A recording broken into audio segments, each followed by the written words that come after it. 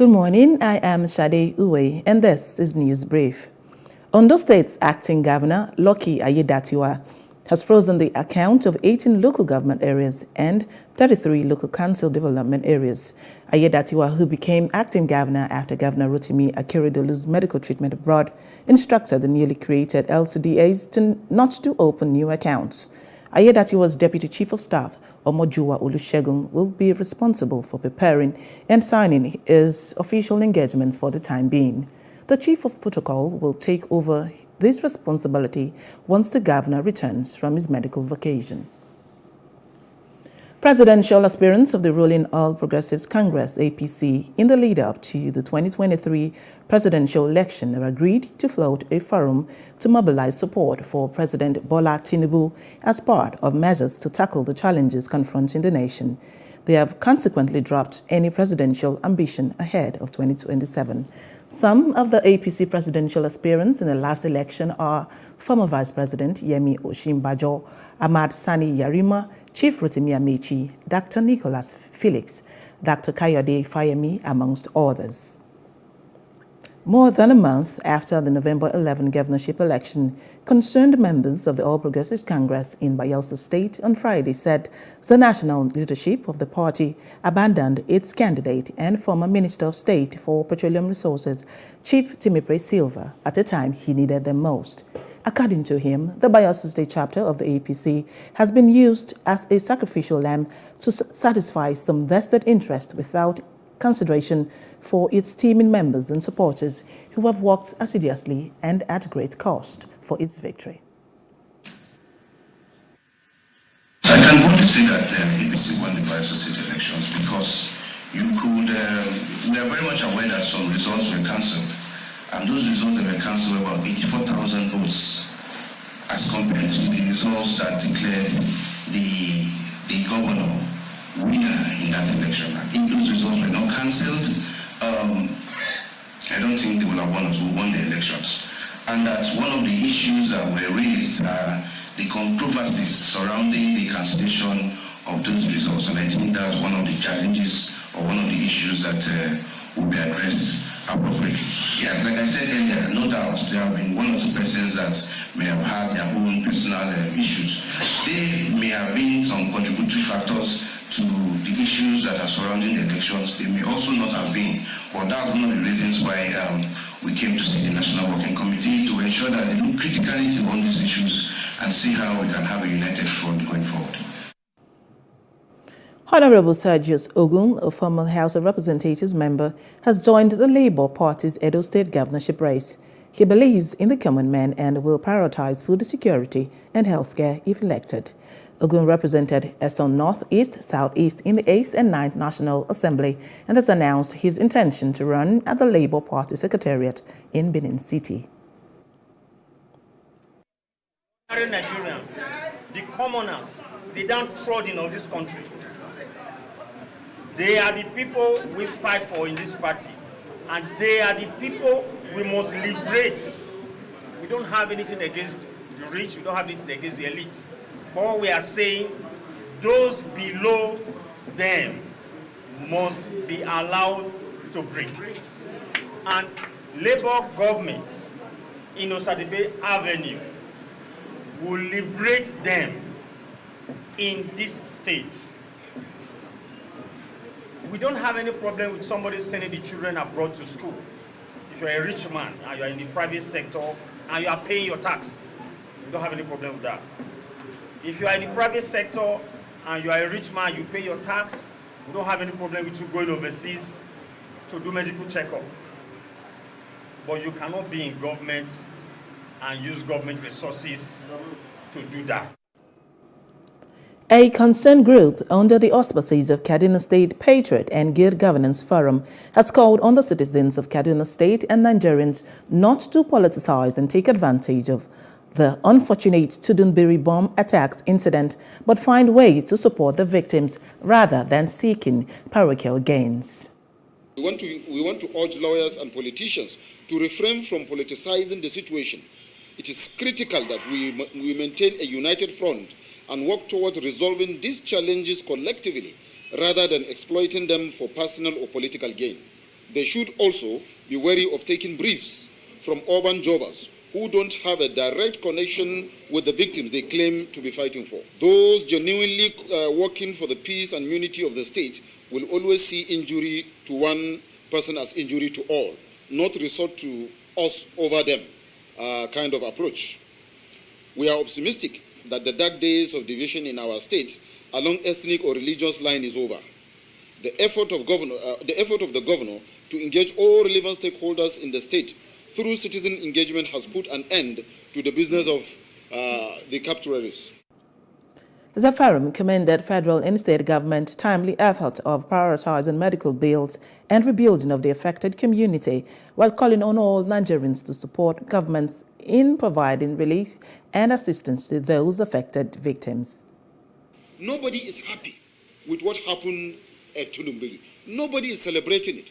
No responsible government would fold its arms and see such things happen and will not do anything.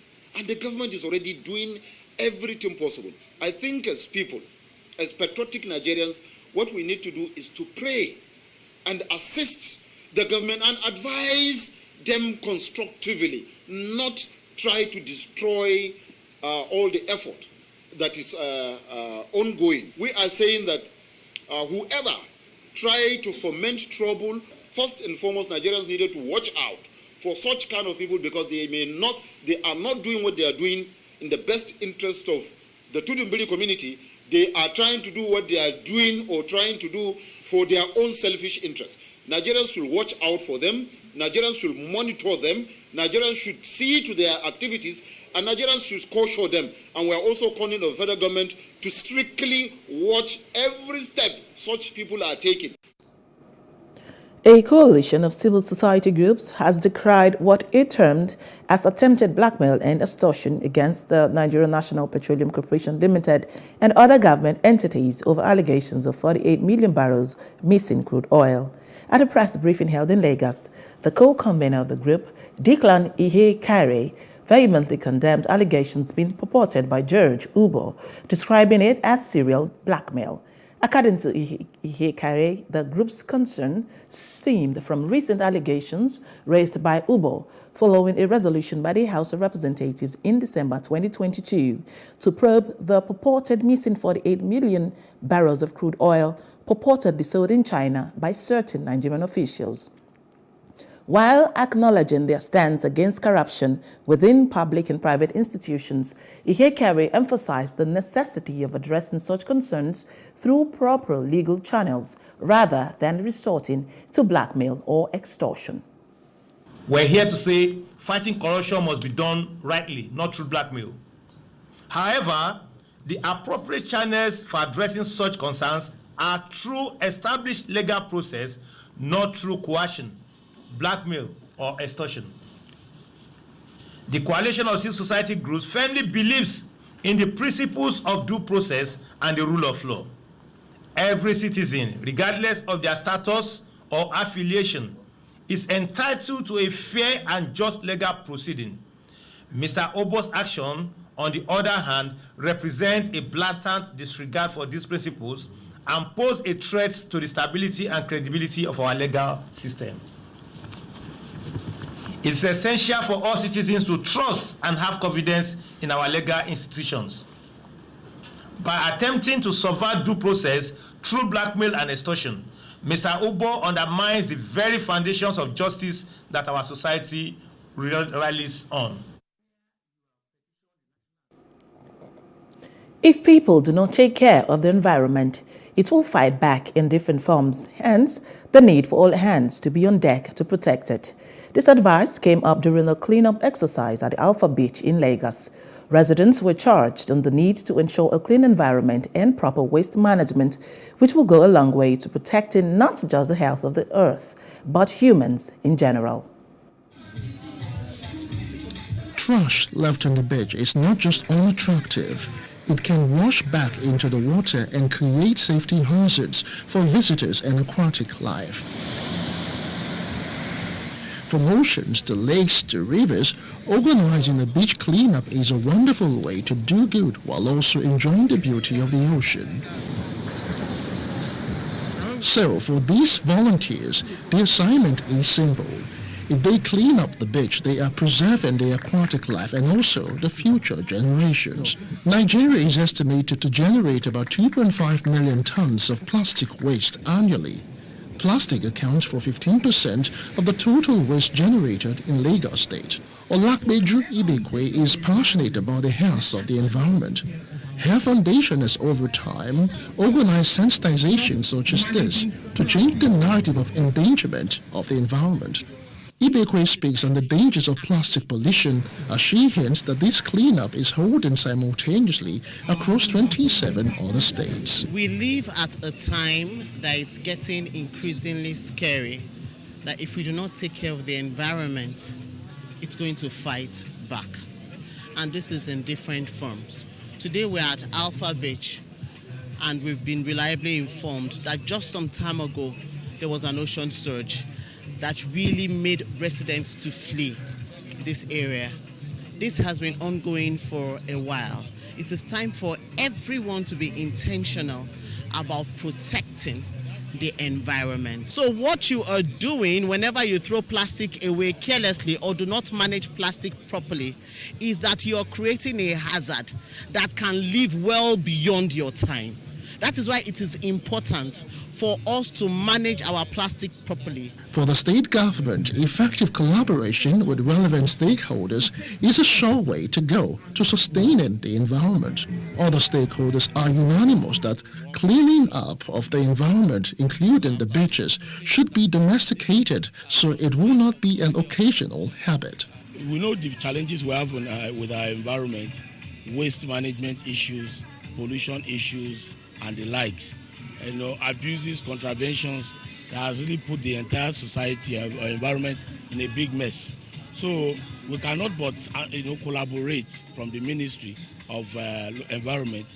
We cannot but collaborate with responsible agencies and bodies that are willing to come up with initiatives that will help us, set the damages on the reverse. I think we need to make it cultural. We need to make it a habit.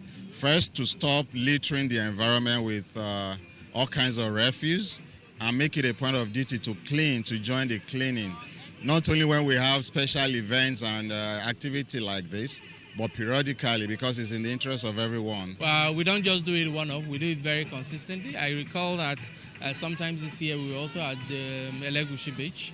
And we had that very event, which was also very colorful, and we also cleaned up that beach. And this is one of so many of the auditions that is happening.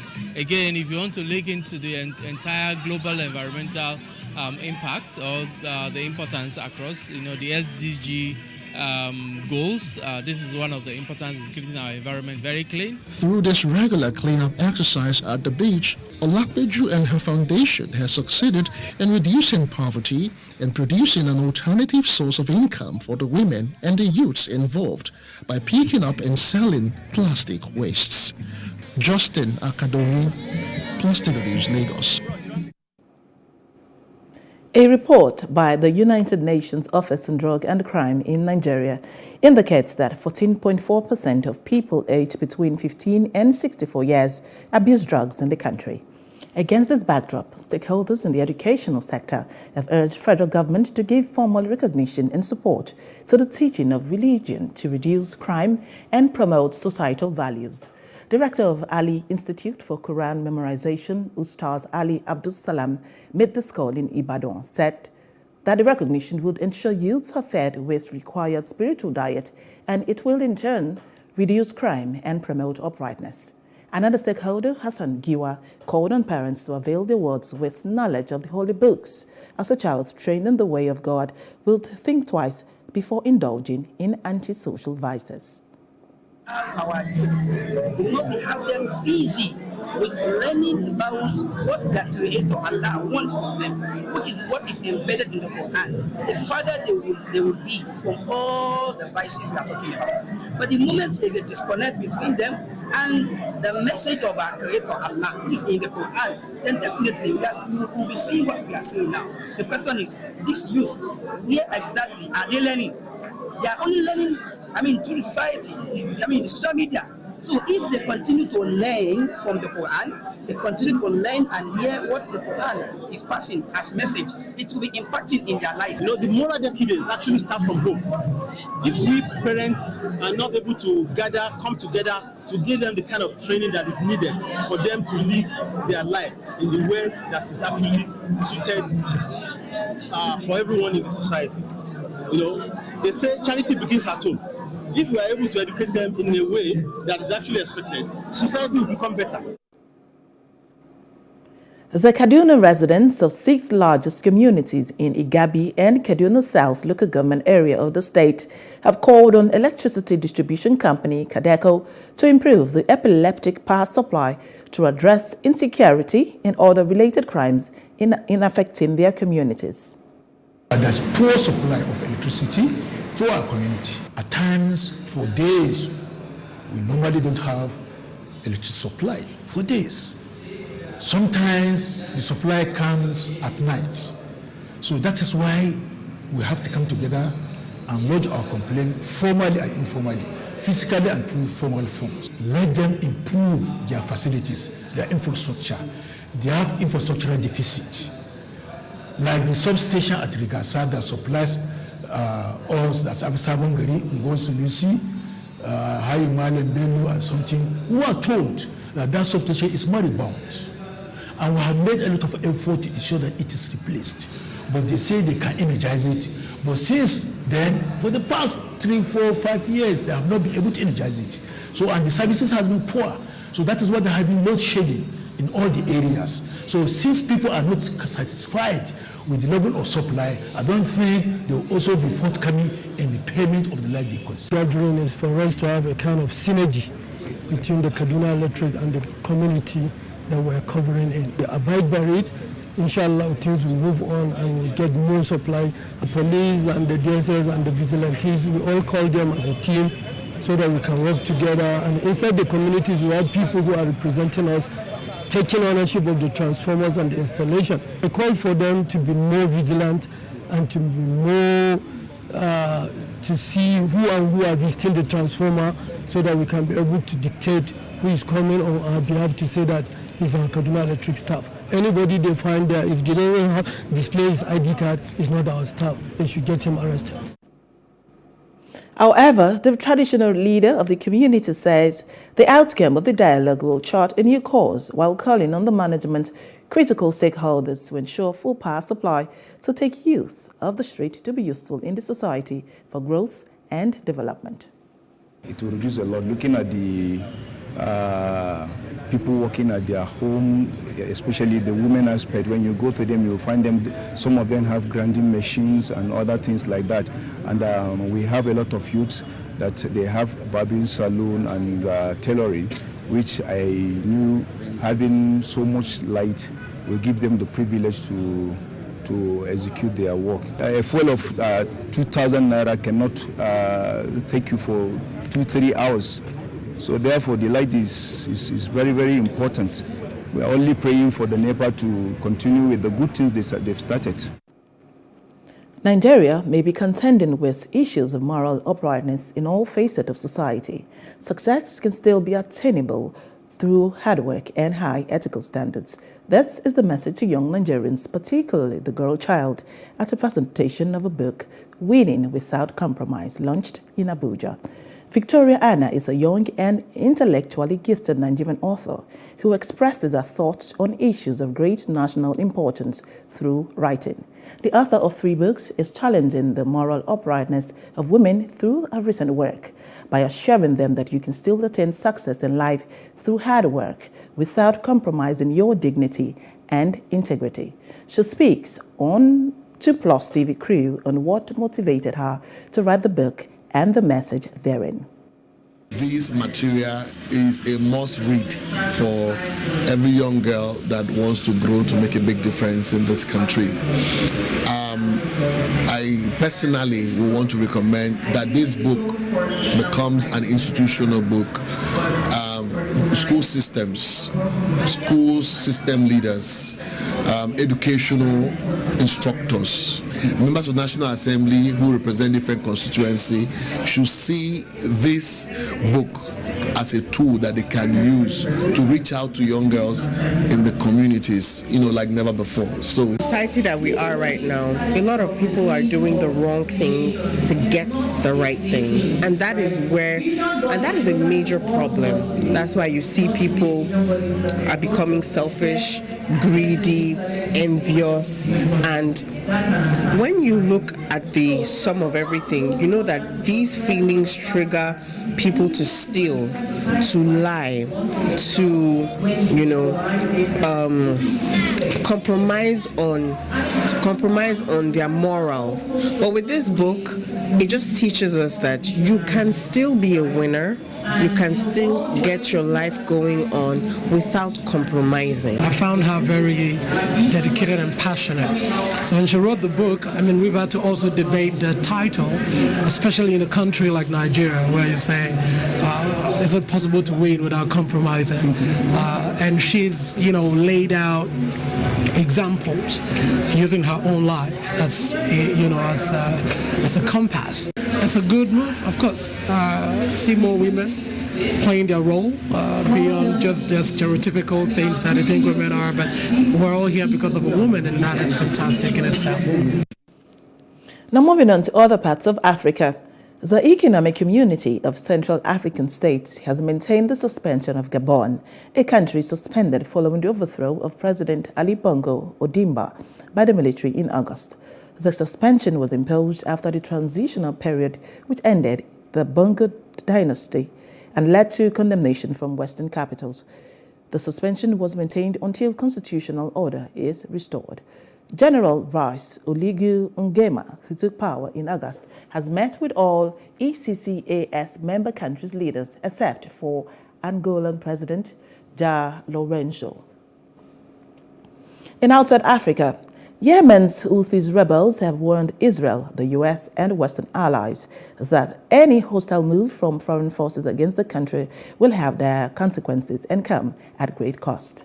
The Iran-aligned Houthis, who control much of Yemen but are not recognized internationally, have escalated maritime tensions by launching near-daily attacks on vital waterways to pressure Israel in its war against Palestinian armed group Hamas. Yemen is ready with all defensive options to respond to any military moves by the U.S., Israel, or other Western powers. Now moving on to business. The federal government and Nigerian National Petroleum Company Limited have secured a landmark judgment over oil mining leases formerly operated by ADAX. The Federal High Court in Abuja struck out Castech Engineering Limited lawsuit, describing it as incompetent. The court ruled that Castech's case lacked merit due to their failure to fulfill the signature bonus requirement, rendering it frivolous in law. The court also found that Castech failed to join necessary parties to the suit, resulting in an abuse of the court process. In entertainment, the family of alien actor John Okafor, also known as Mr. Ibu, has denied reports his second leg has been amputated. Earlier today, reports were rife online that the second leg of the actor had been amputated.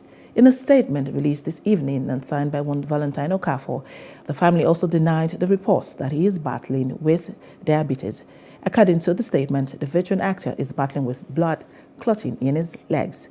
It also stated that he has not been flown abroad for further treatment because the doctors have tagged him not safe for flight. And that's the news brief. For more stories, please follow us on Facebook, X, and Instagram. And do subscribe to our YouTube channel at Plus TV Africa and Plus TV Africa Lifestyle. You can also view us from Limex on limex.tv and Glow TV apps anywhere in the world. I am Shade Uwe. Many thanks for watching.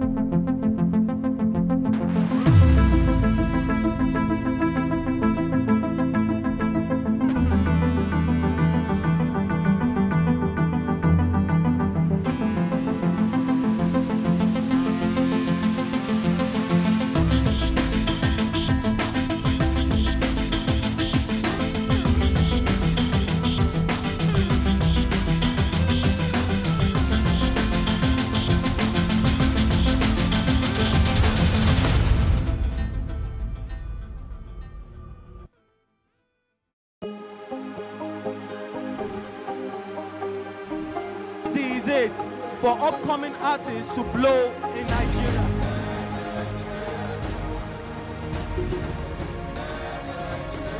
Welcome to Plus Trending. I am Buki November, your host, saying thank you for joining us on today's episode. Welcome back. It's tea time on Plus TV Africa. Practice makes perfect. I'm not perfect yet, but I'm a lot better than I used to be. He's a king. He's entitled to marry 100 if he wants to.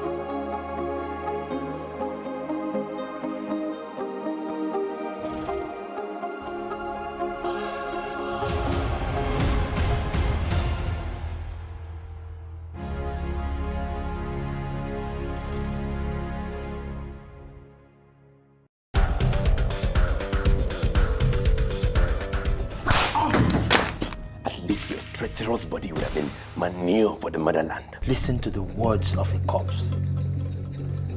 You cannot win this war. My production career started off practically by some form of divine intervention. I work in TV production, and I've done that in advertising for over 20 years. I do storytelling as well. I do narrative. I've done films, TV series, etc. I taught myself to draw. And that meant 4 hours of sketching every day, minutely competent, where people will say, this doesn't suck. You actually had to practice. For God's sakes, Emeka, we don't even have enough guns or food. What were you thinking? If you and Uzogu had not unleashed your unique brand of madness last January, we wouldn't be swimming in Biafran blood. It was a revolution! I was with one of my uncles, and he got me a job in, then it was Vanguard newspapers in Apapa. And I got to meet all my heroes because in those days, I knew every cartoonist of every Nigerian publication by name because I would always look for the signature. Advertising was obviously the way to go. English then, if you're doing English, you're either going to be a teacher or something. I was like, no, this is a cool industry. This industry is really cool. It's really being paid to be creative. I was sent around the agency to learn every aspect of advertising. And when I got to TV production, the then head of TV production of ESO and you, then Mr. Greg Odutayo, said to me, okay, I want him. So he just made a request. There are many highlights. I've won awards for films I've made, TV series I've done. But let me just jump forward. The most recent thing I've done I'm extremely proud of is being one of the 3 directors on MTV Sugar, Niger. Then you have to learn. So when I came into production, I was always asking questions. So I was on a quest to know why this visual image was better than this visual image. And that got me into studying and learning about production. It helps to be always focused on what will make you win. There's a very healthy sense of motivating yourself to always get things right. Make sure your work is up to standard. It resembles anything else across any other platform across the world. The second thing is it must have your identity. It must have your strong cultural identity. Increase the reach of your events or business services.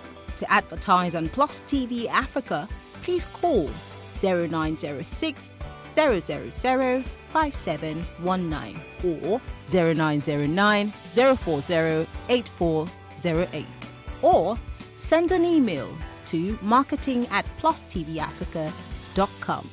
Plus TV Africa. Big stories live here.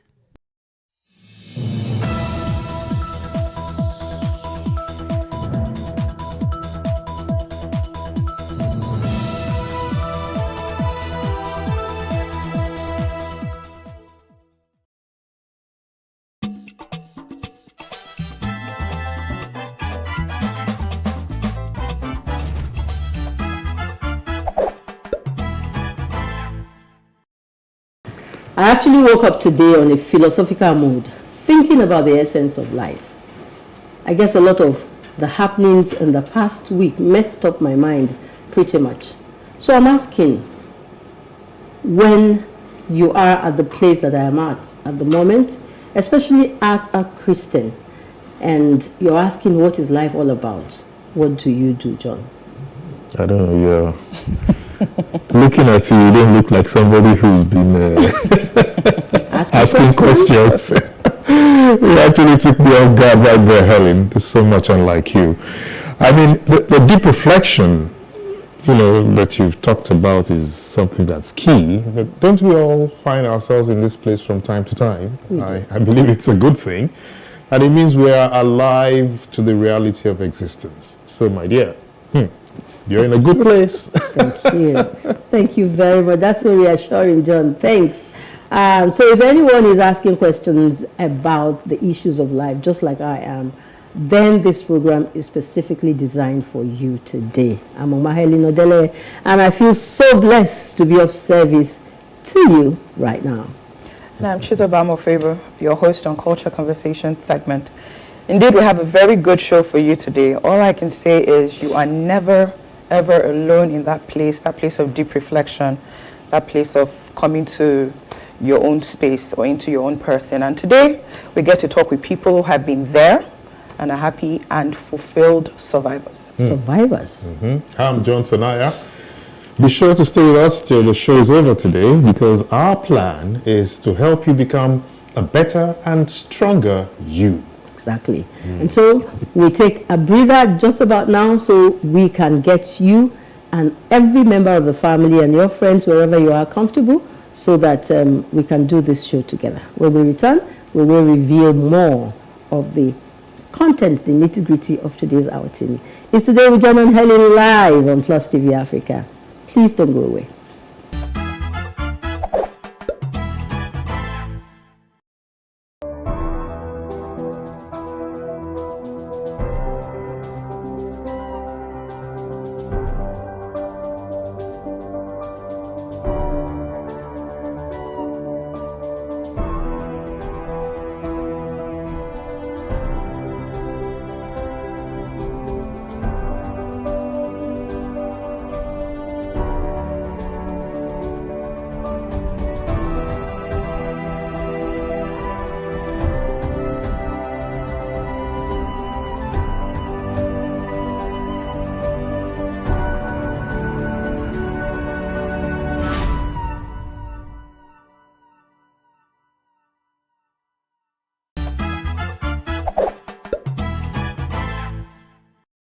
Thanks for being there. This is Today with John and Helen on Plus TV Africa. Now, have you ever tried putting yourself in the place of a sexually abused person, especially a child? And has it occurred to you why some people will go to every length to put a smile on the faces of many others, while some other persons are committed to dehumanize, people around them? Today's show will avail you of some fresh insights into this area. And of course, our first guests, our first two guests actually, young and beautiful. Yeah. And I'm doing some awful things with them on the show today, and we're doing it for humanity, like they say. They'll join us at the appropriate time, so don't go away. And don't forget, today with John and Helen, every week we bring you the Keep Fit segment with Dolly Phillips, and also the Culture Conversation, which is over, you saw her earlier. So today on the segment, we are talking about lenses, about activism, and the global perception of the continent on that section. John. Yeah, it's jam-packed. It is. Yeah, in one word, two words, jam-packed. And we shall take another break now. And when we return, our first guest will be seated. Please don't change the channel. I'm looking forward to that conversation. Stay with us. That break is good enough. Just this one. Yeah, just bring us back. We've gone stories again. An African girl somewhere is sitting at home, accompanied by dreams that seem so far away. Africa is one of the continents with the highest out-of-school percentage in education, and girls are at an early disadvantage. The sub-Saharan Africa records about 18 million out-of-school girls. This gender gap extends to the tech space, with a projection of only a 33% global female workforce representation in tech firms for 2022. Let us help change the stories and numbers. Africa Agility's Project Train a Girl campaign is working to help train African girls in tech. You can donate as little as $2 or 2,000 naira to help a girl in tech get her heels in the door. Visit www.africaagility.rallyup.com/PTAG to donate. Hey, what's up, guys? You're welcome to another edition of Plus Event, and I remain your host, Ifeoluwa Oshukeye. Your absence isn't an excuse anymore, as Plus Events is all you need, as we bring you the glitz, the glamour, and loads of fun. Oh, definitely. No question. He's a living legend.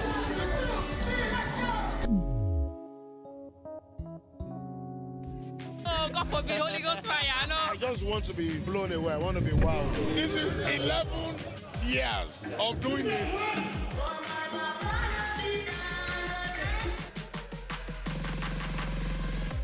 I'm surrounded by so much positivity.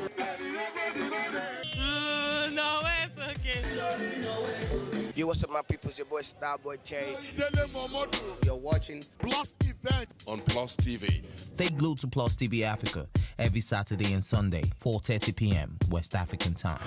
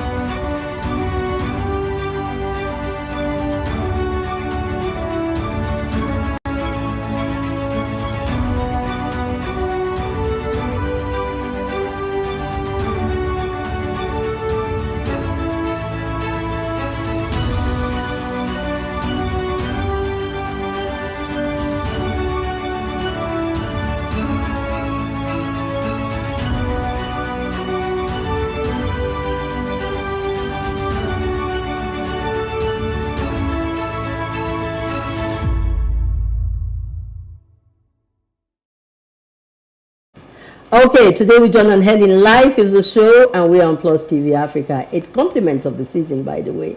And to help us understand the many issues surrounding child sexual abuse is a survivor. And the topic is advocacy for boys, especially when the sexual offender is a female. Yes, and our first guest has recorded a lot, and she has a record of standing up and giving voice to victims and survivors of sexual abuse. Being a child sexual abuse survivor herself, she's a rape recovery specialist, a pioneer, Tony Elumelu Foundation awardee, recipient of 2020 Nigerian Women Achievers Award for Women Advocacy and more. Please join us to welcome Antonia Ojenagbon, Executive Director, Tonia Bruised But Not Broken Foundation, an SGB advocate and social entrepreneur. So good to have you, Antonia. Thank you so much. Good morning. Thank you for Good morning. coming. Your hair is something else. I was going to say that. Very bold. Very bold. Okay. So are you taking the first shot, John? Why not? I'd love to. Okay, go ahead. So Antonia, tell us quickly now, how does your personal experience as a child sexual abuse survivor influence your advocacy work? Okay.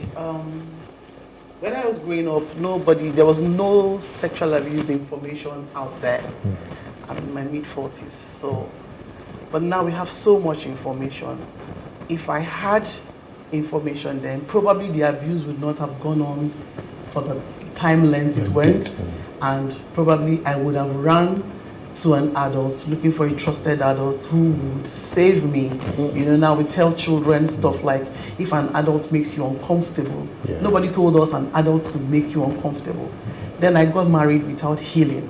And the psychological effects began to affect my marriage. At the point I was admitted at a mental health home, it was when I came back from the mental health facility, it occurred to me that, you have people like me who have gone through child sexual abuse, they haven't healed, it's affecting their adult's life. That's what gave birth to what I'm doing today. Wow. Awesome. Yeah. Okay, so in your role as the Executive Director of Tonia Bruised But Not Broken Foundation, that's very apt. What specific support and interventions, has your organization over the years been able to provide for people that you find in this situation, survivors of sexual violence? When I started off, I was just telling my story on social media, making people realize that. How long ago was that? In 2016, I started telling my story So when I came back from the mental health home, I wrote my story. I wanted people to know that there's no big deal being admitted in a mental health facility if you've gone through child sexual abuse and you haven't healed. And I wanted people to know that therapy and counseling is available. And moreover, as a person of faith, I wanted people to know that it is not a sin for you to seek therapy. So what I was just doing there was just advocacy. But now, what we do now is holistic support. Having been in the space for some time, now I understand what survivors go through. Now I understand why survivors don't want to come out. So what we do at Tonya Bruised But Not Broken is providing a holistic support. That holistic support is, apart from providing therapy and counseling, we go a step further, helping the survivor. If it's an adult survivor, you want to report the case to the police, we're not just going to sit down and say, oh, go to the police. We will follow the survivor to the police station every time they have to go and face the police, because we found out that when an advocate follows the survivor to the police station, they're treated in a better, they're treated better than when the survivor goes to the police and they begin to ask questions. Without all the information.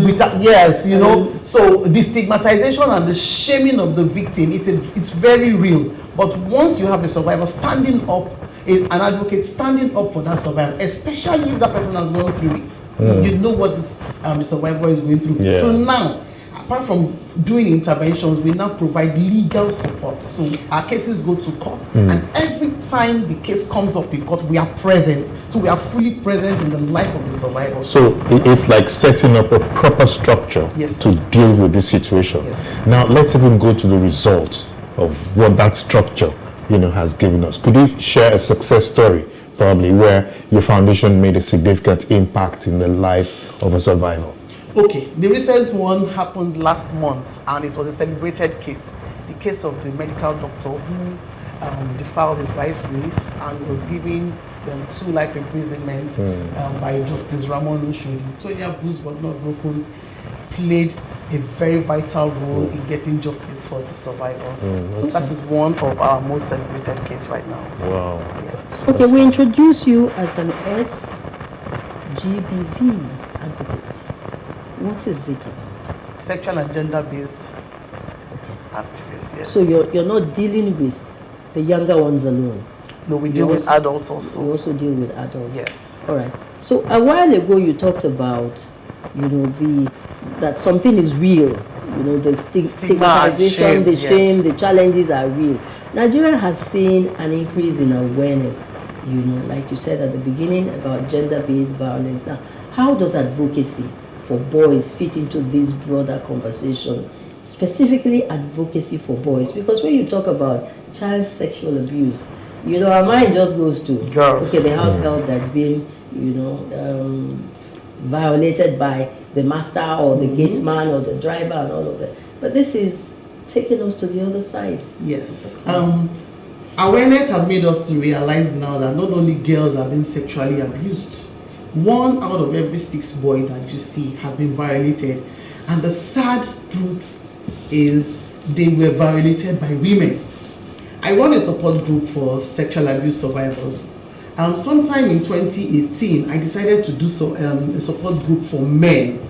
And the men actually came, And at one of the meetings, one of the men said, I promised them that no woman was going to be around. That's why they came. So I said, but I'm the convener. And the guy said, if I do not leave, he's not going to talk. So I had to leave. We had 42 men at that meeting. By the time that meeting ended, out of the 42 men, 40 of them were violated before they got to the age of 5 by their cousins who are women, by their female house helps, by their female clergy, teachers, by their teachers. It was really heartbreaking, So now we now understand that we're not going to just talk about girl advocacy. A lot of the girl advocacy is out there. We need to attend to the boys. The way a girl is being violated and we take it off the roof and we run with it, the same thing applies to the boy child. When we say a gender-based advocate, you're not just a female advocate. So we speak for both men and both women and female, yes. So for the boys right now, advocacy is making us to understand that boys too need a lot of attention, not just the girls. You know, we focused all our attention on bringing up the girls and we left the boys. So many men were violated and they can't speak about it because in our society, the culture of shame and stigma that I talked about, if a man comes out to say he was violated when he was a child, people will laugh at him. That is why a lot of them don't talk about it. But the truth is, we need to give them the voice. We need to let them know that they can also speak up. And help is also available for the men. Yeah, and thanks for coming to our rescue.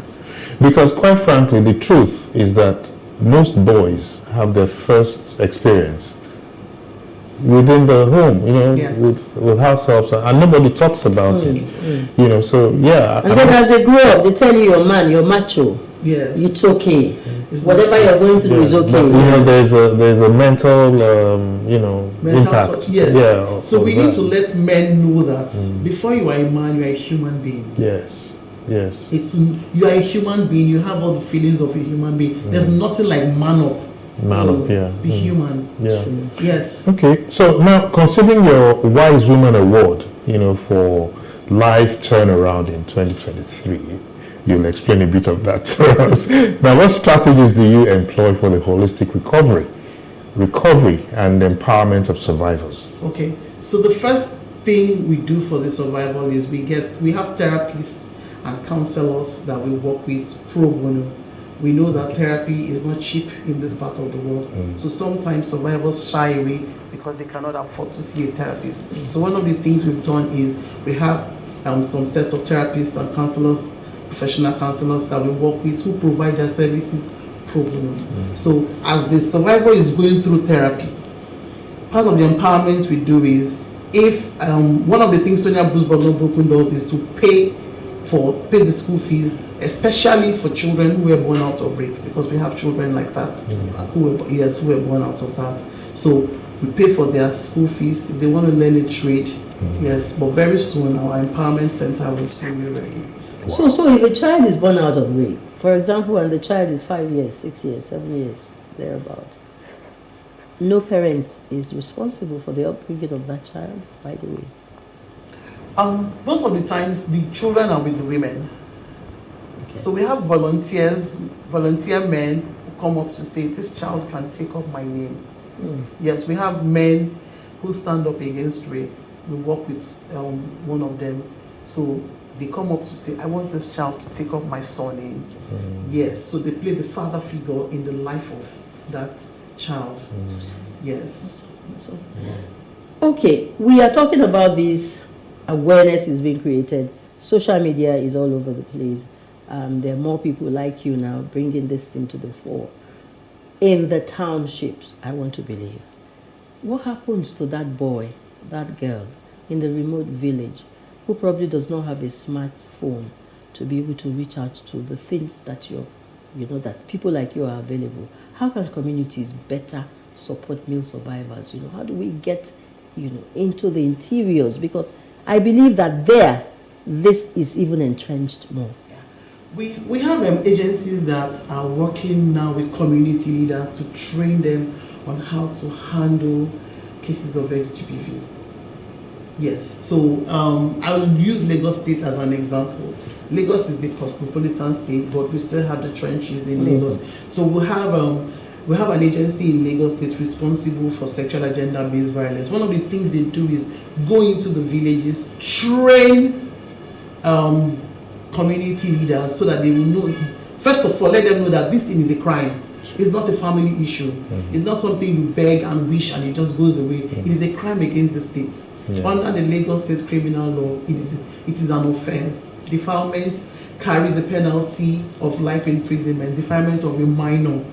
Yes. Rape also is life imprisonment, So we as Sonia Bruce but Not Broken, we also go to the villages. I've gone to several villages. Sometimes I would, if it's a Western state, I would have to speak the local dialect. Yes. I've gone to the East. There I would be able to speak Pidgin. I get an interpreter who helps me interpret. Yes. Yes. Great. I won't ask you to give us your CV because already it's intimidating. For instance, you're a pioneer again of the Academy for Women Entrepreneurs, AWE, right? Could you just tell us how does that entrepreneurship, tie into your advocacy work? Okay. Before I became an advocate, I was actually an entrepreneur. Okay. I still am. Okay. I actually gave you a reason why I came in within this morning. Yes. So I am still so I'm building up capacity.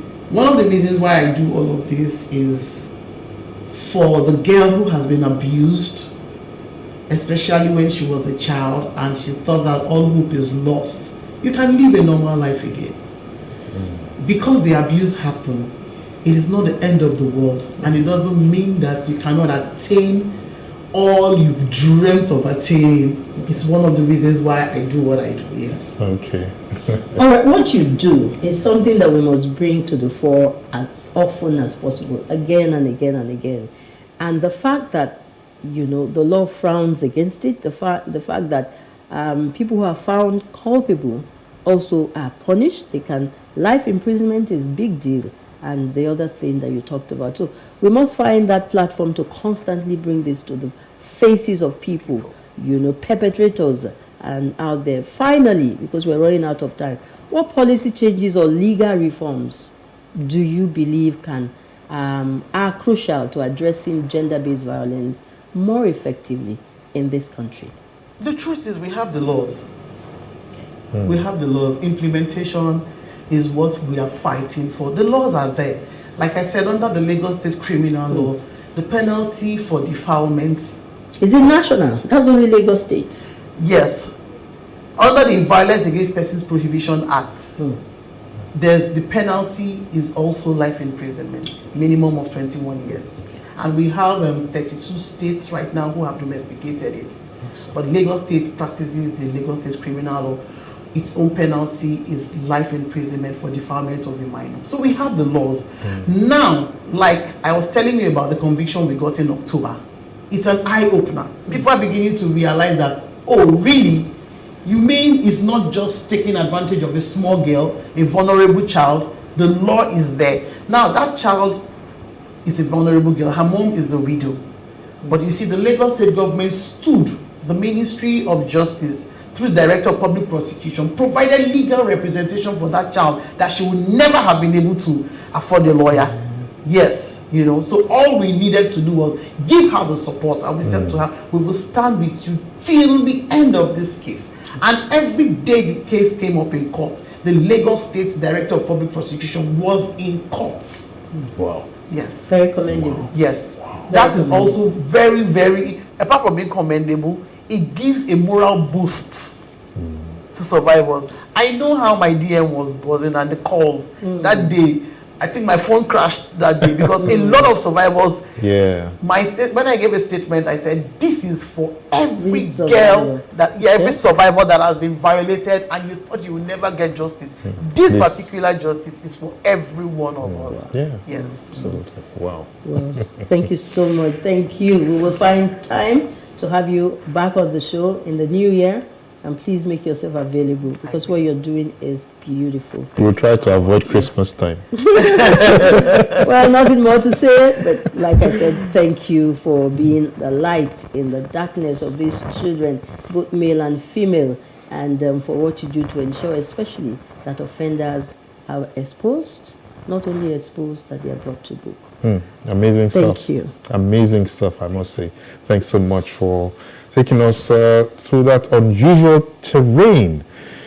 Usually we focus on girls, like we said, being abused by men, but this, wow, we must commend you. Okay. Yeah. All right, so there it is, the advocacy for boys, especially those sexually abused by the females. We shall take another break right now to return with more good news on the show. And Omo Henry Egbo, the president of 100% Life International, is already in the studio, and she is our next guest. Please join us again.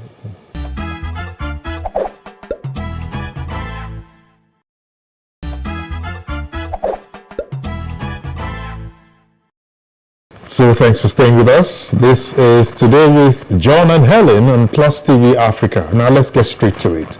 Our next guest is an embodiment of a holistic commitment to family and community values. Precisely the reason we invited her to this show today. She's a wife and a mother and a passionate faith ambassador, author, and multifaceted professional. She's joining us to look at spreading Dirty December with the less privileged is or more, Henry Egbo. And she's president 100% Life International. Yeah? Good to have you. Good to be here. You are so young and you've done so much. Going through your CV, the things you have done. Well, let's say I started out early. Okay, and I think life is for the living. So I don't think we should waste any day. I try to maximize every season of life, and I think we should all do that. Great. That's what we should be hearing at this time of the year. Yeah, and Helen, she is Omo. Omo. Okay, Omo. So Omo, we have loads and loads of questions for you. And should I shoot first? Go ahead. Okay. Now, as the foundation, as the founder, right, of 100% Life. 100% Life International. Yeah. Now, how do you integrate that mission, of empowering individuals into initiatives that are aimed at spreading joy during the festive season? Okay, I think when it comes to spreading joy during the festive season, some people think it's just about doing stuff for people, but I think what we need to spread the most is hope. Because for people who have had a very trying year, this is when we all remember it. Yeah. There are people who haven't had something good happen to them this year. There are people who have lost loved ones. There are people who have lost hope. There are people who, their plans for the year, nothing has happened. Yeah. So this is a time where lots of people begin to feel hopeless. So if there's any time where we need to be the hand of love, it is now. And when we think about it, a lot of people think it's all about money. Money is important. But I think you need to let people know they are not alone. Yeah. And this is what we're doing at 100% Life International. Yeah. Telling people you don't have to do life alone. So we go out of our way to make sure, our plan this year is to make sure as much people around us do not have empty pots this Christmas. Wow. That's what we're doing. And I think the major aim is to get everyone doing the same. I don't have to tell you times are challenging. I think we all know that, right? So if there's any time you need to be a brother's keeper, it's now, because you don't know what people are going through. Okay, so spreading hope. We'll get to the practical of spreading hope. So spreading Dirty December with the less privileged. By the way, this Dirty December thing is a Gen Z, catch. What is it about, and what's unique about this theme? How did the idea come to you in the first place? I think it's about December really is the time to jollof. Because lots of us have been working so hard during the year. And when it's December, people are like, I'm dropping the ball, I'm having a good time. No matter what it's going to take, I'm just going to ball. And that's what the Dirty December is about. It's really about balling. Everybody wants to ball. It's a D-E-T-T-Y. Yeah, it's a D-E-T-T-Y. So it's more like balling December. Okay. It's time to let your hair down and have I'll explain all of that to Helen later. Okay. Now, I mean, let's share some memorable, experiences from the past Dirty December events that maybe may reflect positive impact on the less privileged. Do you have any? Yes, I do. Actually, what we do at 100% Life International, which is Hand of Love, the aspect of 100% Life International we're talking about, is that every December, we, as much as possible, make sure no pot around us is empty. So we usually have events where we give food to the less privileged. It's something we have done over the years. We haven't just started it this year. We're doing it this year. We're on the 20th of December. We're having a distribution event. But we've always been doing it. And what we do is that we, as an organization, 100% Life International, we get people to partner with us also. And we make sure, we go to the place where you have people who have the most needs. Right? And then I remember the last one we had. It was so painful that after we had fed about 300 families, and they left and they went to tell their other people. And before we knew what was happening, the place was surrounded. Wow. You had nothing more to do. Everything was finished. So it really became an issue. And I was inside, I had tears in my heart. I wish I could do for everyone. And you had to see old people, young people. This is why I'm saying it's not just a 100% life thing. Everyone should do what you can do. Yes, I know things are tough. Yeah. We know things are tough, but you see, The minimum wage is 30,000 naira, right? So imagine somebody wants to buy a drink for 1.5 million naira. Lots of people are doing that this December. Instead of buying that drink, you can take away 500,000 naira from that. Do you know the amount of families that's going to put food on the table? Yes. Exactly. I think this is the way we should be thinking. But do you get like corporate support? So far, we haven't gotten corporate support. It's been individual support, relationship. Okay, it's from people who have known individuals. our track record of success. But we're open to corporate support. Anyone that wants to join us, we are grateful. And we're actually very open. It's a fertile ground. We're ready to give you all the information, tell you how every penny is spent. Because we're talking about human lives.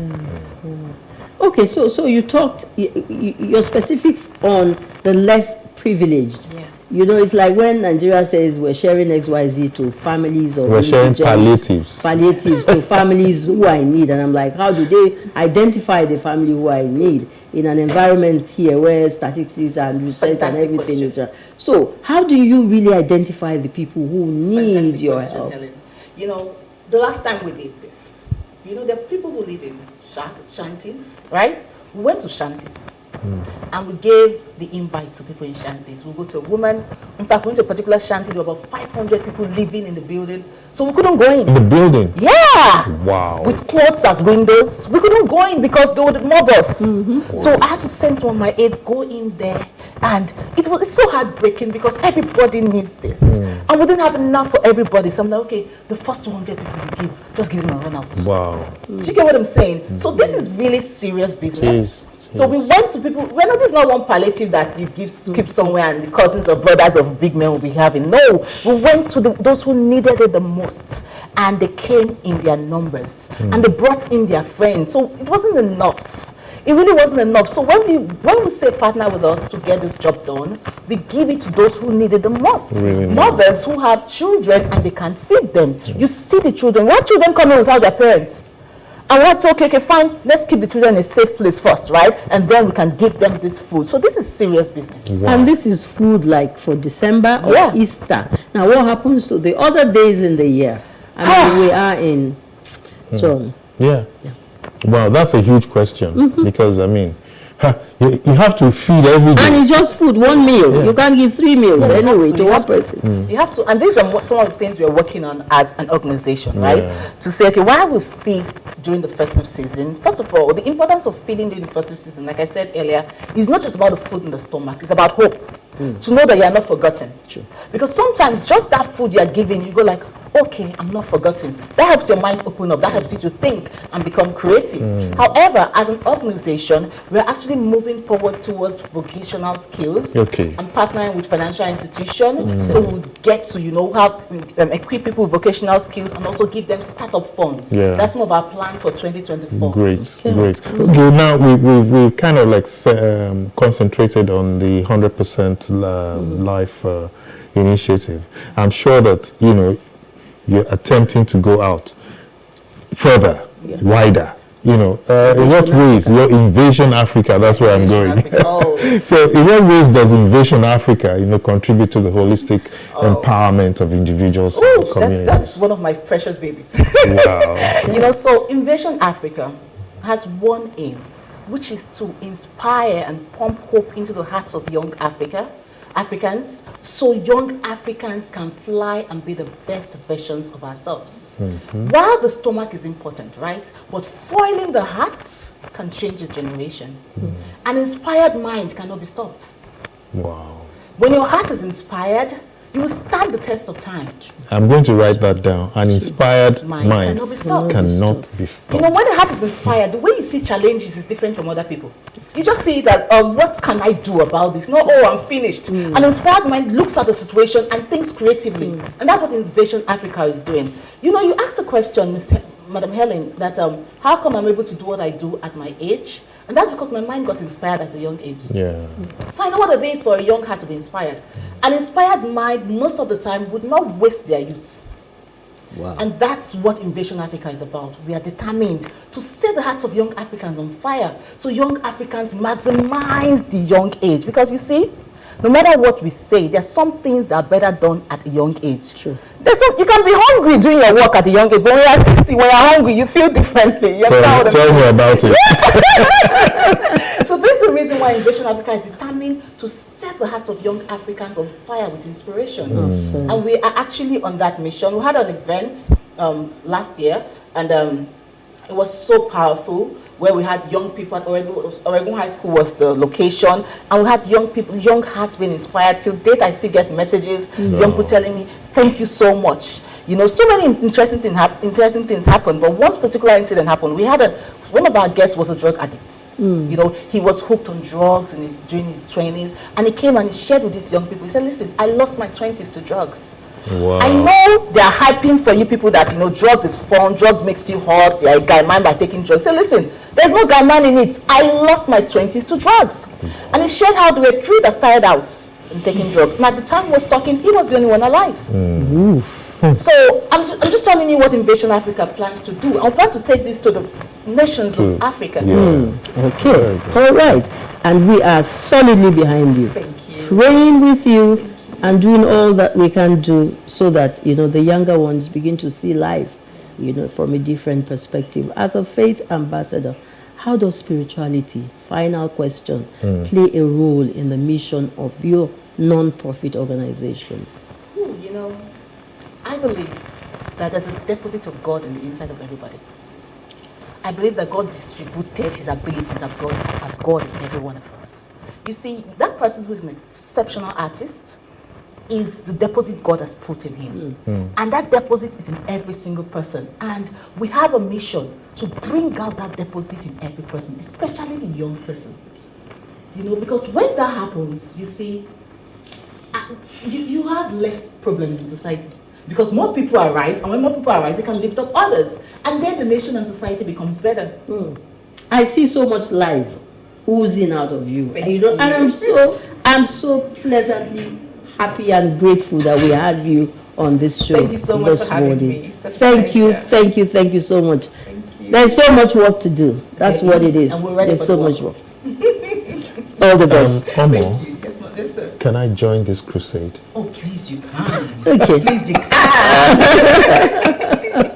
So honestly, yeah, it's something that all of us have to at least have a little hand in, even if we're not able to, you know, every little, you know, effort. It matters. So really, I want to thank you for this. I mean, you've really inspired us so much, and I'm sure our viewers as well. Yeah. And what I'm taking away from here today, besides a lot of other things, is that I can also identify, you know, areas or catchment areas or communities around me or persons, households who need your help, and spread the news, you know, that there's somebody like this they can reach out to. And everybody, you know, has that assignment to do. Absolutely. So we can reach more people who truly need our help. Thank you. Thank you so much for having me. Thank you so much. Well, it was Mother Teresa, I believe, who said that we should give until it hurts, you know. So may the Lord continue to bless you for all that you do for the less privileged among us. Thank you again. All right, from here we move straight to the gym. Dolly Phillips is eager to take us through if we have time. If we do not have the time, then when we come back from this very short break, Chizoba will be here with our next guest. And and quickly after that we'll make way for Chizoba, you know, like you said, as a guest. A young man who is doing he's doing amazing things, you know, with the lenses. Off we go to the gym first with Dolly. If we have time.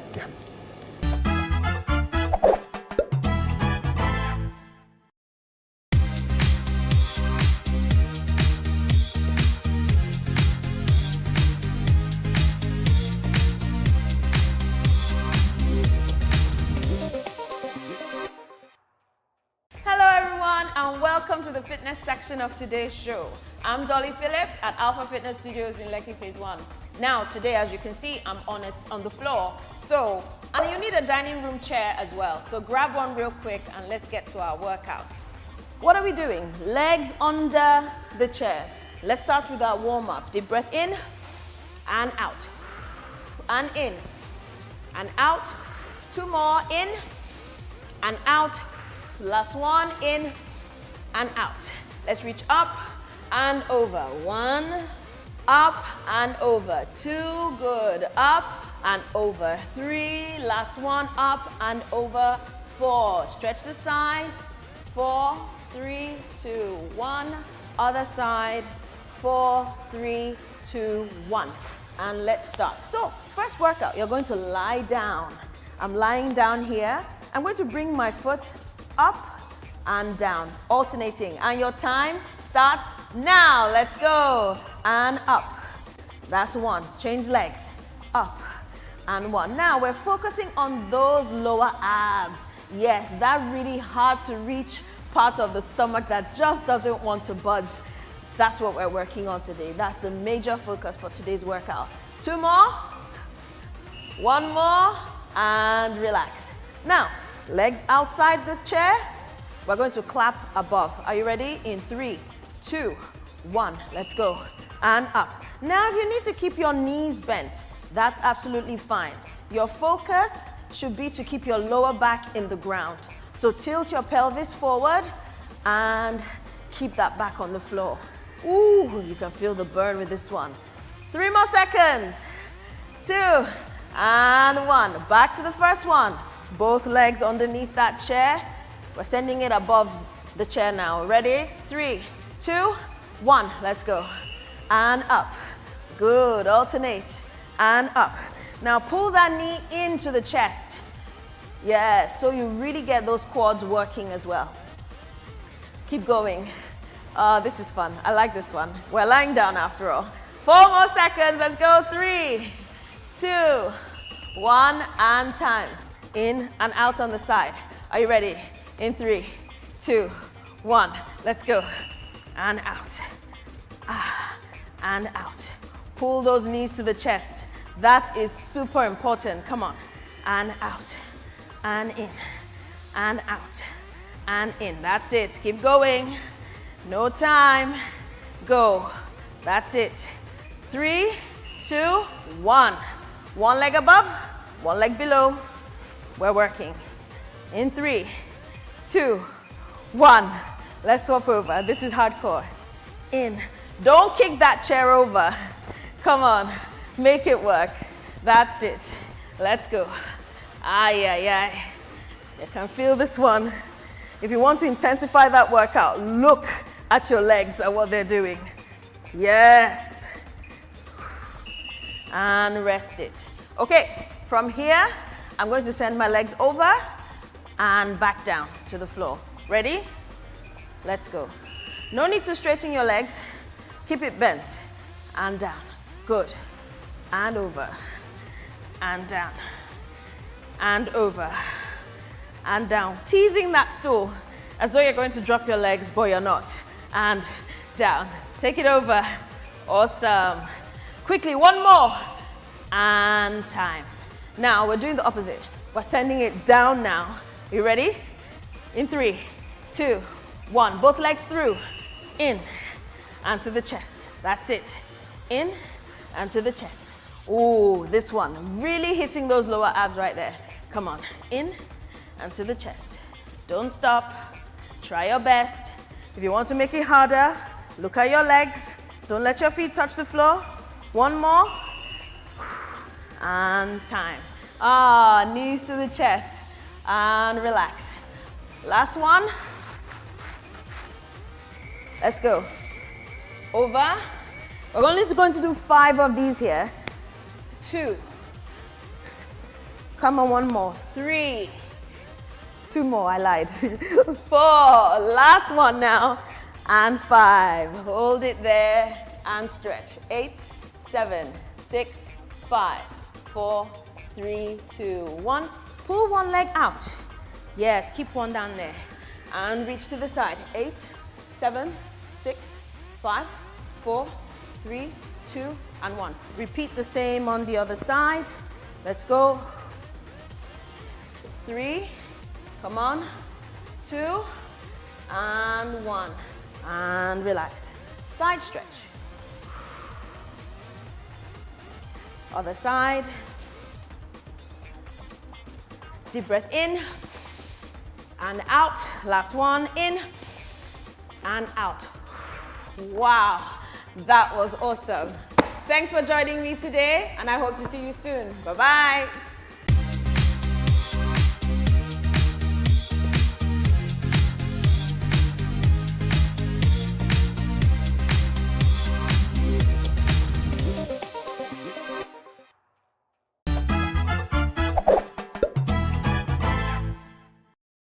Welcome to another culture-rich episode of Culture Conversations. My name is Chizobam Ofebo. Today, culture ambassadors, as I like to call them, are largely to thank for the new lease of life that Nigeria and Africa as a whole is enjoying, or are enjoying. And the young men and women behind the lens and camera are part of this incredible group of culture ambassadors who are using their talents and patriotism to re-image the true picture of Nigeria and Africa. With us in the studio today is one of Nigeria's beloved culture ambassadors, Niyi Fagbemi. He is, and filmmaker as well. He is globally known for his viral docufilms, like his beautiful depiction of the Ojude Oba Festival that takes place in Ogun State. Niyi Fagbemi is a Nigerian-based travel and documentary filmmaker who is dedicated to presenting the African and Nigerian narrative in a distinctive fashion. With over 100 million views across various platforms, he has collaborated with notable brands and personalities like UNDP, Nat Geo, UBA, NBS, Rocky Mountain Institute, Red Bull, and more. Niyi excels as a DOP, drone pilot, and video editor for specialization in travel, lifestyle, and documentary filmmaking, with his main aim being for the world to rediscover Africa and Nigeria through his lens. Without further ado, let's welcome Niyi. Niyi, thank you so much for being with us on the show. I am super excited to have you, super excited. But let's just jump into the questions. What triggered your foray into this line of travel filmmaking? Was it happenstance? Was it always the plan? Okay, so to be honest, it was never the plan, right? So I actually studied mechanical engineering in school. Okay, so I did it for 5 years, then I actually ended up being a project engineer here in Lagos with an ISC for about 2 years. But when the oil prices came crashing down, there was a huge blow, and after like around a year and a half, right? Sorry, so they actually let go of everybody in my team, including myself. So it was like a very, very huge blow. So prior to that, I actually had interest in photography, but I never really took it serious because I wanted to become a project engineer. So because of like the huge blow and circumstances to have it, so I actually decided to actually take photography serious. And before that, I never really knew how to make money from photography. So I had to pick myself up and actually do what was right and actually learn how to make money. And actually started out taking pictures, documentary pictures, and just anywhere that my camera could face, just take any pictures. So I did that for like a year or two. Then I interned under a very good mentor of mine, Demola Olaniran in Abuja. Yes, so it was a very, very helpful experience for me. Then moving forward to around let's say a year into like the photography space, I ended up being able to afford a drone. So I got a drone. Then I started with like aerial photography. Then because of like the current trend and also the social media trend as well, everybody loved videos. So I decided to actually learn. And once I learned it, I actually just said, okay, it's not as hard as I actually thought it was going to be. So then also growing up, I also had like a vision for Nigeria. And I always used to think that whenever I think of all these states, take for instance Katsina now, there's really no mental picture that you can have about the state. So maybe you can just think of like the word Katsina, but you can't really have like a picture about it. So growing up, it was just like a very, very good passion of mine to actually see a lot of these narratives being changed. And I also believe that we as Africans and we as Nigerians need to tell our own story because to be honest, like in the past, it hasn't really been told in the best way. And based on what's flying on the news, any way that you tell, oh, I'm going to Nigeria, I'm going somewhere in Nigeria, you'll be like, oh, be safe and stuff like that. So based on like my personal preference and also my personal vision for Nigeria and also my love for my country, Nigeria, it's been really good, and I really want to see Nigeria change. Thank you so much for becoming a culture ambassador. I've said it several times, I won't tire to say it. And so regardless of the passion you have for something, there's always going to be the highlights and there's always going to be the low tides. So can you just give us a bit of what the highlights have been on the low tides? Okay, I think I'll actually start with the low tides, right? So funny enough, I actually sponsor myself to almost everything you see on my page. So around 95% of what I do, I actually sponsor myself, which is also limiting to some extent. So I can't really be consistent as I want to be in terms of posting, in terms of traveling, because it also requires funding. And I also have to find a way to actually to balance being able to balance clients' work, making money from clients' clients' work and now using the money that I have made to actually push like the narrative of Nigeria out there.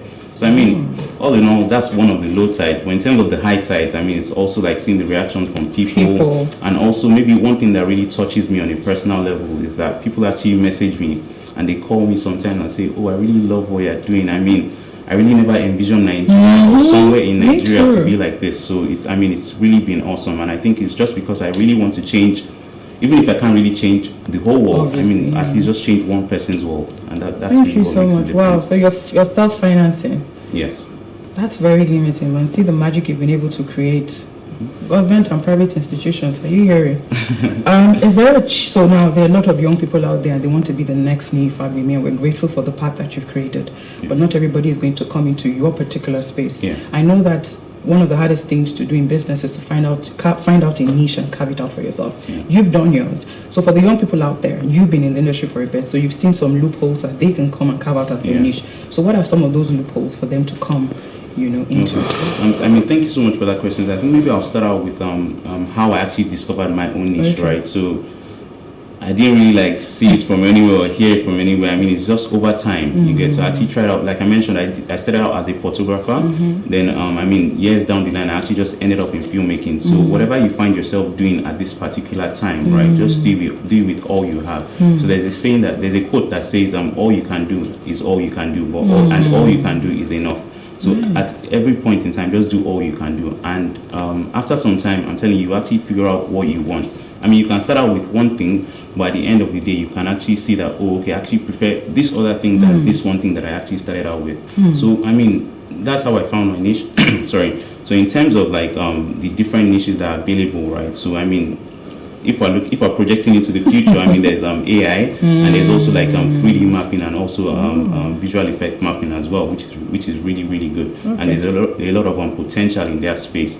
So, I mean, there's a lot of potential in the travel space, in the filmmaking space, and also in the creative industry as well. Okay, thank you so much, Nii. So, you talked about being able to finally afford a drone, and I know that that's big money. Yeah. Right, so a lot of young people are like, okay, you've told us that we can come in and we can start where we are, but we need certain equipment, and with the economy the way the economy is there a cheaper do-it-yourself way of being a Nii? Okay. I mean, yes, definitely there is, right? So I used to tell a lot of people, I mean, funny enough, nowadays it's easier to go viral on your phone than it is to go like viral with like camera equipment. The reason being is, number one, the ease of use, the usability, and also the turnaround time. So when you take a video with your phone, you can easily edit it on your phone and post. But when you take a video with a camera, I mean, let me walk through my process. So if I take, for instance, the Ojude Obana. So after shooting for like 6 hours in one whole day, I mean, we woke up early in the morning, we shot. Then after the event, I still had to travel back to Abuja. After traveling back to Abuja, I have to copy from my cards into my system. After copying from the cards into the system, I have to look through those 6 hours of footages and actually select which ones that I actually want. Okay, after selecting which ones I want, I mean, you now have to build the timeline and blend it with the song. So it's a very long. So let's say 2 weeks, 1 month before the whole footage comes out. I mean, yes, but the Ojude one was special because I mean, I really loved it and I just wanted to get it out. So how long did that take? So I think that took around 1 week. 1 or 2 weeks, right? Oh, yes, I really loved it for you to have been that quick. Yeah. So I have a vision for Nigeria that in 2033 we're going to be a world power. And that's why I'm grateful for young ambassadors like you. Kone Shoriyon said no nation has been saved by its politicians. And so it's people like you, the creative economy that we have today that is saving Nigeria. How would you say your field right now is going to help us get to that world power status? Okay, so I think one of the best ways, right, to actually sell a product is if you sell it yourself. So we as Nigerians, we need to sell Nigerians by ourselves. So it's really not what anybody says about Nigeria, it's only what we say about Nigeria. So we as Nigerians need to tell our own stories and paint the best picture for ourselves. I mean, there's a lot of bad things that happen in Nigeria, to be honest, and there's a lot of bad things that also happen in the world and in Western countries. But what you hear about the Western countries is most of the good things, right? So how they're saving the world. Exactly, and that's because they are painting their own picture. Exactly. So we as Nigerians, we need to control our own narrative as well. And you're doing that with the filmmaking, films that you're doing. Exactly. How can government and private organizations help you? Okay, so in terms of the government organizations, right? So maybe not help me personally, but help the filmmaking space. And the I think number one is building the right infrastructure. So when I'll give an instance like Obudu now. I've been there twice, and unfortunately, I haven't even stayed in the mountain villas, which are like the really, really nice chalets. But I haven't really stayed there just because they were not functioning. The first time they were on strike, the second time it wasn't just functioning, and everywhere was cold. So it's really hard to be able to go to all these places when there's no infrastructure, the accessibility as well. So the same time it's going to take you for a direct flight from Nigeria to London. It's the same time it will take you from anywhere, any central area or any main area in Nigeria to Obudu. Wow. It's going to take you around 8 hours from Abuja to Obudu. It's going to take you around 6 hours from Calabar, which is in the same state. Yeah, from to Obudu. And it's going to take you around 7 hours from Enugu to Obudu as well. So in terms of accessibility, there has to be proper infrastructure in terms of the roads, and there are different aspects that because you're dealing with tourism. So accessibility, road networks, everything, and accommodation, everything ties in. So I think maybe one other thing I can mention is that there needs to also be government and private sector partnerships, right? So I think what I've seen based on all my travels is that Nigeria has a very, very poor maintenance culture, sadly. So over time you see a lot of projects that have been built, but at the end of the day they are not maintained because there's a change in power and also change in the people that actually built those places and had the passion for it. So my own advice to any government and parastatal that is actually watching this is that if you can, right, I think there needs to actually be even if it's not a direct Ministry of Maintenance, right, but there actually needs to be some form of maintenance structure for Nigeria, so I can actually measure your KPIs and measure where needs to be maintained. Nice. The last question: mentorship opportunities. Yes, definitely. There's a lot of space for mentorship opportunities, but unfortunately for 2024, it's already booked out. Wow, that's how great you are. 2024 is booked already. Yeah. I'm busy. I'm profitable. Thank you so much. Thank you so much, Nee. Thank you for what you're doing, and I pray that government and the private, organizations, heed to your advice, and you get everything that you need to get by World Resources. It has been a fantastic interview, Nee. I'd like to quote something he said. He said, "All you can do is all you can do, and all you can do is the best you can do, and is more than enough." Okay, so start where you are with your phones. Start where you are with your passion. Around you is tourism. Nigeria is that beautiful that wherever you are is a beautiful space to take a picture of or a film of, to tell our story in a better way. We'll go for a short break now. When we return, we'll join John and Henry to wrap up the show. Stay tuned.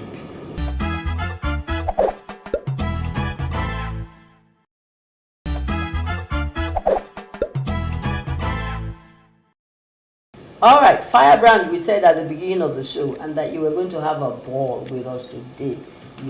I'm sure you did. John? I had several balls. Several balls. I had millions of them. Man, these young people are on fire.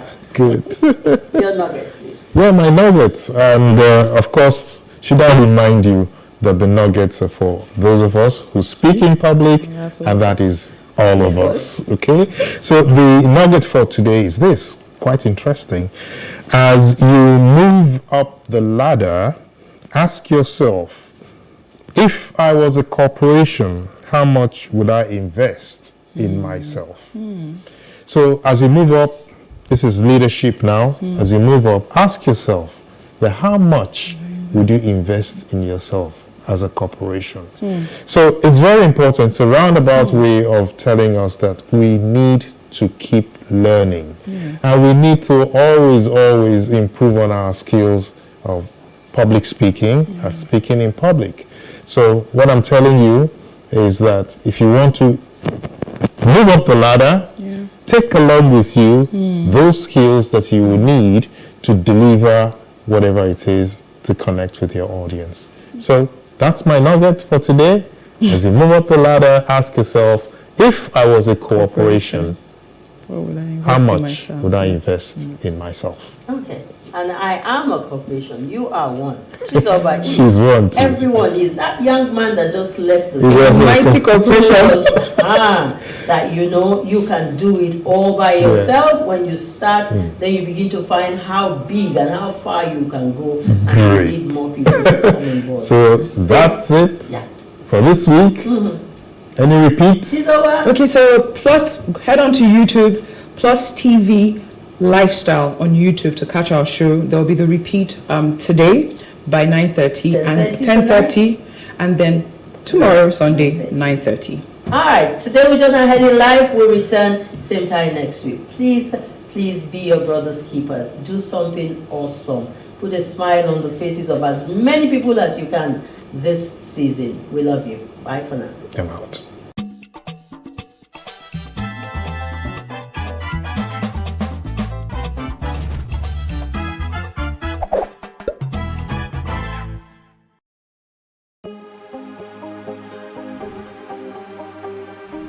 This is it for upcoming artists to blow in Nigeria.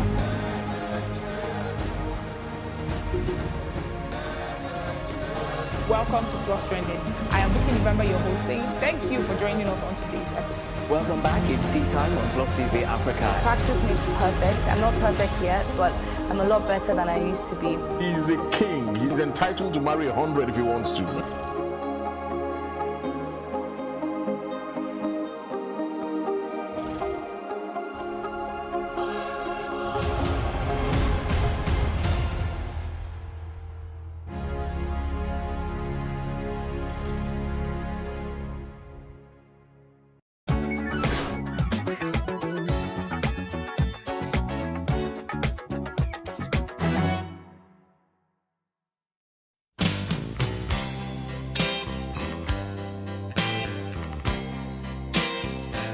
Nobody go ask if you don't chop. Nobody go send you free money.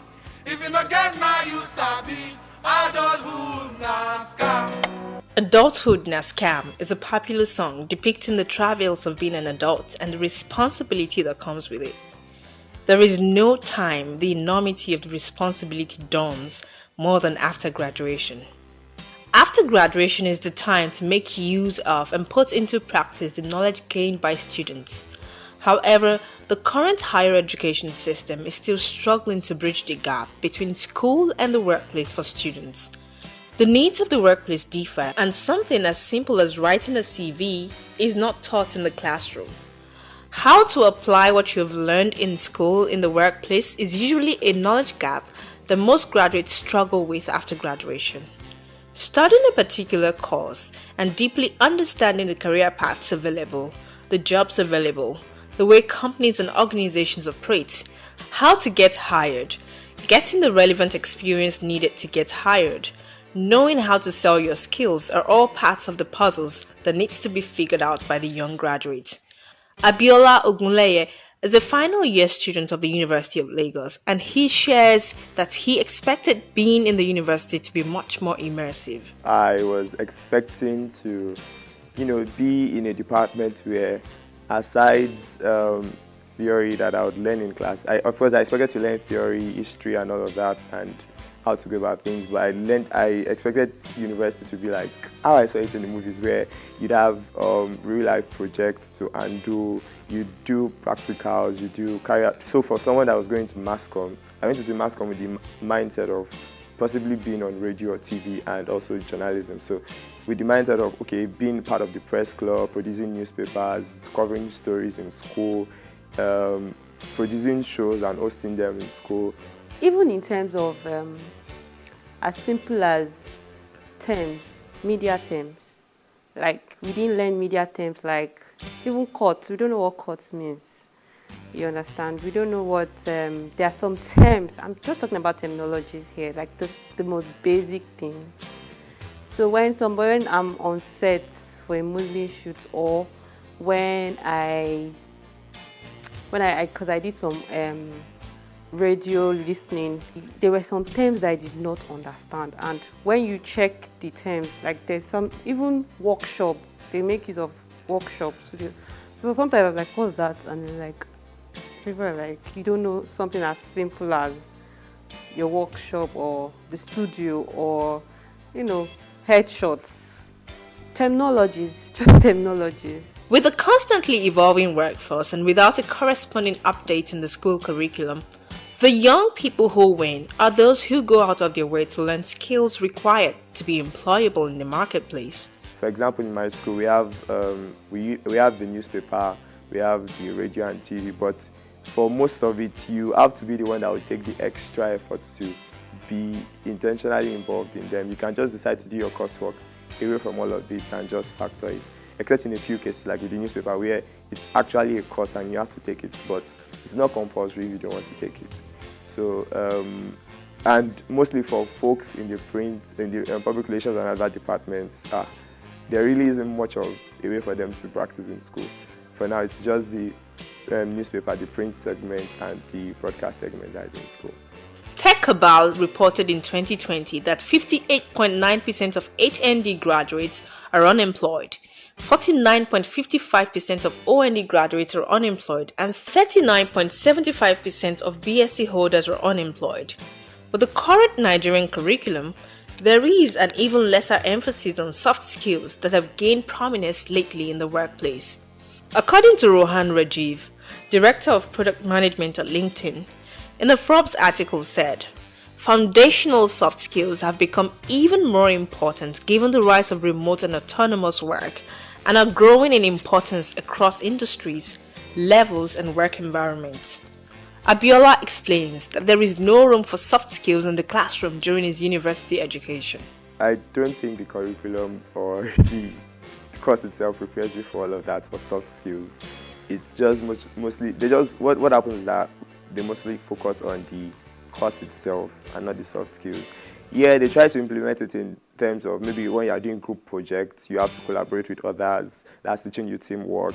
You have to do research on your own. You have to do a couple of other things on your own. To learn all of that, it's going to be more of a personal development on your own. And I think that's what little associations here, like student associations, would now take up all of that and introduce other aspects that the school is not entirely focusing on. But when it comes to the core academic content is what schools are majorly focusing on delivering. As many universities strive to update their curriculum and arm students with the skills they require to compete in today's labor force, the onus lies on students to take the extra effort to research, learn, and put themselves out there to get the required knowledge to survive. Some of the ways to prepare for life after school are extra research. Apart from the required coursework, developing an actual interest in what you are studying and researching the career opportunities are important. Having the right knowledge of what is required of you is the first step.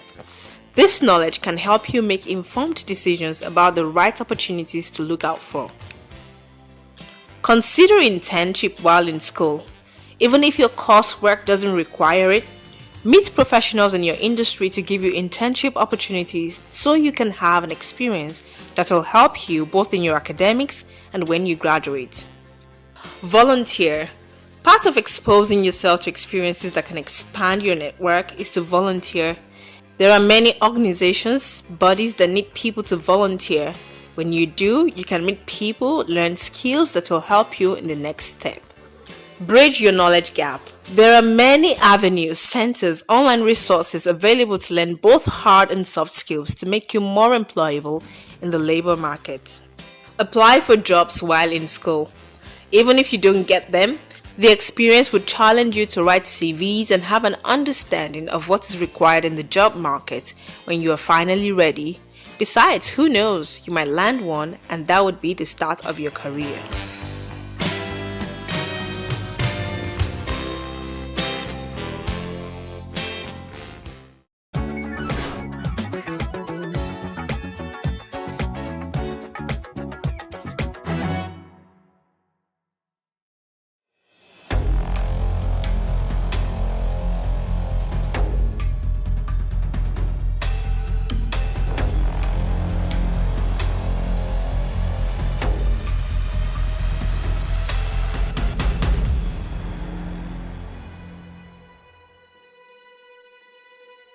I left Nigeria back as far as 2012, and it was a very funny story. As you can see from my social media pages, my best food is amala. So I worked after work. I'm a medical doctor, full-time doctor. After work, I went to this famous place in Oshogbo where they have amala, just next to my hospital. So while I was there, I sat down with the food, and then I saw this newspaper advert saying doctors needed urgently in Saudi Arabia. So I abandoned my plate of amala. The rewards were just amazing, and I couldn't believe my eyes. You know, free accommodation, free flights. I was earning, you know, I was going to earn like times 20, you know, of what I earned at the time, in dollars as well. So I packed my bags, went home, packed my bags off to Lagos. I was at Ikeja for the interview. Like immediately? Immediately, I left the amala, went home, packed my bags, and off I went to Lagos. The next day I went for the interview, did the interview. There were loads and loads of people there. Did the interview and got picked, and I was on my way to Saudi Arabia. So from Nigeria, I worked in Saudi Arabia for 2 years, and then I walked around the Middle East, Dubai, Oman, Bahrain, and from there, while I was working, I was writing my exams to work in the UK and the Republic of Ireland. So from there, I got a lecturing position in the UK, and then I was able to pass my exams within that time. So I got my licenses to be able to practice in Europe. So at the moment, I can practice in Europe, I can practice in New Zealand, I can practice in the Middle East, and of course in Nigeria as well. So my journey hasn't been straightforward. My journey has been from Nigeria, scattered around the Middle East, and then Europe. The first culture shock I faced was I landed on a Thursday and obviously a Friday, but it didn't click that Friday was a day to be respected in the Middle East, in the Muslim society. So I got up, was looking for food. I got out of my house, and after walking for like 5 minutes, it still didn't click that I was the only one in the environment, okay?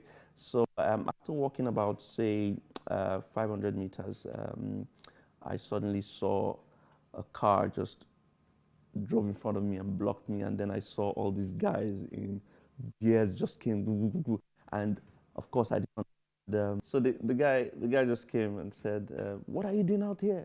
It's Friday. You're supposed to be praying." I'm like, I paused, and then he says, "Okay, are you a Muslim or a Christian?" "Yeah. Are you a Muslim or a Christian?" I swear I didn't know whether to say Muslim or Christian because I didn't know what was going to happen. If you say Christian and they start flogging you, if you say Muslim, why are you not in the mosque? So I paused, and the guy said, "Bring out your Ikama." I showed him my Ikama, which is like a resident permit. That shows your religion, so it shows it shows I'm a Christian. And then he said, "Where are you coming from?" I said, "I just got into Saudi yesterday. I don't know what's going on." Then he said, "Well, today's Friday, Jumat. You have to be praying. If you're not praying, you respect it. Stay in your house between this period." So I said, "Okay." He said, "Everywhere is closed. You can't even get food." So I said, "I'm sorry. I will walk back right now." And then another one that was amazing, even though I was a doctor, I couldn't speak to female patients. So if a man comes in with a woman and the woman is the one with the problem, you cannot talk face to face to her. You cannot ask her. You have to ask the husband, say, "Okay, why have you brought this woman here?" And then the husband would. So my first experience, I spoke to this woman who had a breast lump, and I was talking. The husband was just looking at me. So when I finished, he was answering me. And when I finished, the guy just lost it. "How can you be talking to my wife?" I was like, I'm not toasting your wife, guy. You know, calm down. So the medical director had to give me an education, you know, yeah. So we were able to just placate the guy at that time. So that was one culture shock for me as well. I've traveled a lot of countries. I've seen 50 different countries now. I would say that in Europe, okay, so some very interesting ones. When I got to Europe, I was in my house, just sitting on my own, and friends said, "Come on, there's this birthday party happening, let's go and eat." I said, "Birthday party? Oh yeah, let's go now, where's the venue?" So I went to the venue, we ate, we ordered, ate everything, finished. Birthday party. At the end of the day, the celebrant came and said, this is the bill. And in my head, I'm thinking, bill for what? I should pay that you invite. I was in my house. I was in my house. You invited me. I came to eat. Now I have to pay the bill. So that was one. The second one was, of course, driving. In Nigeria, you're on the left side, but in the UK, you're on the right side. So that was another culture shock for me in Europe. Okay. It's important to state that I always talk about the way to live legally within the legal bounds without violating any international laws, which is opposed to what people do, most people do. And if you notice very well, people live, you know, it's upward movement. You're living from poorer countries to rich countries. And interestingly, it's not as if the people who leave their countries illegally, generally speaking now, are not the poorest of the poorest when you put the standard of their country into context. They're not the poorest of the poorest. But because they're looking for better opportunities, they're looking for a place where they will get, you know, larger finances, a better standard of living, education, good access to health. That's why they're leaving. So they don't care how they do it. So long as the promises, you know, they've been given good promises, then they just take that pathway. I always use my social media handles on Instagram, on YouTube, Waka Waka Doctor, to tell people of the legal ways. And the reason why people most times don't want to follow this pathway is because I would say it's inherent laziness, because you have to do the work. You know, this illegal pathway, they're possibly going to say, pay this amount of money, we will just move you across the border. But they don't consider the consequences that come with it. This way that I preach involves a lot of, you know, work. You have to do a lot of work. So it means that you have to do research, you have to make applications, you have to pay little amount of fees, and then get the end result. So if you're not open to working, I give tips, I point you towards the right direction, but if you're not open to working, then it becomes a difficult task for you. So the easiest way is to keep educating ourselves. We keep educating these people and passing the information across. And I mean, this is one thing I'm doing now, and it's one thing I've been doing for the last 18 months, using Instagram, Twitter, YouTube to pass the information across. If someone comes to you to say, okay, I'm going to take you to Europe, you're a cake baker, I'm going to get you scholarship, there are documents you want to see. There are documents you want to see. You have your original passport. Have you submitted a statement of motivation or a letter of intent? Do you have a visa? Have you submitted documents to help you get an original visa? Do you have a work permit? Have you seen an original work permit? Have you called your employers over there to confirm that I have a real job and I'm coming to resume? So that again brings me to my first point, that people are mentally lazy. They don't want to do the work. Because when someone gives you documents and say, oh, this is your document, we're going abroad, you should say, give it to me. Let me confirm if it's real. Let me confirm if it's original. If it's a work permit, I'm going to call my employers to see if this job is real. If it's a school admission, I'm going to ring up the school to find out if it's real. I told you behind the cameras, I said, people have this mentality that, you know, things work outside just the way it works in this country. It's wrong. If you pick up the phone and call an admissions office, they will talk to you. If you pick up the phone and call an employer, they will talk to you, just looking for information. And if the information is real, they definitely get it. So, like I said, the first way to help with spread of information, help curb this is spread of information, educating people, and that's what I've been doing for the last 18 months using my social media platforms. Nothing good comes extremely easy, okay? You have to be patient. I tweet sometimes, I say that, I say, when you travel abroad, your life changes. You know, your skin becomes fresh, your smile is different, okay? There's peace of mind, you know, things come to you easily. You can actually actualize your dreams. You can live out your dreams right in front of you because there's a system that supports that. So my advice is, when you go abroad, be patient, keep working hard, don't stop, don't relax, you know, have a vision, write it down, allow your eyes see that vision, you know, consume it, and continue to work towards it. It's simply as basic as that. That would be my advice. Save, and always call home, because one of the downsides to going abroad is that it can be boring sometimes. And that's why you should call friends. Don't cut people off. Call friends. You know, always call home if you miss home. Like, I'm home now because I missed Amala. I missed all those things, so I came home. So yeah, that's my advice. Keep working. Keep your head down. Of course, keep your connections back home so that you can always come back to them. This is a huge subject. It's a huge subject, and it's not something I can share in 1-2 minutes. So I'm going to say that the first thing you want to do is open an Instagram account if you don't have an Instagram account, and look for me, Waka Waka Doctor, because I give tips. Now, there are job boards across Europe, across Asia. You cannot streamline your choices and say that, oh, I just want to be in Canada, I just want to go to the US, I just want to go to the UK.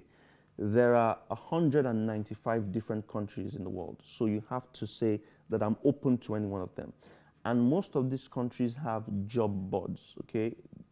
Websites, different websites where you can submit your applications. You go through rigorous interviews, you submit documents. If you then succeed, they are able to process your work permits and employ you. Now, some people will say, oh, I've tried the UK, it didn't work out, so they give up. But there are different countries in the world. There's Turkey, there's Lithuania, there's Kazakhstan. I know teachers that I've spoken to, in fact, 6-7 of them in the last 4-5 months who have left Nigeria to Kazakhstan, right? They teach English. They earn at least $1,800 in Kazakhstan, which is much more than what they will earn in Nigeria. So there are 195 countries. I post them, I mean, almost every day on my Instagram channel. So you can watch and see some of these job boards and apply for jobs. Some basic truths and facts is not every doctor can leave the country. So even if doctors are leaving, more doctors would graduate and you still have doctors around. But doctors are leaving in their large numbers every day. So the future of medicine in Nigeria is very bleak, because you have the extremely intelligent doctors leaving, going abroad, because the system abroad is extremely encouraging. The system abroad gives you opportunities to become greater than what you can ever think or imagine. People keep writing their exams, people keep going for interviews because the system allows it. So the advice straight up I'll give to the Nigerian government is, first and foremost, create a platform that encourages us as doctors. Facilities, give us things we can, it's not as if, you know, things we only see in the books, things we can see and work with. Pay us money. I worked in Osun State. My salary in 2011 was 90,000 naira. I was doing 2 jobs and I couldn't earn 120,000 naira, 2 jobs. When I went to Saudi Arabia, salary was $5,000. Look at the discrepancy, it's too huge. And they were owing us 6 months. You owe someone 6 months. How can, I was seeing 200 patients in a day. 200 patients. How, I mean, the first 10 patients I see would get the best out of me. The other ones, the truth, it's just the truth. The other ones would be people, that's it. It doesn't work that way. Create a good culture, a good environment for doctors to work. Pay them properly. You know, give them, you know, standard remuneration that they can compare with their friends and colleagues abroad and say, okay, yes, we you know, it's commensurate to the work we do. Nigerian government really has to improve. The future of Nigerian doctors, sadly enough, is abroad, and countries are asking for them. Like, the PLAB exam is an incredibly easy exam to just write and pass. So people are writing it and moving, you know. So if Nigeria cannot improve these parts, payments, facilities, then it's a poor tale. I would end on this note to say that this is a popular theme that I've always passed across, to say that travel is not necessary of money, but of courage. And the reason is because it takes courage to decide to leave a place you've been for many years and go to a place that's brand new. You're going to be leaving your friends, you're going to be leaving your family, you're going to be leaving your job, you're going to be in search of ways to make money, search of better career. So it's often very difficult. The first step is the most difficult one, the most daunting one, saying, I want to move. It's very difficult. But I would always encourage you to take that step. When you start, you will get to the end. Don't wait, start now. It's another year, it's 2022. My aim is to get at least 2,000 people abroad. So if we can do that, we've succeeded. Okay? There are better opportunities out there. If you're attaining this level right now in Nigeria, if you go abroad, you'll be times 20. That's it. So start now, make the move. If you're in town, if you catch me in any of the cities abroad, you can holler at me and I'll be there. Traveling abroad, migrating abroad is not age specific. Age is not a limitation. Even if you're in your 50s, you're in late 50s, you can still go abroad. I always talk about academics because academics seems to be the easiest path. But even if it's true career, like I've said earlier, you can go search for these job boards that will give you employment. Again, experience counts. I'll give you an example. Places like Australia are in need of people with huge experiences in different fields. Whether you're a cameraman, you're a technician, you're a chef, if you have 5-10 years, electrician, 5-10 years of experience, and you apply for jobs in Australia, they'll take you. Estonia, Lithuania, these are places that are in need of vocational, you can do vocational studies. If you're not a skilled worker, so to say, these are places that are in need of you. So age is not a factor. So even if you're 50 and you have 15 years of experience to back this, they're looking for you.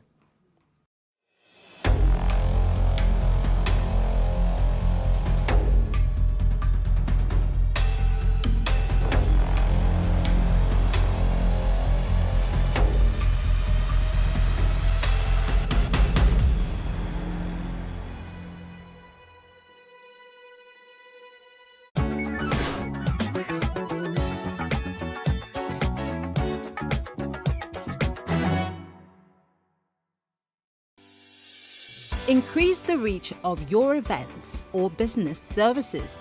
To advertise on Plus TV Africa, please call 0906 000 5719 or 0909 040 8408, or send an email to marketing@plustvafrica.com.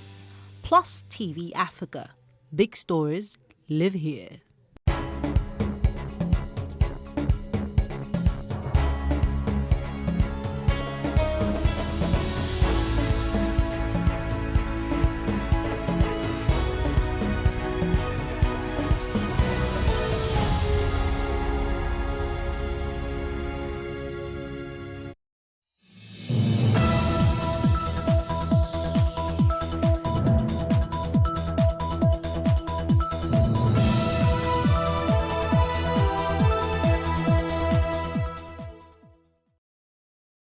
I have not come across a blind person who have become sighted. Unfortunately, I've come across too many sighted people who have become blind. I stood for like maybe 2 or 3 minutes, was like, a blind individual writing like this. Even a typical human being cannot do most of what he is doing. They are pushed aside. They look them as perpetual beggars. And it's not supposed to be. Some of us, we are learned. We don't need pity. We need opportunities. We need encouragement.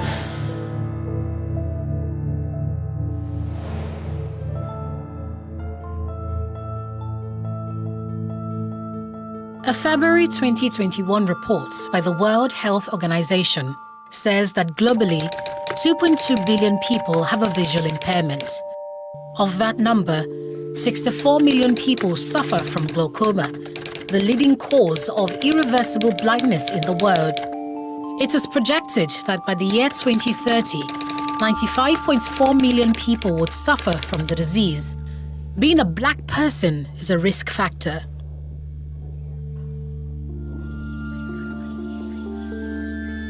At Ikeja Junior High School, Lagos, Nigeria, there are 55 steps from one end of the hallway to the other. There are 18 steps down the stairwell and 15 steps between classes.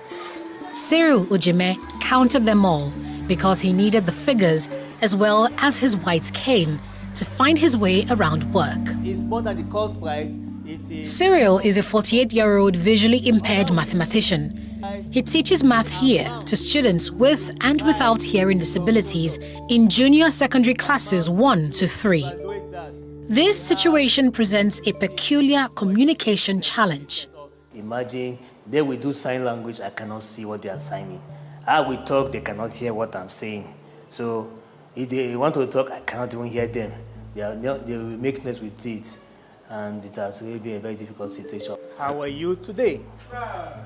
Fine, fine. I had to learn a little bit of sign language, and that gladdened their heart. They love seeing me making that effort to communicate with them. Unfortunately, they feel, because I cannot see them back, they feel saddened about it, that I'm not seeing them sign back to me, communicating with me in their own way.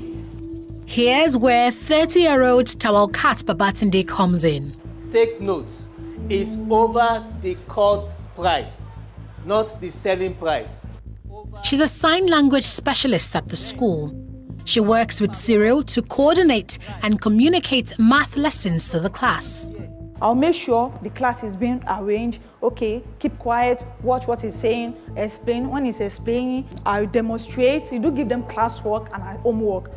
I'll mark it, distribute it to the students.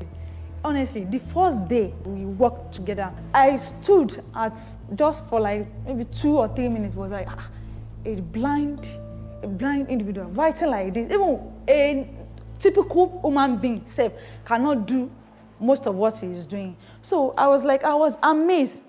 Cyril Ojime is a 1996 graduate of Pure and Applied Mathematics from the University of Ilorin, Kwara State. He's also an award-winning math and further math teacher with experience spanning 11 different schools in 5 states across Nigeria since 1999. Cyril recalls a childhood experience that motivated him to take up teaching as a career. I used to have a math teacher. He would just put some problems on the board and I would just be smiling. We would not be able to solve it. So in my mind, I said, I want to be a teacher whereby I will make math to look simpler than what this man is doing.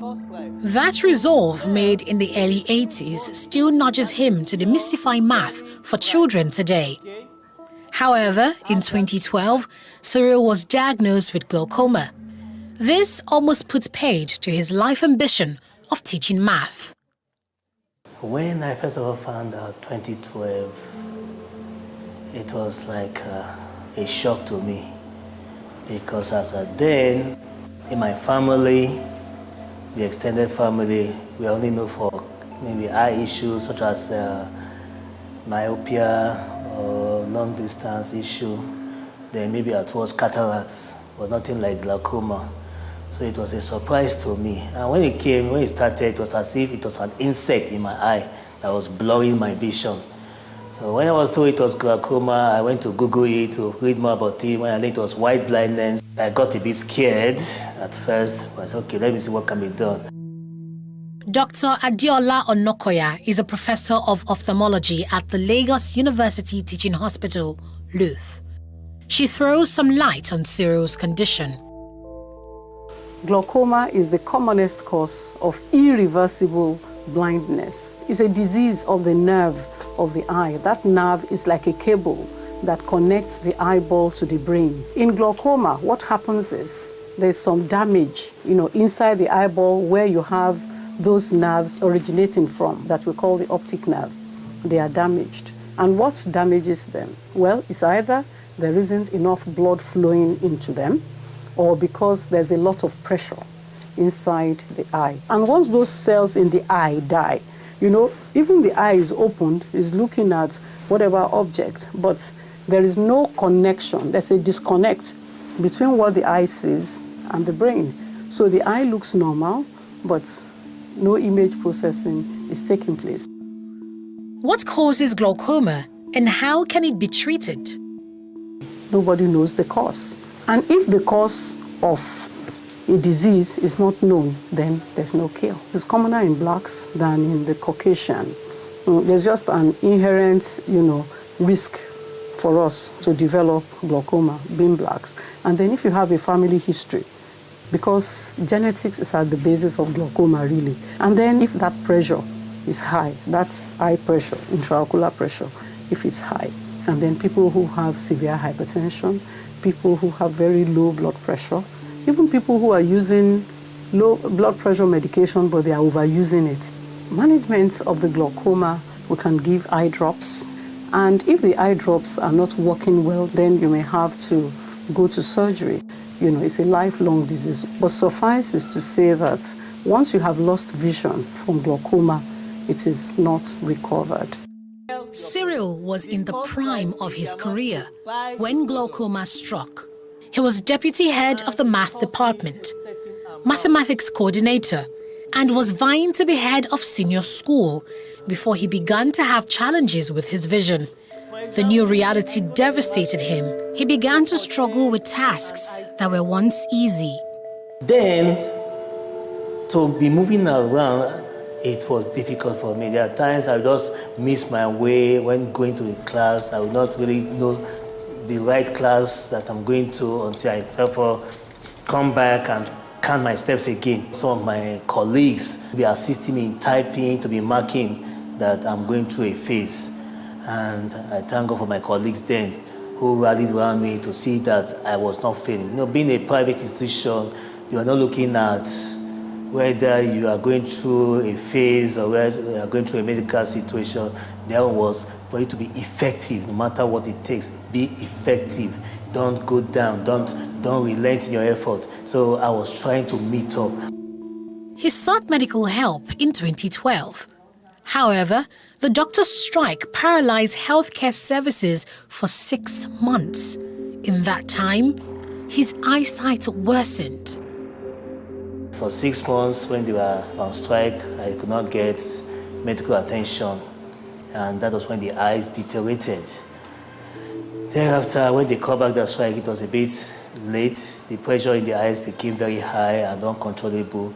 Despite eye drops and medication, it just skyrocketed. If the doctors were on ground, I would have been able to get the proper medical attention on time. I would be able to at least know the right eye drops to take to preserve the vision. And I'll be able to at least, if it was not becoming better, at least the doctors would have been able to refer me to Lutz or even to another institution entirely for me to get proper attention. Indeed, the lack of a reliable healthcare system in Nigeria does jeopardize the health of citizens. Additionally, glaucoma does not show symptoms. Therefore, Cyril only began to have signs of visual impairment in the advanced stages of the disease. We usually advise that we should get our eyes tested regularly. Once you are above the age of 35, you should make it a point of duty to get your eyes examined once in 2 years. But if you have a family member who suffers from glaucoma, or you have a family member who is blind, you don't know why, you should check your eyes for glaucoma.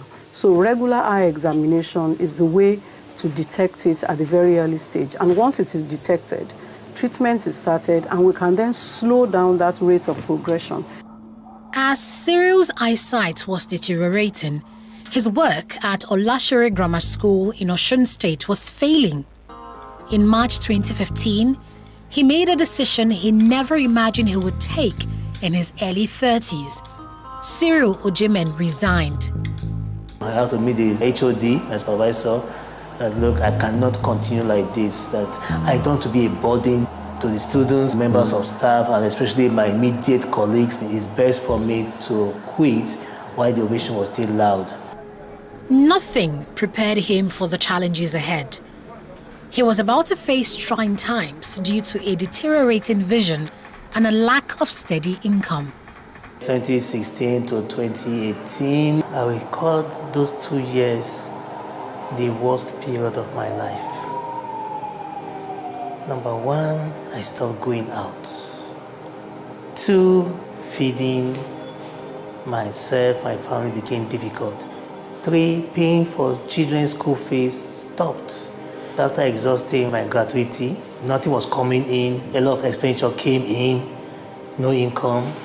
So everything was just dry. And I felt for my children because it was something they never expected, never wanted to experience. My wife did all she could to support, but it was all to no avail. She became more or less like a beggar, asking people around for assistance. Myself, I started calling people, calling my brothers, calling those that I know, those who I don't know, to see what they can do to help me out. I got almost to a stage of depression, but my wife and my children, they stood by me, they encouraged me that it's not over. Just when the nights got darkest, some lights shone through. Cyril got to know of the Federal Nigeria Society for the Blind at Kappa Oshodi. It's a special rehabilitation center for the blind. He didn't have the funds to enroll for the vocational training course. His friends and family began an online campaign to crowdfund his rehabilitation. The help started with my classmates, Federal Government College Kano classmates. They came in. At first, they helped with the surgery, but after a while, they stepped back to take care of their own personal issues. But by the time I now raised the voice again in the wilderness to say, please, I need help, they came again, sent 1 or 2 things just to keep body and soul together. My elder brother came in, then ex-students, those that I taught, came in as well. And they rallied around, helped me out until I graduated.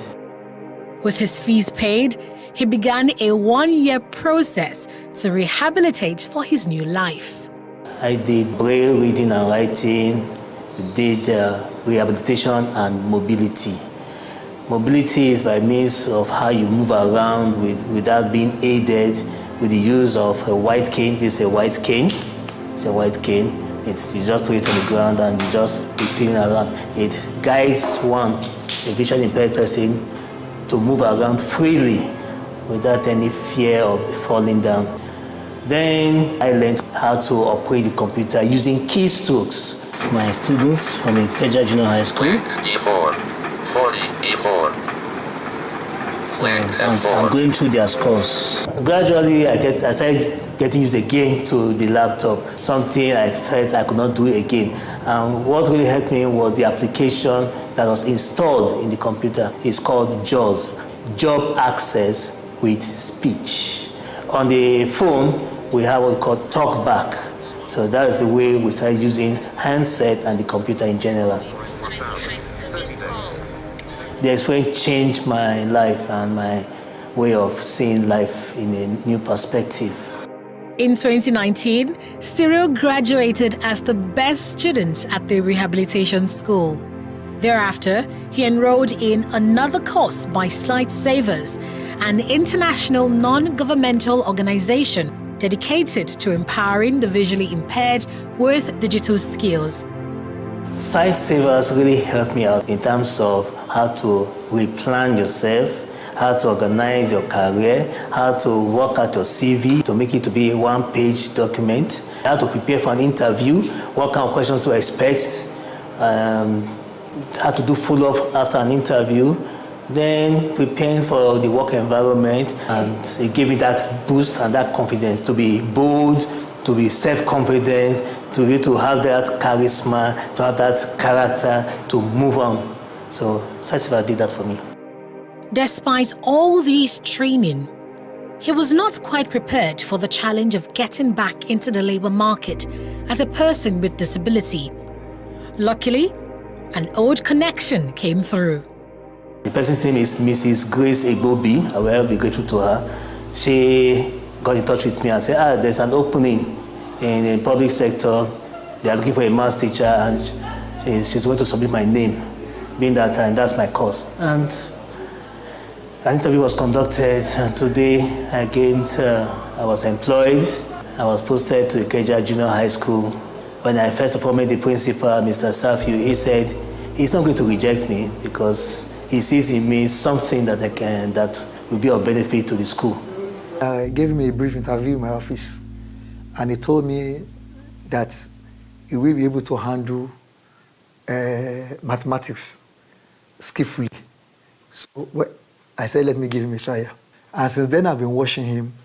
What I noticed about him is that he has great passion for this job. You will never see him coming late to work. He's always front in the class, and he does the work with passion.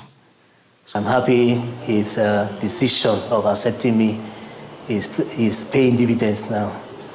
And ever since I stepped in here, I've been putting my best, and I believe the best is still yet to come. Just when he thought getting a job was hard enough, commuting to and from work as a visually impaired man became a tough road to travel. When I leave the compound, I stay at the gate side. The person that do help us at times, he comes in, he will take me to the bus stop. I will enter a bus going to Oshodi.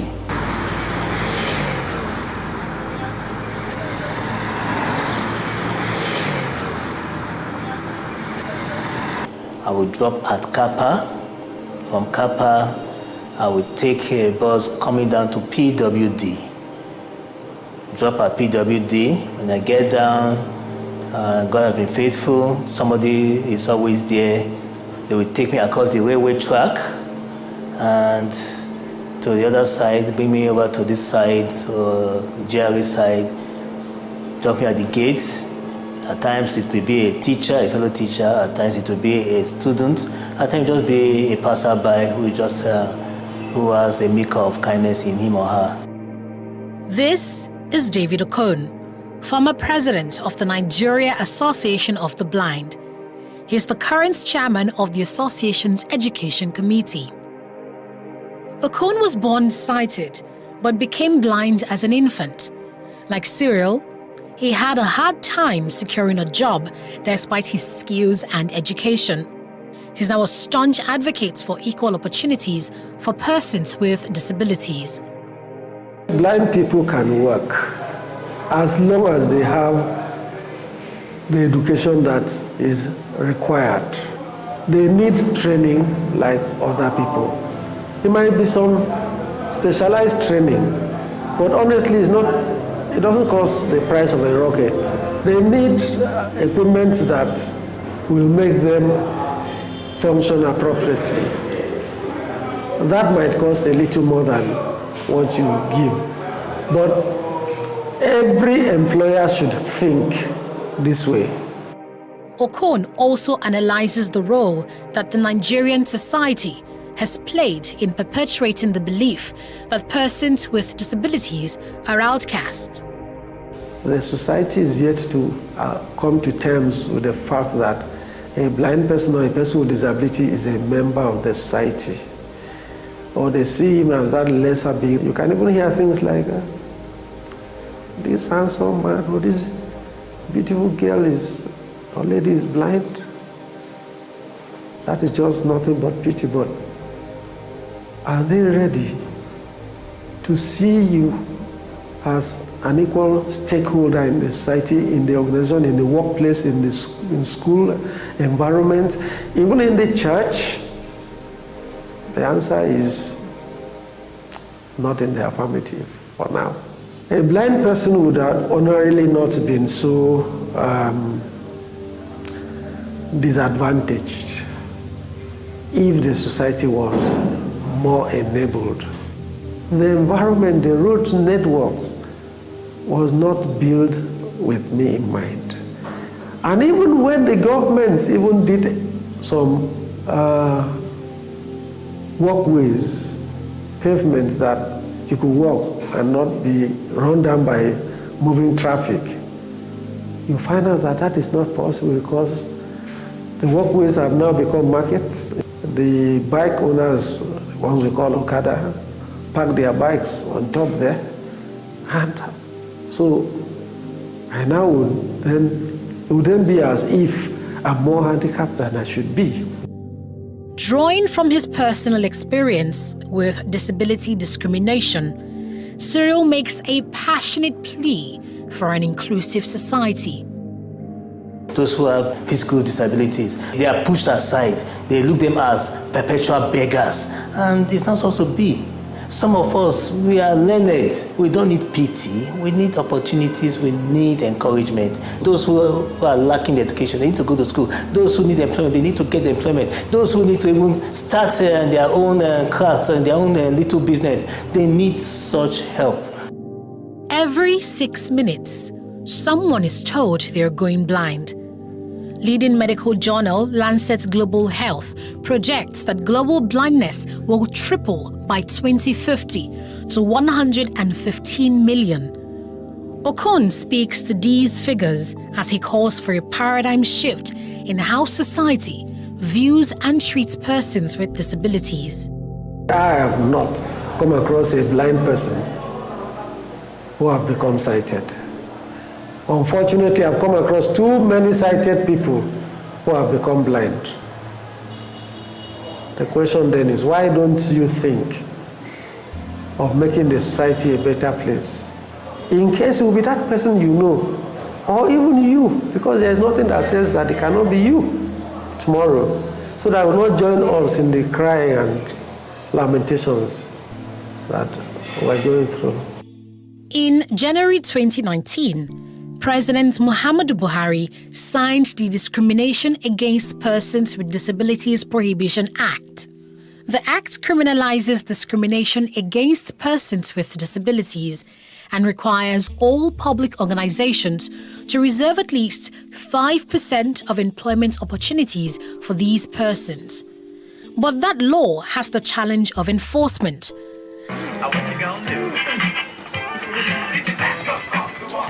As for Cyril Ojemen, he has found a job that pays him 2 times Nigeria's minimum wage, and he plans to retire in the teaching profession. However, many other PWDs are not as lucky. They can be found on the streets, begging for alms to survive, or locked up in homes, hidden by their families for fear of discrimination.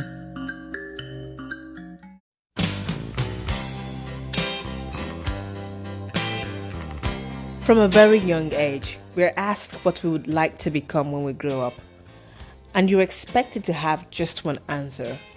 Children deciding to be more than one diverse thing evokes frown lines on the faces of adults because the path to being a doctor is at odds with the path to being a musician. However, there are many people who are genuinely curious about so many things around them, and to choose just one thing out of their many curiosities and interests is unsettling. They soon discover that they are bored and want to pursue more things. Some people may refer to these people as confused. However, the term used to refer to such people is multi-potentialites or polymaths or the Renaissance man. A multi-potentialite is someone with many interests and creative pursuits. The idea of the Renaissance man or polymath came about during the Renaissance period and is the idea that anyone who applies themselves can be exceptional at poetry, art, science, mathematics, athletics, and any other field that catches their attention. Oyindamola studied human resources at the University of Lagos and graduated top 2 in her class. Since graduation, she has dabbled into music, acting, social media manager, digital marketing, content marketing, coding, freelance UX designer, and art. For me, when it comes to passions, things that don't have to do with money, I work maybe, I can say once a week or on weekends. I have my easel here, so I do my paintings. If it has to do with resume writing business, I set up a schedule that enables me to work on that. I have people that work with me. You know, once a client comes in, there's step-by-step process. It's been assigned. You know, we have processes. So these things, this structure helps me keeps my life in focus. Everything, has a structure. And sometimes I don't like, I go with the flow as well. I can just wake up, I have my stylus pen here, and I'm just like, I feel like drawing on my phone. So this is always by my bedside table. And I can just spend like the first 2 hours after waking up just focusing on drawing. So sometimes I take the structured approach, and sometimes I just go with the flow. The term might be new, but humanity has seen many Renaissance men, who include Leonardo da Vinci, who was active as a painter, draftsman, engineer, scientist, theorist, sculptor, and architect. While his fame initially rested on his achievements as a painter, he also became known for his notebooks, in which he made drawings and notes on a variety of subjects, including anatomy, astronomy, botany, cartography, painting, and paleontology. Leon Battista Alberti, who was an Italian Renaissance humanist, author, artist, architect, poet, priest, linguist, philosopher, and cryptographer. Benjamin Franklin, who was an American polymath, was active as a writer, scientist, inventor, statesman, diplomat, printer, publisher, forger, and political philosopher. Thomas Jefferson, who was an American statesman, diplomat, lawyer, architect, philosopher, slaver, and founding father who served as the third president of the United States from 1801 to 1809. Confusion, uncertainty, and always being a beginner is one of the many problems the multi-potentialite faces. I've always been confused all my life. Ever since I was a teenager. I remember there was one time we had a camp in church, and they were talking about career. Some people knew what they wanted to do, photography, this and that. I didn't know what I wanted to do because my course was chosen for me. What I was interested in didn't seem viable. I wanted to be an artist. I never had any formal training in arts, but I wasn't allowed to do that. So I've always been confused because I'm good at a lot of things. People tell me, oh, you're such a good singer. Oh, you can draw. Oh, you can write beautifully. I was writing poems, I was writing stories. So which one will I do? I asked all the older people around me. They all say the same thing. Focus on one thing. If you focus on one, but I'm not the kind of person that can still my mind and focus on one thing. It's easy to see your multi-potentiality as a limitation or an affliction that you need to overcome. But what I've learned through speaking with people and data analysts, the polymath wins and the deep subject matter expert is relegated to a back corner to be used as a resource for others, explained Jake Chapman in Specialization, Polymaths, and the Pareto Principle in the Convergence Economy. Although specialization has certain economic advantages, in the era of technological convergence, well-educated generalists will be those who are the most valuable. Emily Wapnick explains the multi-potentialite superpowers in her TED Talk. Fast Company magazine identified adaptability as the single most important skill to develop in order to thrive in the 21st century. The economic world is changing so quickly and unpredictably that it is the individuals and organizations that can pivot in order to meet the needs of the market that are really going to thrive. Idea synthesis, rapid learning, and adaptability. 3 skills that multi-potentialites are very adept at.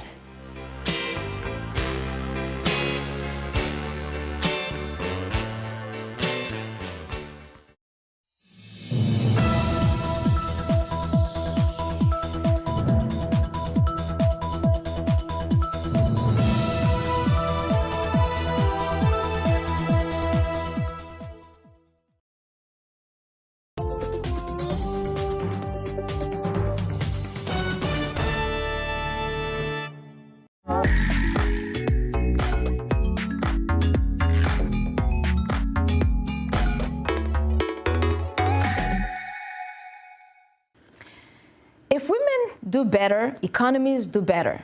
Those are the words of the former head of the International Monetary Fund, Christine Lagarde.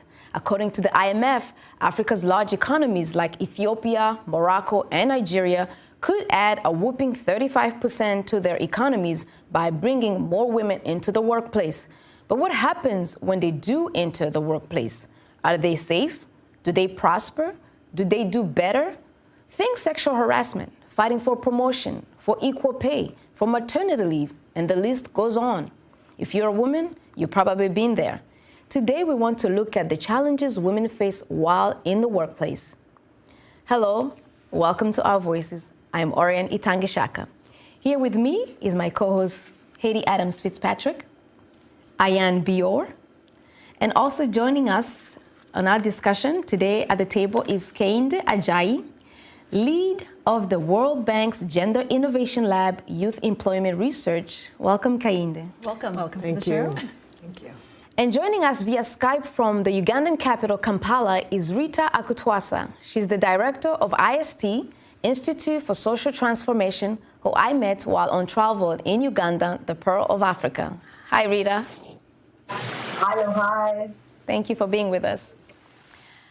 I recently had a chance to travel to Kampala, Uganda, and talk with market women entrepreneurs in Kalere who are striving to grow their businesses beyond the market. They enlisted help from an NGO called IST, Institute for Social Transformation, to address some of their frustration about their work environment with the city of Kampala. Let's take a look.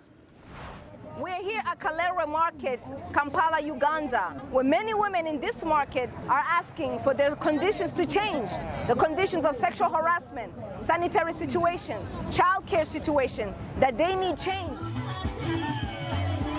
They met with the authorities of the city of Kampala, as well as the UN Office of Gender Equality and Empowerment of Women in a town hall meeting and demanded for better work environment and conditions. Women are routinely sexually and physically assaulted while at work in the market. Josephine Mukisa describes the circumstances of sexual harassment against early morning small business entrepreneurs who have to be in the market as early as 4 a.m. to sell or trade with wholesale vendors from other markets. The challenge we have with coming very early is that at times we come across hoodlums who often rape women. Others simply insult and sexually harass women with so much obscene words. They touch and grope you. Your customers could be right in front of you. They would still grope your breast and your butt aggressively. When you tell them to stop it, they get irritated and start shouting horrible insults at you, even in front of your own kids. It's so humiliating. Betty Mwanzi's main concern is for women small business entrepreneurs like herself who do not have access to designated women-only bathrooms. The toilet we have, it is mixed men and women. So as we go there, you found that women, we have nowhere to put our pads. You don't find there gel cans to wash our, as you know. But my request to KCC is, if it is possible, in their programs they can build for us a toilet, a good toilet, whereby the toilet is separated for men and women. Namatovulo Kadia sells cassava in Kalere Market. She says the most pressing issue as a vendor is childcare, as the market's authority have begun enforcing an old market regulation that forbids parents from bringing their children to work in the market. We are requesting Kampala Capital City Authority to design an area in the market where we can keep our children while we're working. We cannot leave them at home alone, so the city authorities should help us in finding a place where they can care for until it's time to return home.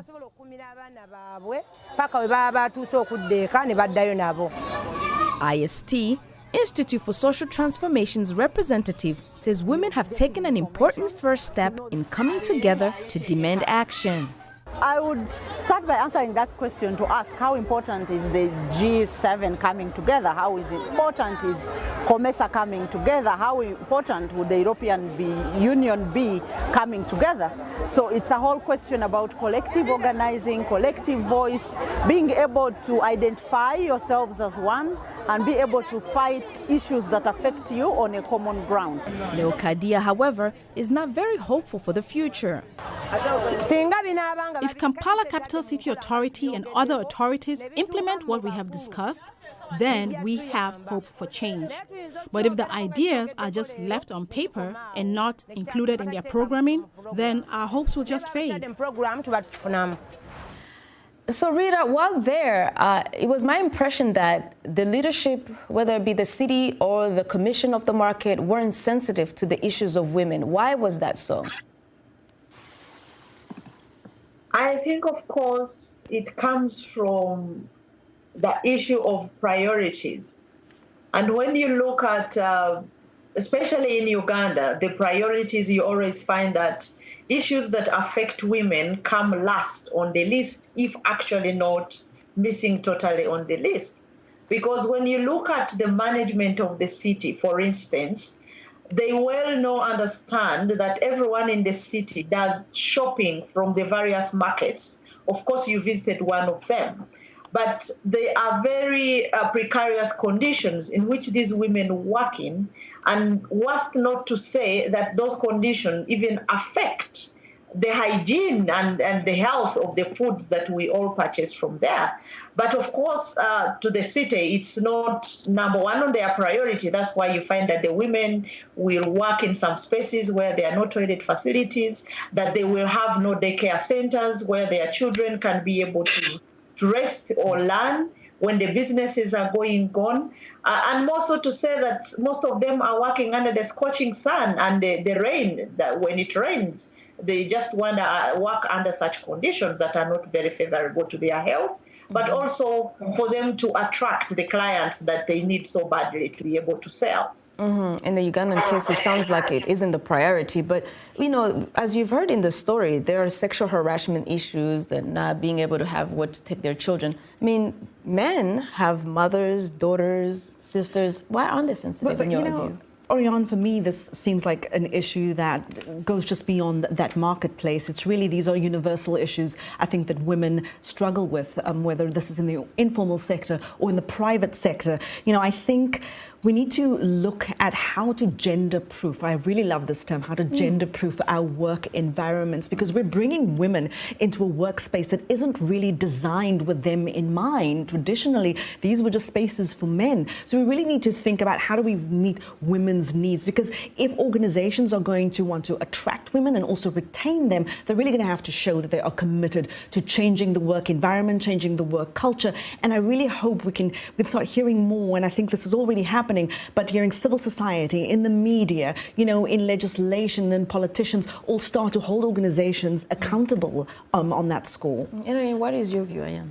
Yeah, I mean, I think you're absolutely right, Haiti. I think that change will come, not only when women enter the workforce, but when we are in positions of power. Because, one, I do think that we are stronger in numbers, but I do think that having women in high positions of power, whether it be, you know, in Kampala and government or even in the marketplace, I think that these women can be in positions where they are advocating for a sexual harassment policy, or they are advocating for pump stations for women who need to pump breast milk. But I think that only happens when you have women in those places, because men are not. Like when you have the numbers, absolutely. Yeah, let me bring it back to Kehinde. In your view, in some of the research you've done, you know, in segregation in the employment sector, what are some of the things you think are the issues?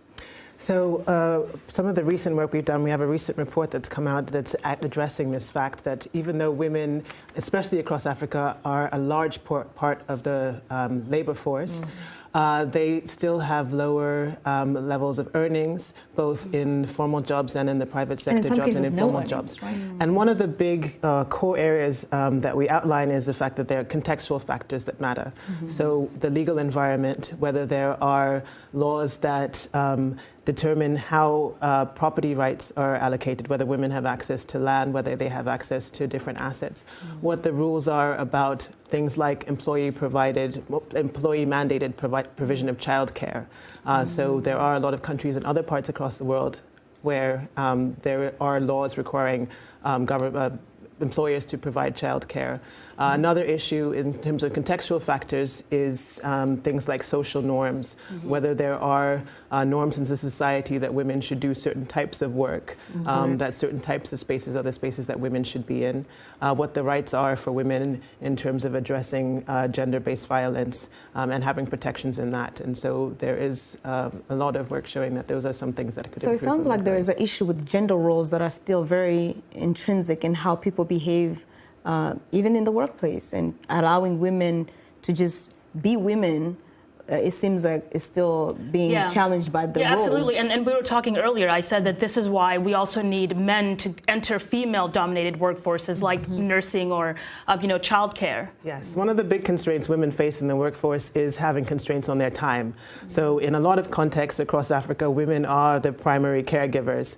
And so one of the big constraints to them engaging more in work is the fact that they have these commitments. And so different types of interventions to encourage men to take on a greater role in terms of childcare and other domestic duties is one approach that could be found to reduce the constraints that women face and allow them to engage more in employment and to have. I agree with you on that, because it's like charity, right? It begins at home. When we have men also playing that role, I see men also then coming forward and fighting for paternity rights. More paternity leave. But I want to ask you something very, very quickly about the treatment of women by other women, because sometimes having other women that can help, but I've also seen and experienced incidents where women have been really sometimes the culprits of holding other women back. How does one begin or even start to fix that issue? Because it's not a conversation we as women are very excited to have, but it's there, it exists, and I'm sure many of us have experienced it too. Correct. Perhaps in the market leadership, there's probably a woman who's supposed to be advocating for her friends and aren't. Yeah, I think this comes back to the fact that women are a large part of the labor force, but have different social networks, tend to have different social networks than men do. And that, again, provides, in some situations, a constraint to women in terms of accessing the type of support that they need to really excel or succeed in the workplace. Well, what challenges do you see women face in the workplace, and what are some of the solutions? Join the conversation on Facebook, Twitter, and Instagram. Our handle is @VOA Our Voices, and we're also on WhatsApp. The number is on your screen. We'd like to thank our guest, Rita Akutwasa, the director of IST, Institute for Social Transformation in Uganda. She joined us from Skype from Kampala, and of course, Kahinde Ajayi, the lead of the World Bank's Gender Innovation Lab Youth Employment Research, for joining us today. After the break, we'll switch gears a little bit to take a look at the wage gap for women and if it can be closed. We'll be right back.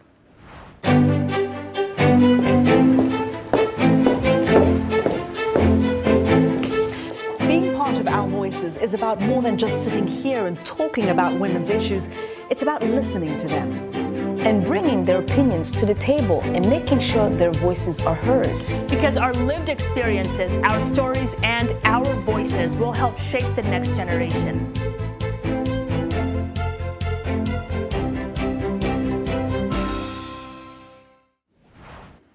You're with Our Voices. Welcome back. The World Economic Forum estimates that the global gender gap will take 108 years to close, and the gender pay gap will take even longer, 202 years. In the next part of our discussion on women in the workplace, we shift the gears a bit and ask, what is driving this wage gap, and how does unequal pay in the workplace affect women on the continent? And I'd like to welcome Helen Fisahai. She's the CEO of F3 Global, based here in Washington.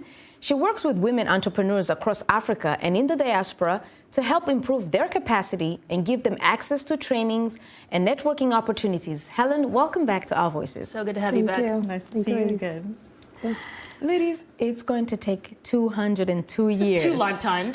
I mean, it feels great to know that your great-great-great-granddaughter might have a chance at equal pay for equal work. Well, we better start now. We're so much closer now. I mean, I don't even know what we're supposed to do. But why is it going to take that long? I mean, I guess we can talk about it. It's amazing. Helen, why do you think we still have a pay gap at this moment?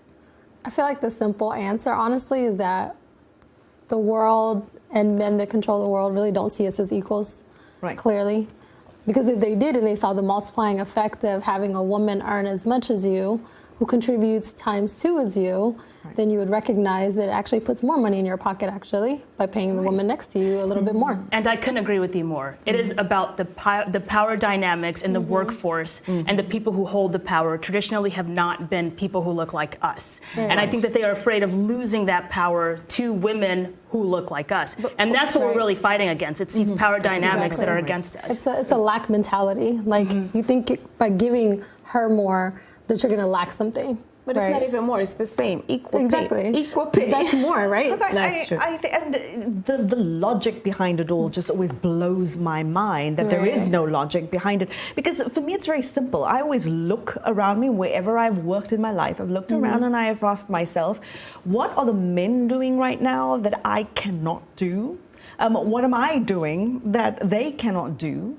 And, you know, is there anything that they do better than I do? And if the answer is no on all of that, why on earth am I being paid less? So that's always been, I mean, even when I was younger, I wasn't as outspoken about it as I became later on in my life. But we've got to push for this harder every single time, especially because it doesn't make sense. And I think that we also have to know our worth, which is something that I think a lot of women really struggle with. I totally agree. I find that when I have male clients, even if they're startup businesses, they're so confident in their business and they're so like, yes, I deserve to get paid $250 an hour. I'm like, really? You just started. So what are some of the things? But when I find a woman who has 10 times more of the experience of that same man will say, oh, well, is that too high? Well, she constantly asks for affirmations and confirmation that, you know, she's charging too much, right? And I think it starts as kids. We really look at this logically, because even what I said earlier, I'm looking at my contemporaries, you know, people who are doing the same work that I'm not saying I should earn as much as the CEO, but someone who is doing what I'm doing. And I think women are practical that way. Maybe, yes, exactly. And Helen, maybe in the trainings that you've been giving these women on the continent, what are some of the tricks in the books that you teach them? You know, one interesting training we did was in Ethiopia.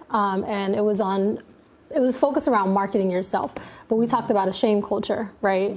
So in those cultures, and I'm from Eritrea, so we have the similar culture. It's a shame culture where a girl does not walk around saying, I'm the best, look at me, pay me for what I deserve. It's almost like you have to be recognized. And so we got to get out of that as women and say, like, I worked hard, I have the same education, I earned this, so this is the value. And this is what you need to pay me. Right. And not make excuses or not ask for anything else. Hey, and you spoke to someone in Ghana also. Well, yeah, and it really goes to what you were saying, Helen, about culture. You know, I'm from South Africa, and I don't know how it is in the countries you guys are from, but we don't really talk about how much we earn.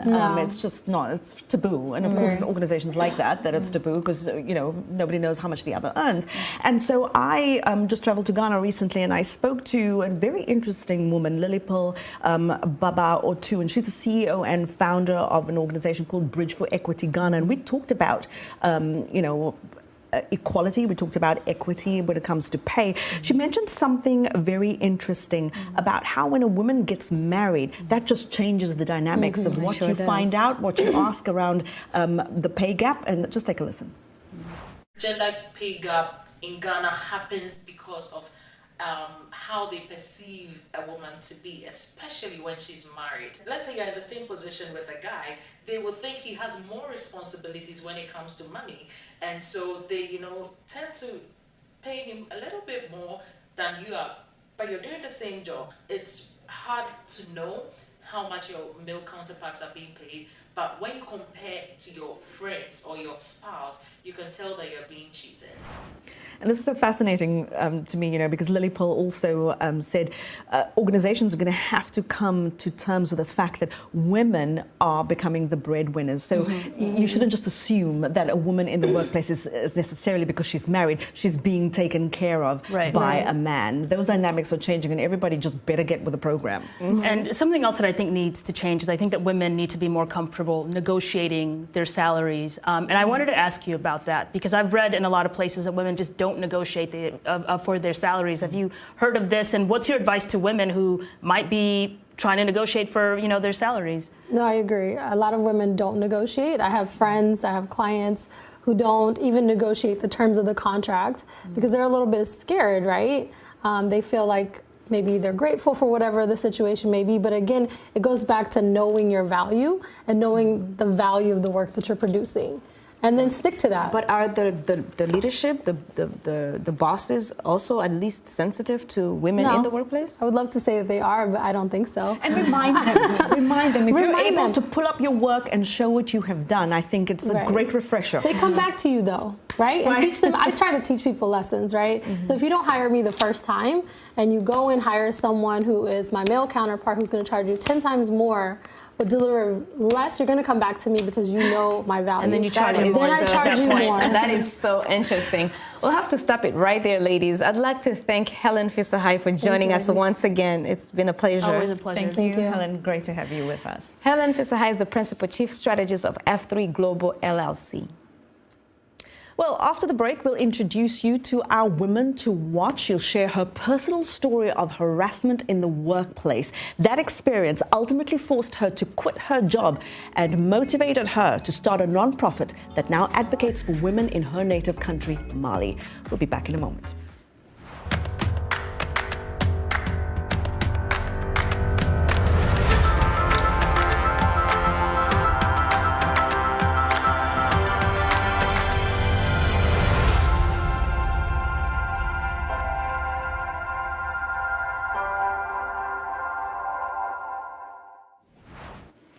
Welcome back to Our Voices. It's time for a Women to Watch segment. Everyday African women on the continent and in the diaspora are doing extraordinary things. And today we highlight the contribution of our VOA colleague from the Bambara French to Africa Service, Kadiatou Traoré. She's the founder of the Association for Solidarity, Aid and Action in Mali. Welcome, Kadiatou. Wow. Good to have you. Welcome. We're so happy to have you. Yeah.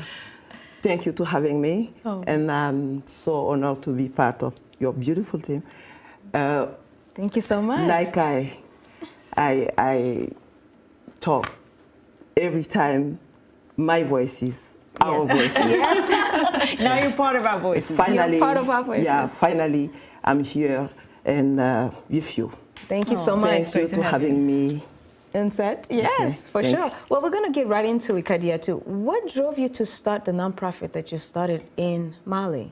Well, in Mali, I work as a prominent government staff members.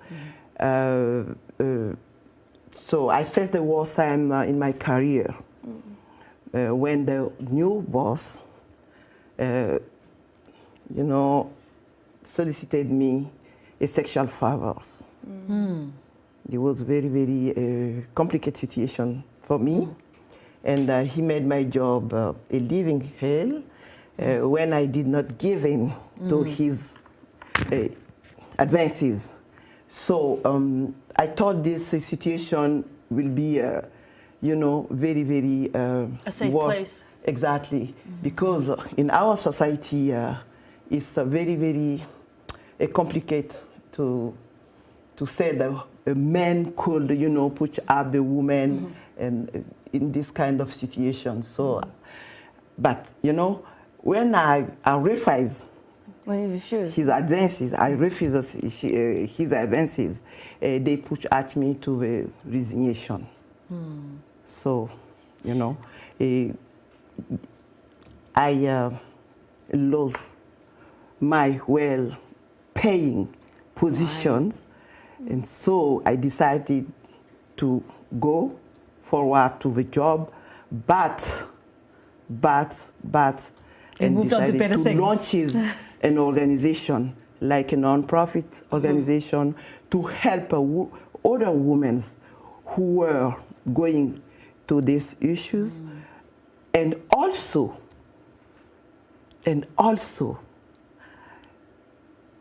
I would like my voice to be heard. Kadiatou, I really have a lot of respect for your generation because you guys really laid the groundwork for young women like me. We come into the workforce now and we know what our rights are. Right. And it's in large part because of the work that you have done to fight for your own rights in the workplace. And I wonder, looking back at really your career, when you look at the workforce now, do you think that we are where we're supposed to be, or is there more work to do? Oh, yes, of course, because I was talk to myself and said it should be started by something, The women do not react to that kind of situation when it's happening. But I said to myself that took that decision to myself and said, and maybe I'm going to get some voices added to mine and, fighting against that issues. Speaking of that, did you get any support from either family, community, or anywhere else? A very few support. Did people fight you back? A very few support. Friend of mine told me, you have not to do that. I say, why? When I said why, I asked why, she said, you know what I'm talking about it. You know where you're from. You have not to do that kind of, create that kind of a situation, because it could be another, create another problem to you, to yourself, and to your family also. But I see. Well, Kadiatu, that was a big frustration for me, and I decided, to express my frustration and to just tell to people, we have a right. We are women and we have a right in the society. Thank you so much, Kadiatu, for sharing your story with us. Well, Kadiatu, because you used your voice, I'm sure you have emboldened a generation of women to use their voice as well. And we also want you to use your voice. Who do you think deserves a shout out? Use the hashtag VOA Our Voices and tell us who you think is a woman to watch in the fight for a better workplace for women and closing the wage gap. Also, be sure to watch Our Voices on the VOA website, where you can find the world's top news stories. And we leave you with a quote from American journalist and the niece of the late U.S. President John F. Kennedy, who signed the Equal Pay Act into law in 1963. Maria Shriver used her voice to say, when we pay women less than men, we're telling women their work isn't as valuable. We're all equally valuable and we should be paid equally. And that's our final word for this week. I'd like to say thank you to our guest, Kehinde Kenny Ajayi of the World Bank's Gender Innovation Lab Youth Employment Research, Rita Akutwasa, Director of IST, Institute for Social Transformation, and last but not least, Helen Fisahai, CEO of F3 Global LLC, and also Kadiatu Traore. Thank you so much. Thank you for having me, and I really appreciate it. Yes. On behalf of the Voice of America, along with my colleagues, thanks for tuning in to this week's Our Voices. I'm Orion Itangishaka. Good day.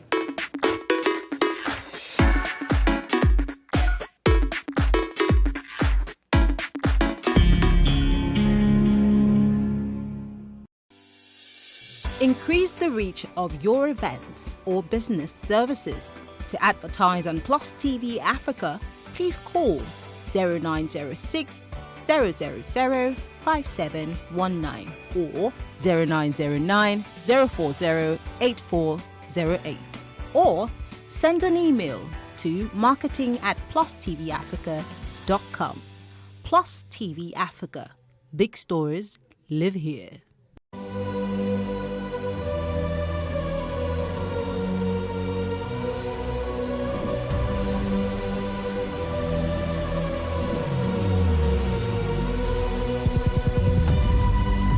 What we do not understand, we will stigmatize.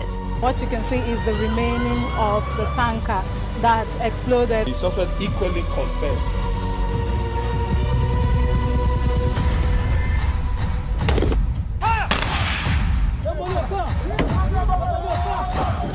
A 500 naira they collect them. If you no talk, then go beat you. Now 2,500 and they pay.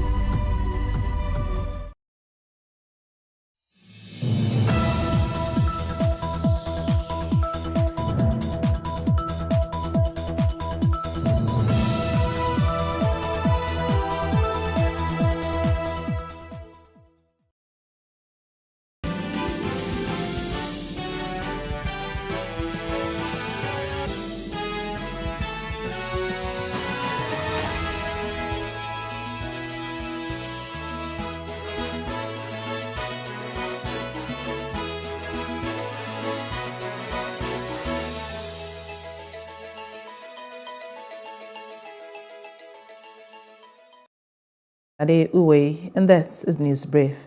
The presidential candidate of the new Nigerian People's Party in the 2023 election, Rabiu Kwankwaso, has lent his voice to the call for a thorough and transparent investigation into the accidental military airstrike in Kaduna State. He urged the federal government to ensure that the recent military-era bombing does not go the way of previous incidents, with no action taken to avert a recurrence. Kwankwaso thus appealed to the government and well-meaning Nigerians to support the victims, most of whom lost their breadwinners in the mishap. Do recall that scores were injured and 85 people died during the airstrike in the Tudunbiri village of Igabi local government area of Kaduna State. As long as governments and all other stakeholders allow this to continue to happen, only God knows the next victim. It could be you, it could be me, it could be any other person. And that is why I very much support the issue of thorough investigation and, of course, punish all those who are found wanting in this particular situation. And I believe that government and all of us should keep our eyes and be our brothers and sisters keepers.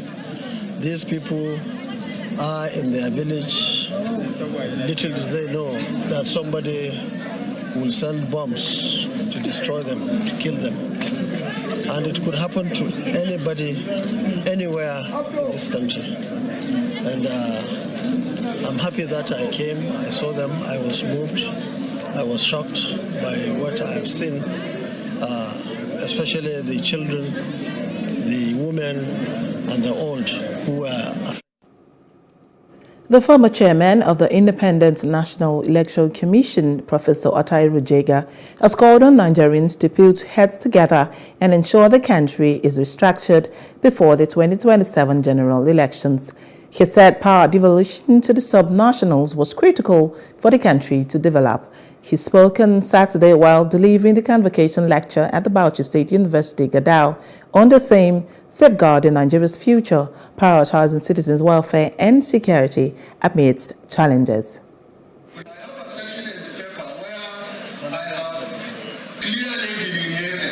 With statistics to show how lack of these values and orientation, how bad governance, and how lack of good leadership actually is pushing Nigeria towards becoming a failed state. As I have said, I don't believe Nigeria is a failed state, but I think, and we need to realize that Nigeria is a failing state. Nigeria is a failing state. And if we don't take care and we put it in jeopardy, we can't safeguard it, then the worst can happen, God forbid. So my argument is that between now and 2027, we need to pull our heads together, have a reasoned, rational, evidence-based process of restructuring the Nigerian Federation. Rujega lamented that the high cost of governance must be addressed to safeguard Nigeria's future, adding that there was an urgent need to reduce power concentration at the federal level. And to my mind, the major thing we need to do is actually to deconcentrate power and the resources from the federal tier and spread them to the state and local governments. Even if all we do is to go back to the way in which power was distributed in the 1963 Constitution, we should do that. But I even think we should go beyond that, because we need to reduce the power of the federal government, because in fact that power of the federal government, in which whoever is elected president controls virtually all the resources, creates the reality, but more importantly the perception that those are used against one group vis-a-vis the other. Ondo State's acting governor, Lucky Aiyedatiwa, has frozen the accounts of 18 local government areas and that of 33 local council development areas. Aiyedatiwa, who became acting governor after Governor Rotimi Akeredolu's medical treatment abroad, instructed the newly created LCDAs not to open new accounts. Aiyedatiwa's deputy chief of staff, Omojowa Olusegun, will be responsible for preparing and signing his official engagements for the time being. The chief of protocol will take over this responsibility once the governor returns from his medical vacation. Presidential aspirants of the ruling All Progressives Congress (APC) in the lead-up to the 2023 presidential election have agreed to float a forum to mobilize support for President Bola Tinubu as part of measures to tackle the challenges confronting the nation. They have consequently dropped any presidential ambition ahead of 2027. Some of the APC presidential aspirants in the last election are former Vice President Yemi Oshimajo, Ahmed Sani Yarima, Chief Rotimi Amechi, Dr. Nicholas Felix, Dr. Kayode Fayemi, amongst others. More than 1 month after the November 11 governorship election, concerned members of the All Progressives Congress in Bayelsa State on Friday said the national leadership of the party abandoned its candidate and former Minister of State for Petroleum Resources, Chief Dimitri Silva, at a time he needed them most. According to him, the Bayelsa State chapter of the APC was used as a sacrificial lamb to satisfy some vested interest without consideration for its teeming members and supporters who worked assiduously and at great cost for its victory. I can boldly say that the APC won the Bayelsa State elections because we are very much aware that some results were cancelled, and those results that were cancelled were about 84,000 votes as compared to the results that declared the governor winner in that election. If those results were not cancelled, I don't think they would have won the elections. And that's one of the issues that were raised are the controversies surrounding the cancellation of those results. And I think that's one of the challenges or one of the issues that will be addressed appropriately. Yeah, like I said earlier, no doubt there have been 1 or 2 persons that may have had their own personal issues. They may have been some contributory factors to the issues that are surrounding the elections. They may also not have been, but that's one of the reasons why we came to see the National Working Committee to ensure that they look critically into all these issues and see how we can have a united front going forward. Okay. 9 commissioners out of 19 appointed into the cabinet of Governor Siminalayi Fubara of Rivers State have resigned their offices. The gale of resignations that hit the state's executive council following the political crisis between the governor of the state, Fubara, and his predecessor, the Minister of Federal Capital Territory, Nyesom Wike. As at the time of this report, 9 of the commissioners who were brought and are reportedly sticking to Wike left their offices in a shocking turn of events. They include the Attorney General and Commissioner for Justice of the state, Professor Zacchaeus Andago, SAN, among others. The Nigerian Labour Congress, NLC, has threatened to take action over the political crisis rocking Rivers State, noting that the friction is affecting the welfare of workers in the state. NLC said the development was a ploy to distract the sitting governor from delivering good governance to the state. Aganwo, who spoke in Port Harcourt after a joint organized Labour meeting in the state on Friday, said the crisis has mounted unnecessary tension in the state. While condemning the crisis in the state, he added that workers are being affected with the uprising as it is delaying their welfare. Still on the news, the Nigerian Labour Congress last night described as absolutely fake a purported circular addressed to the state councils of the NLC and the Trade Union Congress of Nigeria affiliate unions, reminding them of strike action to commence on December 18, 2023. A circular purportedly signed by the General Secretary of the NLC, Comrade Ima Ubaja, and the Secretary General of the TUC, Comrade Nuhu Toro, had directed the affiliate unions to withdraw their services on December 18. When contacted to confirm the authenticity of the circular, The General Secretary of the NLC, Comrade Ima Ugbaja, denied knowledge of any proposed strike on Monday, describing the purported memo as absolutely fake. He advised workers to ignore the circular that is on social media as it did not emanate from the two labor centers. A coalition of civil society groups has decried what he termed as attempted blackmail and extortion against the Nigerian National Petroleum Corporation Limited and other government entities over allegations of 48 million barrels missing crude oil. At a press briefing held in Lagos, the co-convener of the group, Declan Ihe Kare, vehemently condemned allegations being purported by Judge Ubo, describing it as serial blackmail. According to Ihe Kare, the group's concern stemmed from recent allegations raised by Ubo following a resolution by the House of Representatives in December 2022 to probe the purported missing 48 million barrels of crude oil purportedly sold in China by certain Nigerian officials. While acknowledging their stance against corruption within public and private institutions, Ihe Kare emphasized the necessity of addressing such concerns through proper legal channels rather than resorting to cheap blackmail. We're here to say fighting corruption must be done rightly, not through blackmail. However, the appropriate channels for addressing such concerns are through established legal process, not through coercion, blackmail, or extortion. The Coalition of Civil Society Groups firmly believes in the principles of due process and the rule of law. Every citizen, regardless of their status or affiliation, is entitled to a fair and just legal proceeding.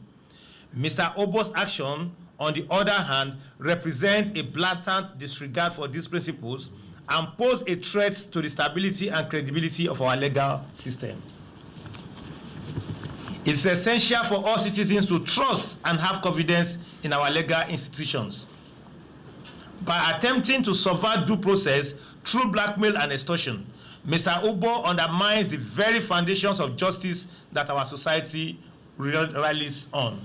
Where you have petitioned the National Assembly and they have worked, investigate, and come up with the fact that this person has no case to answer, I don't see any reason why you want to push further. It shows clearly there's an interior motive for that person that is doing this thing and why he's doing it.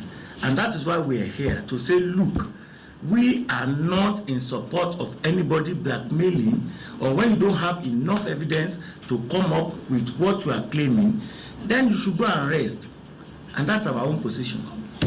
We need to be conscious and circumspect of one fact, that somebody that have the notoriety to blackmail, serially, and somebody that has been confirmed as an ex-convict, who is still, going around, blackmailing. I think by now, the DSS, and the local enforcement agents, should have, swing into action and make sure, this man, is put behind bars. If who asserts must prove, and if there are processes in court, which is legal, which is normal, I think we should allow that thing to slide away before any further action.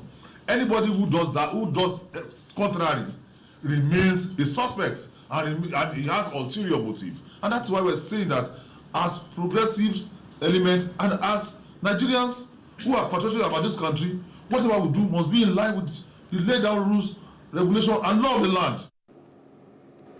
Meanwhile, the Nigeria Center for Disease Control and Prevention has confirmed the outbreak of dengue fever in Sokoto State. In a statement signed by the NCDC Director General Ifedayo Adetifa, he disclosed that so far, after its detection in November, records show that 71 suspected cases, 13 confirmed cases, and 0 deaths have been reported in the state from 3 local government areas, namely Sokoto South, Wamako, and Dangi Shuni. Dengue fever is a viral infection caused by the dengue virus and transmitted to humans through the infected mosquito bite. Human-to-human transmission of the virus has not been established. The symptoms of the fever may include high fever, severe headache, pain behind the eyes, muscle and joint pains, swollen glands, vomiting, and rash. Nigeria may be contending with issues of moral uprightness in all facets of society. Success can still be attainable through hard work and high ethical standards. This is the message to young Nigerians, particularly the girl child, at a presentation of a book, Winning Without Compromise, which was launched in Abuja. Victoria Anna is a young and intellectually gifted Nigerian author who expresses her thoughts on issues of great national importance through writing. The author of 3 books is challenging the moral uprightness of women through her recent work by assuring them that you can still attain success in life through hard work without compromising your dignity and integrity. She speaks to Plus TV crew on what motivated her to write the book and the message therein. So this book is a passion project of mine that I have done for young girls globally, to let them know that even though we live in a generation where there's so much sellout, there's a lot of compromise, people do all kinds of untoward stuff just to gain some level of success, I want them to know that they can win, they can thrive, they can take up space without devaluing themselves morally, spiritually, doing things that are not in sync with what they represent, their virtues, their principles. I don't want girls to be so concerned about success, the rush, to want to succeed, to want to achieve things. I want them to be grounded. I want them to stay true to their values, their principles, and go about things the right way. Invited guests pour accolades on the quintessential writer, with many supporting that the book be institutionalized due to its message of hope for young Nigerian girls. This material is a must read for every young girl that wants to grow to make a big difference in this country. I personally would want to recommend that this book becomes an institutional book. School systems, school system leaders, educational instructors, members of National Assembly who represent different constituencies should see this book as a tool that they can use to reach out to young girls in the communities, like never before. So, the society that we are right now, a lot of people are doing the wrong things to get the right things, and that is a major problem. That's why you see people are becoming selfish, greedy, envious, and when you look at the sum of everything, you know that these feelings trigger people to steal, to lie, to compromise on their morals. But with this book, it just teaches us that you can still be a winner. You can still get your life going on without compromising. I found her very dedicated and passionate. So when she wrote the book, we've had to also debate the title, especially in a country like Nigeria, where you say, is it possible to win without compromising? And she's, laid out examples using her own life as a compass. It's a good move, of course. See more women playing their role beyond just the stereotypical things that I think women are, but we're all here because of a woman, and that is fantastic in itself. Indigenes and residents of Ogbomosho trooped out in large number to participate and witness the commencement of the coronation of Oba Gandhi Afolabi Olaoye as the 21st Son of Ogbomosho. He expressed the group's gladness in being part of the coronation program, assuring the monarch of its support. Since my confirmation by the government of Oyo State and the subsequent installation as the Shamu of Ogbomosho, one thing I have emphasized is the comprehensive development of the Ogbomosho land, and I believe that by God's grace, my reign as the Shamu of Ogbomosho will bring progress. To you, I say congratulations. They are not gifts and they should not be taken for granted. Rather, they are tools that present great opportunities to unlock your potential. Challenges we all face today, which is closely related to our security, is the growing prevalence of drug and substance abuse among our young population. This issue poses a significant threat to the future of our community. As we celebrate this coronation, Kabiyesi, and embark on a new chapter under your relationship,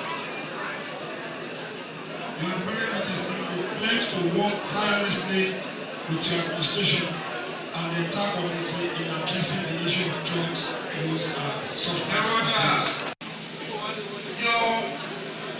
Your plans, your vision, your mission as a vision for the next 25 years is a great testimony of what Ogbomoso will turn to be.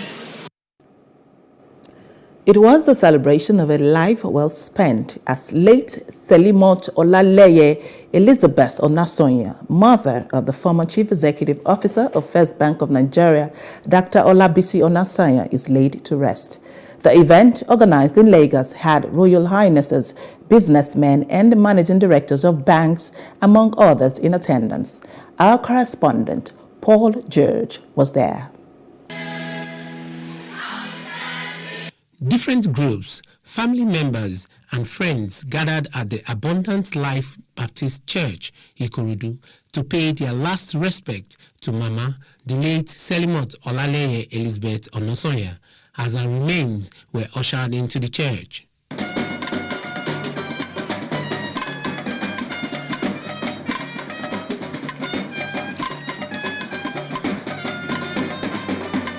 The pastor gave words of exhortation and prayers. Jesus knew her. God knew her. She wasn't a church goer. She wasn't just going to church to mark attendance. She was a disciple. And not only that, she was a philanthropist. So when a believer, when a lover of Jesus dies, he goes home, he goes to sleep, he goes to rest. At the reception, class of 1978 of the Eko Boys High School, where the deceased son, Chief Dr. Olabisi Onasonya, attended, were visibly represented. There were mixed feelings for the children, family, and guests as glowing tributes poured in. The first son, Dr. Olabisi Onasonya, eulogized his late mother, speaking volumes of her selflessness and indelible mark she left. She was the most humble person I've ever met in my life, a very dedicated woman, a very pious woman. Every moment that I spent with her was a moment to remember, and I learned a lot from her. Her native intelligence was second to none, and she brought us up to be pious and dedicated, to be God-fearing, and to respect every other person that comes around us. She was a great woman, a very hardworking woman, and I will miss her. Dr. Onasonya said he would not think twice to have her as a mother all over again if reincarnation is possible. His wife, Helen, recounted the numerous encounters with Mama and how she treated them with love. There's no doubt about that. She's the greatest mom that ever lived, and I still have not recovered from the shock of her death, even though we were prepared for that death. May her soul rest in peace. She was a wonderful mother. She cooks ikokore for us, so she takes care of us. She's good with everybody, even in our area. They call her Mama Ijebu. Mama Ijebu is an awesome woman. When her mother was alive, she used to personally cook for her mother, her mom. She will ground pepper. Ijebu, kokore, she will do it for the mother. Yes, so of course now, why not? And the son too is very good. Wonderful, he raised the children very well. So I love him, I love Mama, I love everything about Mama. Mama did well, may her soul gentle soul rest in perfect peace. Former Ogun State Commissioner for Information and Strategy, Otumba Dayo Adeneye and Tunde Kpeku also paid tribute, saying it is joyful that our children can carry on the Onasonya's legacy. We are more than friends. We are from the same hometown, like 2 streets down from each other in Ibefu, in Odogbolu local government. Mama was very dedicated to our children and to our family. And you can see by the caliber of children that she raised. And you can also see by the kind of caliber of people that are here from all over Ijebu, from all over Ogun State, all over Nigeria. So we pray that God will grant her eternal life, and we pray that the family that she left behind, God will strengthen them and give them the fortitude to carry on and continue to make the Onosanya family proud. If you have the grace of God, you will live long and you live well. And if you're a prayerful mother, your children will get to greater heights. For this day, this is a day that is a day of grace. Because many people don't live as long as 88 years. But she lived 88 years and she has children that are successful, that are going to raise her name above the bar she has set for them. I pray for the family that God will give them all long life, to see their own children, and see their children grow. And take off the shoes. No, if you have a shoe and your child shoe, your leg of your child can fit in that shoe, you are blessed. Late Selimot Olale Elizabeth Onosoya died at the age of 88. Paul George, Plus TV News.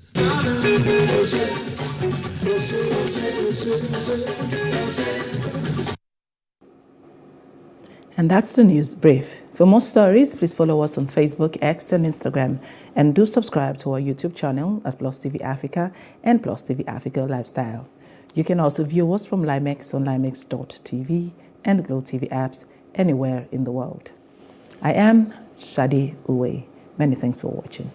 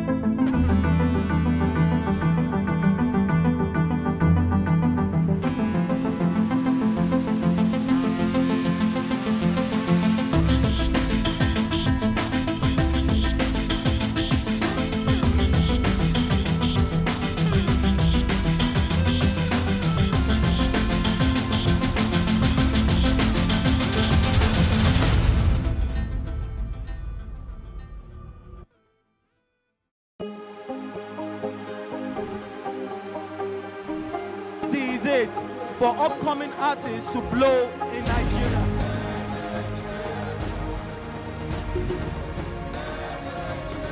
Welcome to Plus Trending.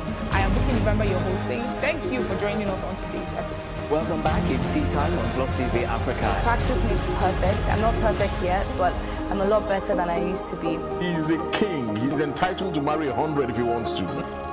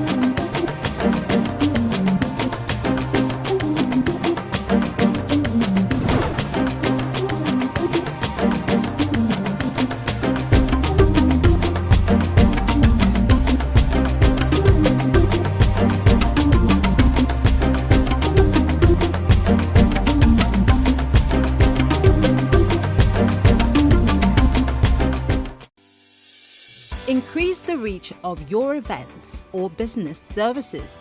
To advertise on Plus TV Africa, please call 0906 000 5719 or 0909 040 8408, or send an email to marketing@plustvafrica.com. Plus TV Africa. Big stories live here.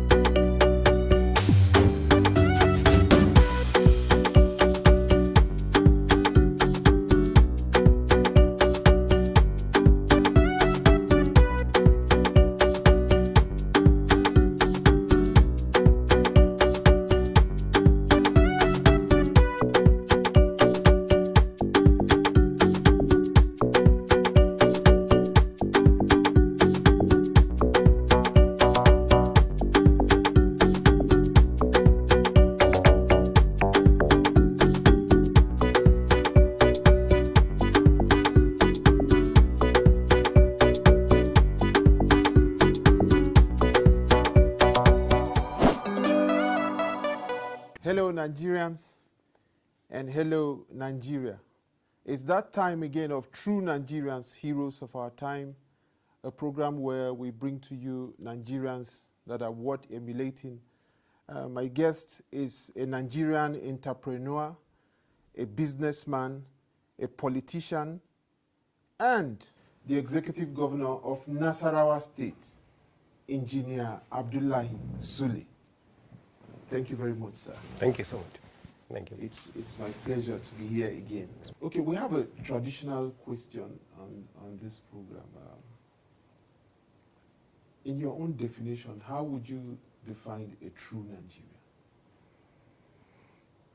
Well, a true Nigerian, to me, is someone who is, first and foremost, a Nigerian by birth or naturalization, a Nigerian who believes in Nigeria, a Nigerian who is proud to be a Nigerian, a Nigerian who is ready to promote Nigeria at all levels, a Nigerian who is not ashamed to be called a Nigerian, and a Nigerian that will go everywhere to make sure that he takes this country to the highest level.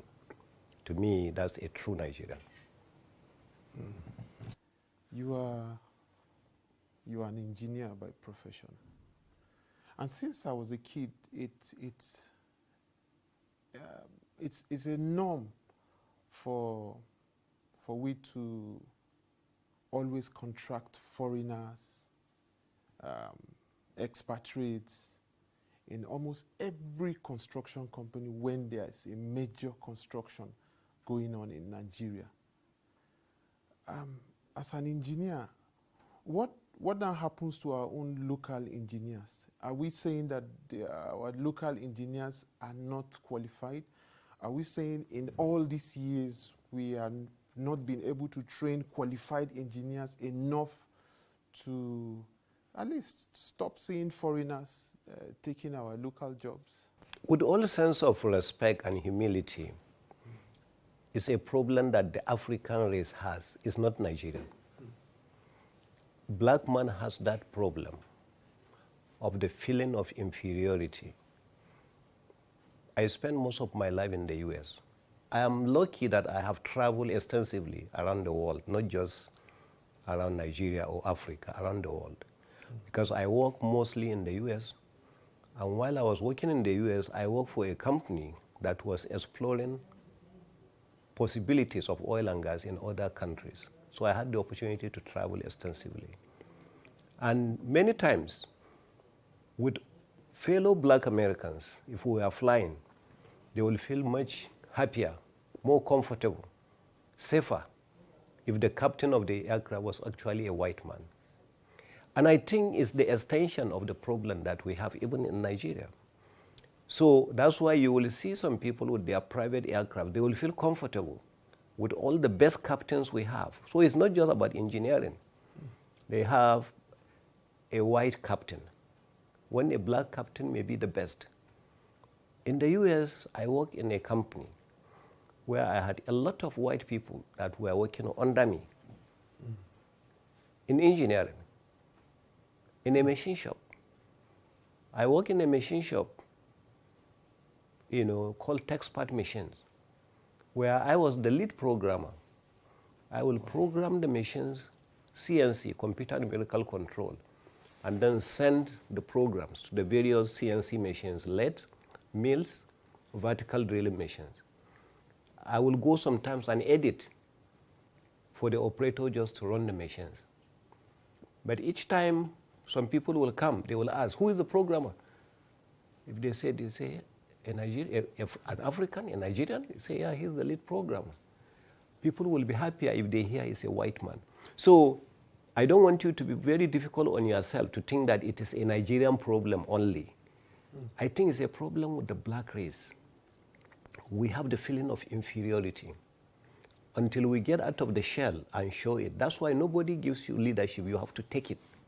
You have to be able to do it yourself and say, I am going to do it. I am the best. I am doing that. So once you do that, that's it. So a lot of people who because they have only seen the situation in Nigeria, they think it's a Nigerian problem. We have people that come from various countries with all the sense of respect and humility to the Chinese, or to the Japanese, or to the Asians, or to even Westerners, Germans, Polish, Czechoslovakians, that come in here. You may find a much better Nigerian that can do the job. But a Nigerian will feel more comfortable if it is a white skin that is doing it. It's not a Nigeria's problem. It's a black race problem. Are we ever going to get out of that? Gradually, we are getting out of it. Gradually, we get out of it. The reason why I'm telling you gradually we get out of it, today, when we are building houses, you go, you see the best is Nigerians that are doing it. When we are building furnitures, you go and see Nigerian companies are doing it, and they are doing the best of it. When we are building this, sometimes you go and see, and people are beginning to accept that, gradually. It is taking a while. The Nigerians of this generation, are willing, or the Africans, or the black race of this generation are willing to accept, and to do that. And when you go, you see situations. You go to NASA Space Center in Houston, Texas, you see black people in some of the most sophisticated companies. There is. You go to Microsoft, you go and see Nigerians there, and so many black people in Seattle, Washington, doing wonderful things. So the black people are beginning now to accept that black people can do it. Black race can do it, this and that. But in the past, it was not the case. I guess in the past, before some of us were born, even a cameraman, they were thinking the white people were the best of cameramen and things like that. I think it went gradually to where we are. Yeah, I agree with you, because I can testify for buildings now. Most Nigerians have been patronized. So let's just hope that it will also extend to gradually road construction, especially road construction. It's almost impossible to see one road construction without seeing a white-skinned man in Nigeria. We have one in Nasarawa State, if you want to check. Tiligado actually is constructing the road between Gudi and Moro right now. Wow. Yeah, Tiligado company is the one building that road. Wow. And Tiligado is not owned by white people. It's actually it's black people. So if you are passing by, go and do that. We have given him a chance. He has Nigerians who are his engineers, Nigerians who are driving his bulldozers and caterpillars, Nigerians who are maintaining them. And we are giving him a chance to do that. Well, I just pray that Nigeria, it's a major challenge to run a small business in Nigeria. They have challenges of power.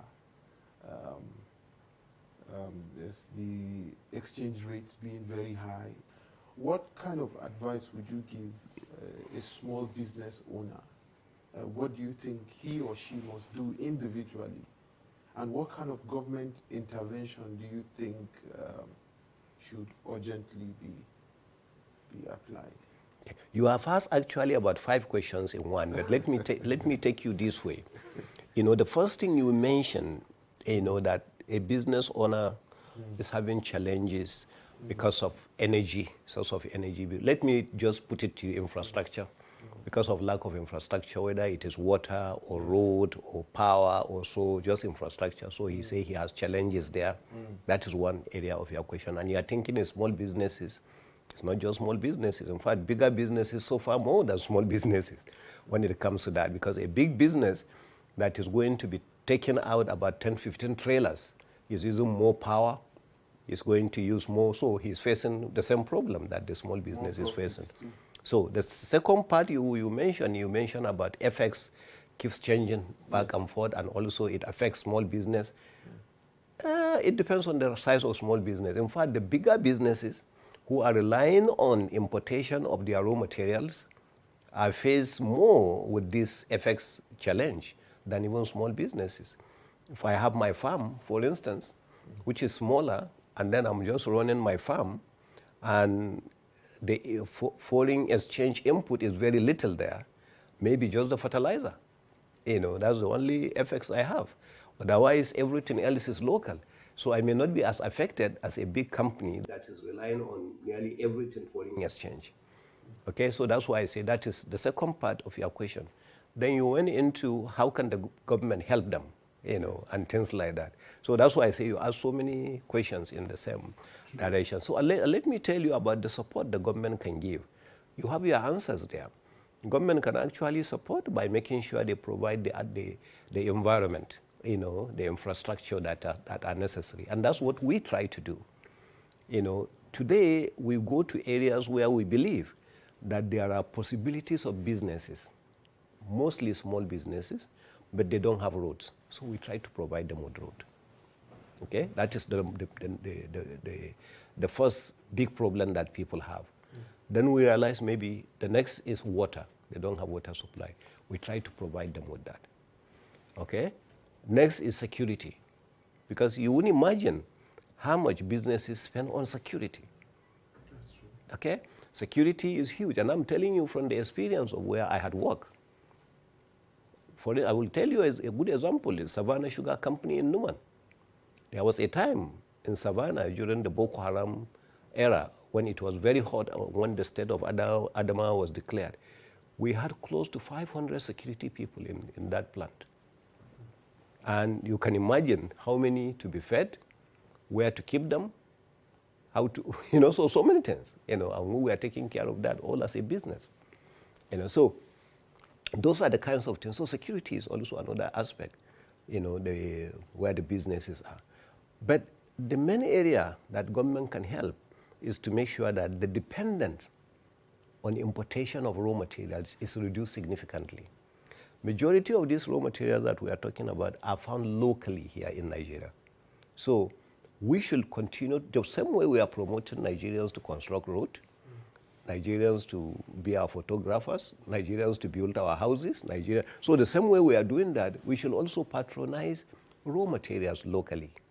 You know, during the Jonathan administration, if you remember, there were times where we were saying, if we don't have wheat, concentrate on producing bread from corn, you know, and other materials that we have.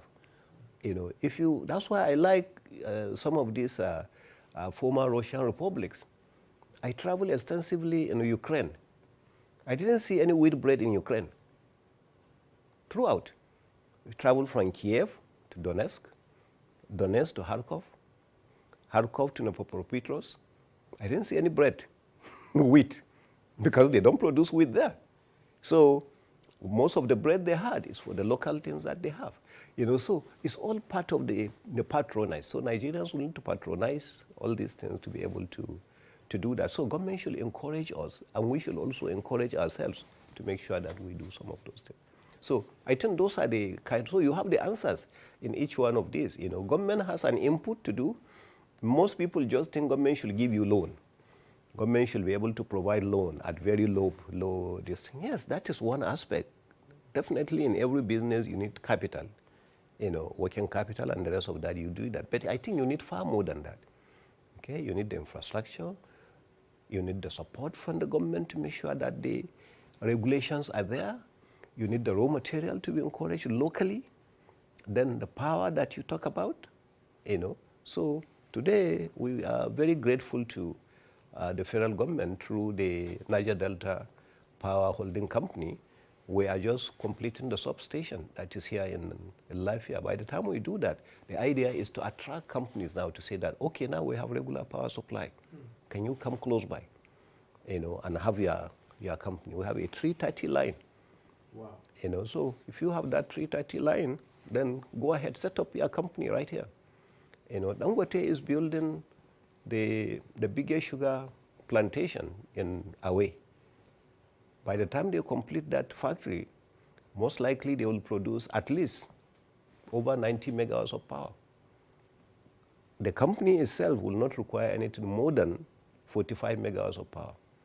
The remaining 45 megawatts of power, they don't have any need for it. So it's our interest to invite companies to come in and say, here, they have power that they are going to bury. Can you come and use the power? Set up your company. You can use power almost for free. That we attract a lot of industries. So those are the kinds of things we try. So a lot of things we are trying to have, we are doing that with a lot of foresight, that this is what can be done, this is what can be done. Unfortunately, some of these things cannot be done in a very short time. It's going to take a while. And the problems we have in this country, you may have a dream. It may be the best dream that you have for the state or for the people. Somebody may come with a different dream or with no dream at all. And in a situation like that, they abandon the whole thing, and then we are back to zero. And that also brings me back to what somebody once said on this program about putting party ahead of the country, whether you are PDP or APC. For instance, if you win election, you can also get people to work in your government from PDP. You see, that's a different thing altogether. We have not yet matured to that level. We have to be honest with ourselves. Our democracy has not matured to where you will say, okay, I have won the election, so I'm going to bring people from another political party to come and work for me. Two things are about to happen. Those who have worked so hard for you to be here will feel slighted, will feel used and dumped. That is one option. The second problem will be the other person you are bringing on may come and say, okay, chances are he will come and abandon his political party and work with you, and in fact forget his political party. But the other negative aspect is he can come in and say, all right, I'm principled. I came from party A, and in party A, we do things, our vision, our focus is different from your party B. So I may come with this, and then you will have problems. So that's why I'm telling you, we have not yet matured to where we will say, put everything aside. The state and the people are more important than anything else. So we have not yet graduated to that level yet. You mentioned the insecurity as we were talking. Many things have been said about the issues of insecurity in Nigeria. Some say it's unemployment, some say it's religion, some say it's political, different things. But as a country, this is new to us. How did we get here? And in your own opinion, what amongst the things I have mentioned, which one would you say it's the major cause of this new uprising in regards to insecurity? I think it's all of the above.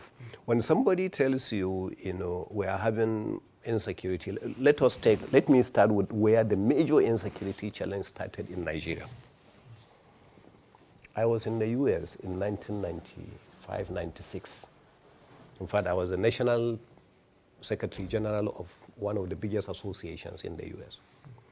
That's when the problem of Sarawi was started. And that time, the whole problem about Nigeria was mostly in the Niger Delta. Okay? So the people felt abandoned. They felt unfair treatment. They felt this, and then they started the Niger Delta crisis. Okay? That led to the killing of some traditional rulers, which now changed to killing of the Sarah Weaver and his 7 people or 8 people, whatever the number was. Okay, so that's where the problem started. So you can now, you can associate that one, okay, with a situation like that of Boko Haram or that of kidnappers that we are facing today, or the Islamic fundamentalists that are coming, you know, Islamic State, the IS that you call them. So each one has a different thing altogether. That's why I'm telling you all of the above. You know, so, but fairness, I think, is a major thing for all of us.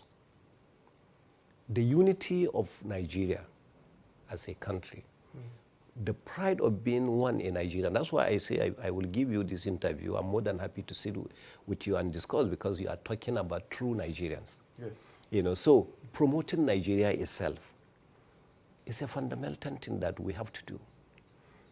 This country needs unity. We need peace. Okay, we need all these togetherness, because all these differences, and you can see these differences really at every level. Okay, even among the governors. Right now you have governors, so you have Association of Northern Governors, Association of Southern Governors, Association of, even in the South, Southwest Governors, Southeast Governors, South-South Governors, Northwest Governors, North Central, you know, so it is like that continuously. So the main thing to keep the country together, what is it that really every region or every people, and really within the state, even within the state, they say, okay, it's your turn, Southern Zone, or Northern Zone, or Western Zone, or Central Zone, or this and that. You see it, you know, and we keep promoting it as a people. We keep promoting it. And it's the same thing that we are facing today. Chairmanship of one political party should go to the north, so that presidency goes to the south, this and that. When we do that, then we can go now into qualification. Do we have the qualified person from there or qualified person from there? But the qualification is not the number one thing. The regional thing is the number one thing. Then qualification comes next. You know, so it goes from every angle, and I think that's what we are facing. So you don't agree with zoning? I won't tell you I don't agree with zoning, because if I say that, I will be very unfair even to myself. I strongly believe that zoning promotes some level of stability and fairness. I think if we zone and say that because of our belief, my own is based on our belief, on the belief that the person must be this, the person must be that, that's the belief. Let me tell you, before the 1860 Civil War of America, before it, when Abraham Lincoln was elected in 1861. He was elected 1860, 1861, the war in America started. So between 1776, when America got her independence, to 1860, when the war broke out, about 80% of American presidents were from the South. Okay? And nobody cared.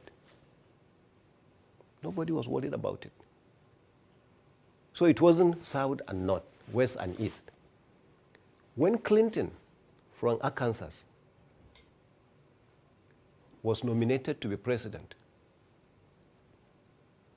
at the convention, he nominated Al Gore from the next state in the next South, his neighbor, to be his deputy. Nobody cared. Nobody said, Clinton, you are from the South, Arkansas. Therefore, your deputy must be from the North, like Illinois or New York or Connecticut or them. No. Nobody cared. His neighbor, the neighboring state. So I'm saying it goes on like this, but I'm saying we have not matured to that level yet. So what we are doing is based on our thinking. And we are not talking of now. I'm telling you, in the year 1860,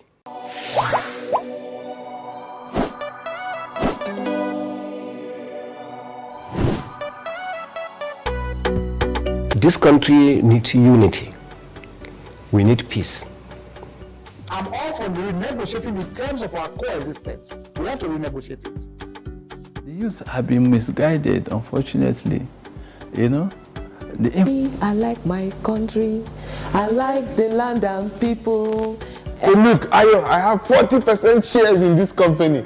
But if I had known that you... Judges are either corrupted or they are afraid of giving judgment. There's no stopping us. No stopping. But government requires more revenue to make sure that these initiatives... Give us a better Nigeria! Give us a better... Youth are the vehicles of change. The youth are the answer.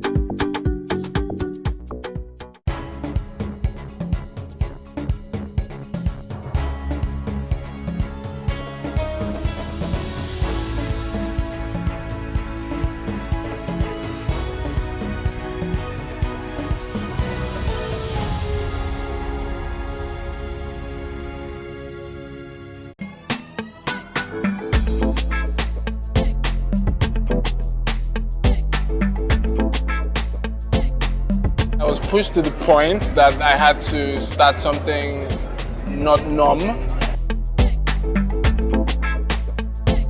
And I'm a big risk taker and I enjoy doing things that nobody really does. I wanted something different from every other art form that has been pushed out there. I didn't have that fulfillment in what I was doing and I really wanted to express myself more as an artist, and I decided to resign and go into practicing art full time.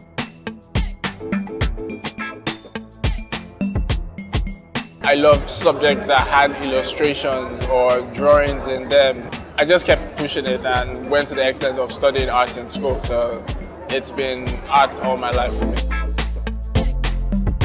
I try to conceptualize what I want to create in my head. Even in as much as scattered as it might be, I create it in my head first, then I put it on paper. I sketch, then I try to pick colors, and I proceed to the main piece. A friend of mine told me, like, there's really nothing that could be achieved with graffiti here. The piece behind me is titled Bold Steps. So I'm just trying to put my own as an abstract journey of African fashion has come so far. The word there is Ikeakpa. Ikeakpa is a Bini word for movement. So we are it's just a movement, and you know, we have the shoes here which shows the flow and the storm which the movement creates, you know, while working. I'm Osa 7. I'm an African urban artist and design consultant. ISA Designs is a fashion accessory label that specializes in the design and creation of handcrafted bags and footwear.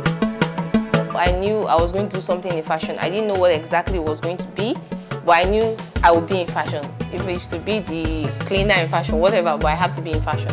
When we started off with just strictly bag making. But then you get people say, oh, can I get a matching shoe? And then over time, people say, oh, I would like to give my boyfriend a wallet, but I want it with Ankara or something. So over time, we had to listen to our customers and infuse their ideas into our brand. Okay, we wanted something with the African touch, with the Nigerian feel. We make leather bags. But if I'm making a leather bag and I put it in a store, if you don't know Hesse Designs is Nigerian, you probably think it's a foreign bag. So what's the point of promoting something that is not, if you look at, you can't link it to Africa, you can't link it to Nigeria. Wanted something to promote Africa, wanted something to promote Nigeria. We also want to empower our artisans here. So that's why we keep our content local, raw materials local, production local. We still get a lot of people from around the world ordering from our website. So I believe it's because of what we've built, the brand we've built over time that still speaks for us. In the last 3 years, we've done over 10,000 items. We've sold over 10,000 items to both corporate clients, retail clients, and wholesale clients.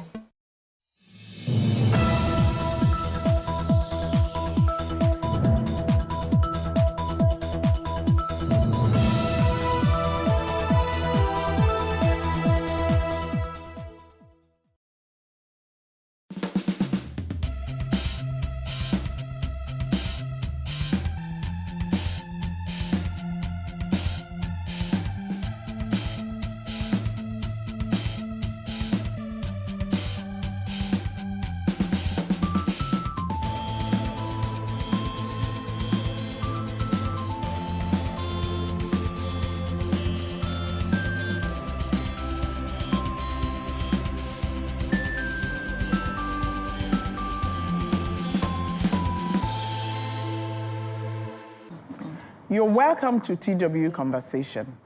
In this lounge, we discuss topics of interest to us that concerns the rest of the world, but we give you our take. So today, we're going to talk about the big party culture. You know, we like to say that Nigerians love to party, but I also remember Lord Lugard's quote about Nigerians years ago. And a lot of Nigerians hate to hear it or think about it. He said all those years ago that I don't think he was talking about just Africans, he was talking about Nigerians, that we love to party, that once you give us merriment, we're happy. But he also said we would not think about the future or plan for the future as long as we have means to party today. So today, here with me in the lounge are my sisters. Right there at my far right is Anne. Anne is a young mother, but she is also what you call a new mom's coach. New moms. I think that is good. In the Africa of today or Nigeria of today, we don't have all those old midwives who used to help us with raising little babies. So I think she knows all about it. She's got two herself. Next to her is Dion. Dion Mama D is a writer. She's a writer, and she loves to read. I'm not quite sure she likes partying, but she will tell you all about it. All this regalia. Check out this abaya. And next to me is baby Omoye. Omoye, I call her my baby. Yes, I'm your baby. Yes, she's not necessarily the youngest in the house, but she's an actress. She's a very serious media person. And I am very impressed with her, sheer love and passion for what she does. You should hear her recite poems. Oh. And of course, it's Adesua Oyenokwe. She's my sister. She's a producer. All I ever think about when I see her is the microphone. I've known her with the microphone for years, but I've experienced her recently as a producer. So we will be back. And myself, my name is Fumi Oyetunji. Before you go. I foresee. I join my sisters in the lounge regularly. So when we come back, you shall get our take about the big party culture. Go party. Go party. Welcome back to the lounge. So before we left, we told you that we're going to be talking about the big party culture in Nigeria. So I want to know, what is a big party? What actually categorizes a big party? This is where you get dressed like this. Because this is definitely not me. Really? Huh. Yes, so... But you have to wear this for parties? Yes. I bought it for a party, actually. It was bought for me for a party. So this is where you get dressed like this. It's expensive. Look at those blinking things on the chest. Oh, goodness. What's the big party to you? The big party, it's growing by the minute in Nigeria. The parties are getting bigger. You know the ones I'm talking about. I don't. Huge halls. A few bands. Few bands. Not one band. Not one band. Different bands. Different bands. You know that. Like three bands in a wedding. Yes. And then where there are like 8-course meals. Yeah. Right at the end of the day, new things are just being brought in. Food is not when bad, people. So food, you know, it's a good idea. Party, though, I'm just thinking, is it the food, or because I went for a party recently and someone was like, man, that party was big, and the reason why the person said this because when we got, it was a baby dedication. When we got in, we had like rice or fada, a different mix. After we finished, we're like, oh, do you want cocktails, mocktails? When we finished, do you want soft drinks as well? Do you want small chops? When we finished, there was ice cream, there was cake, there was money. Baby dedication. Just before we left, someone just said, have you eaten abacha before? There's abacha. And I'm like, okay. I think this is where, you remember, there was once, our president, his daughter got married. And then they gave out those LV cases, right? There was, the Glow Adenuga wedding that they had, they gave out gold-plated, what do you call it, iPad at one point in time. So I think at the end of the day, big party is a function of how many people are there, how much food is served, how good the goodie bag is. You know, at the end of the day, you're talking about money. So you can have a party of only 100 guests, and it's a big party still, right? Yes, absolutely. It's not about the numbers, it's about the quality. Vintage champagne, top of the range, or has a case. 6. So are we defining big party here? By money? I think numbers. I get some invitation cards and I ask my husband, have we just been invited because we happen to be on his contact list? So when not because I don't know them, but I didn't expect to be invited in that way. So when 1,000 people are invited and they say prepare for feeding, 1,500. And the two sides of the weddings are inviting 450 each and things. Those are huge parties. Hello, sisters. We keep talking. Is it only in weddings that these things happen? No, she just many strange things. Any. She will pick her coffin. She will already have the graveside thingy. Your ghost better be there to make sure I spend the money on those things. When you are gone, how do you know how we're going to spend the money? You don't know. I'm not buying a cow for anybody. If she doesn't eat the cow now that she's alive, nobody eats any cow when she dies. So are we saying that this thing is irrelevant? For me, no, but there's a Yoruba proverb that somebody said. I'm not sure if I sound it right. Correct me if I'm wrong. But Shilere. What does that mean? Well, you know, somebody has said it before while we were discussing. And it's meant to really mean, oh, there is an advantage to, or they have some advantage or gain from going around partying. That's, you know, is a gain. Is gain. So the gain there is a gain from it. Which is the point I'm making. There can be a case for a big party. It depends on you. So what is the gain? What is the gain? No, I'm trying to understand, yes. Take, for example, maybe your first daughter or your only daughter or maybe a baby. You know the reason why you're celebrating. Exactly. If you have the money, so what's wrong with celebrating? Thank you. If you have the money. I would like to speak to that point. You did say that I'm an accountant. Because I've heard so many people say, why can't they have that party? They have the money for it. But I'm going to go in just 2 directions. I already said one when I quoted Lord Lugard. What is that one? It's the fact that we just spend money on merriment. Okay? So there's that. And I believe that the fact that you have money, partying is not necessarily where to expend it. You might tell me that because you're the owner of the money, you can choose. But let me give you what I just came back from a philanthropic forum in South Africa. Okay. And a non-African came on stage and she had a point. They're one of these donor bodies like that donates seriously to Africa. And she said, you know what? There's enough capital, there's enough money in Africa. But the average African, is simply not philanthropic. Exactly. True. Because Is it because that you like money big would party? be put to you better no, use look, throwing in a party. merriment. I think even Yes, if you had that's all the correct. money that Yes. you had and you wanted to throw a party just for the sake of it, I believe that Nigeria is in such a state that you shouldn't be allowed to do that. That it is insensitive. It is insensitive. It is actually insensitive. I believe so. In a day. Yes, I believe so. You know what you would do? Go and pay the press. Let them cover you, giving out all that money to a good cause. Should I really? I won't even begrudge you. Jebu, and the people were taking leftovers. Yes, people do. I stopped. I said, what's he trying to do? He's They're taking begging for home. no, but you know why? He's taking I food said, why home. didn't the caterer give them food? Because there was some more food. Yes. No, they're not the ones. But that they're invite taking. you. They're taking. No, they're the not. leftovers It's in not for bags. them. It's not for them. Is that fair? Well, For me, I actually believe that if you're going to spend the money, for me, my take is that you should plan it well. So recently I went for a party and I know that this woman spent money. I want to believe that when you spend money, you should get the value for it.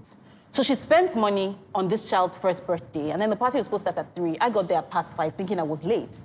And then I got there and the celebrants hadn't arrived and people had been there since 3 o'clock. So the place was a mess.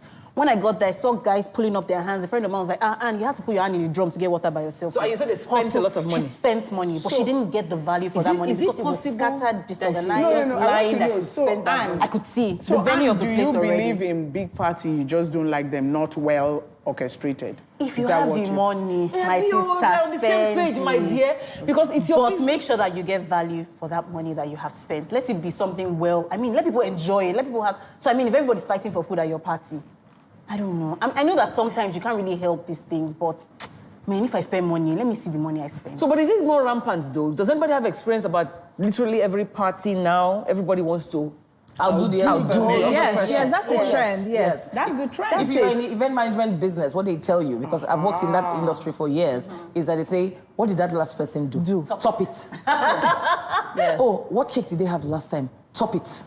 I So want them now- to see it so from now, far. at a You know, you're wedding- looking and thinking, I know you're going to get the money, but please, come on. Yes. But she's They're going to business for eat- you. No, but they're because going to eat it that day and forget now. Some people say that the event planners are actually the ones that make you like go up. No, it's the clients. I've heard that. And It's both. Let me ask you, is it everything you're offered that you buy? actually take? So it also adds to the fact that is the Nigerian gullible? I'm not saying so, I'm asking. Is the Nigerian gullible, or the event planner just plays on the fact that the Nigerian wants to top the last one? So it's about the kind of people we are. Yeah. And my biggest problem, Adesua, I love to party. I'm not that wet. I say you I'm not have that to wet. consent, you know? I'm not that wet. My question is, how enjoyable are some of those parties as parties? I don't understand. Some of those parties are no fun. Give you an example. There's a wedding. You go to a wedding, and you know most weddings these days are just an event featuring Tola and Tunde. The couple don't even have a good time at their wedding because it's a production. They don't know half the and people everybody there has to be at their positions on cue. This has to happen. Then the chandelier, then the lights, the smoke. Then the bride and groom now drop from somewhere. They're suspended. They come down. Nobody has a good time. It's just a show. How about you curate an enjoyable event, create activities so that everybody at the party has a good time. So if you you even saying spend that- money on that, we'll say, okay, we Are you saying that it's understand. never justifiable to do a big party? I wouldn't say that it's never justifiable. However, Give me instances of times that it's justifiable to spend the money. You like enjoyment, this girl. I'm going to I support don't you. see that. No, she's the new generation that has met the big party culture. And she doesn't know otherwise. No, but Owambe in Yoruba land, though, I won't say. Yes. Owambe has always been there. Then, like you said, Ashwebi has it's always trend- been No, there. but you're saying Simple it's party from- trending up. What is that That's Simi what song? we're saying. Ijó tí mo jó lánàá o, kò má ì tó mi rárá o. Is that not the way of life? No, but the chief proponent of the okay, let me ask you. I went to a wedding party recently. Huge hall. We must have been over 1,000. Okay, wife side, husband side. Friend side. One side, their family, they were very disciplined, so they didn't invite too many people. So their side was very comfortable. In our side, you couldn't get up from your chair. How they packed it tight to contain us. You couldn't get up from your chair. And I'm just thinking, after a few hours, I'm just thinking, I'm not having fun. Can I get leave? you. I get you. And then I the think- fights that happen. for the gifts. No. Apart from gifts, have you seen bride and groom, bride's mother and fights? What color they are going to put on the cake? What color is going to be in the hall? No, we have more money. We are spending more. We get to say what you guys will do. You know, there's all that whole drama. Why? I think that you should just, if you have such family drama. I didn't like it. I didn't like it. Why? I didn't like some parts of it. I liked some parts. I didn't like some parts. I felt like there's many people there. Okay. I had over 1,000 guests. I felt like if we had less people, we would have had more fun. I had so many people dragging me from saying, you don't know me. You don't know me. Your daddy's cousin, sister's brother. Sorry, auntie. Someone even told me, because it's your wedding, your eye is here, you cannot see us again. No problem. Okay, You come back. so that's I why you are not coming to my wedding. No, we must come. You mean at your wedding, people were talking like that? Yes. I would No, but I think I think that it's a question of who's doing what. If it's a wedding, for example, what we're having now is that parents take over the wedding, Yes. right? Paying, yeah. So because they have these huge numbers and they want to show off. Yes. I mean, my niece got married recently. Come on, man. You're now moving on to our side. No. They want to show off. It is so that's the whole point. No, what I'm telling you is that people reserve the right to show off if they want to. Okay, what about the funeral? That's what I'm I went to a saying. funeral in Benin, and this man apparently was a bit of a lad. So he had children with 7 different women. That's But our style. wait. Sister, So your each father is child like had catch this. Each child had a canopy, and they had ashwebi. That's how we do it. We were with the bona fide children that they know. We didn't even feature.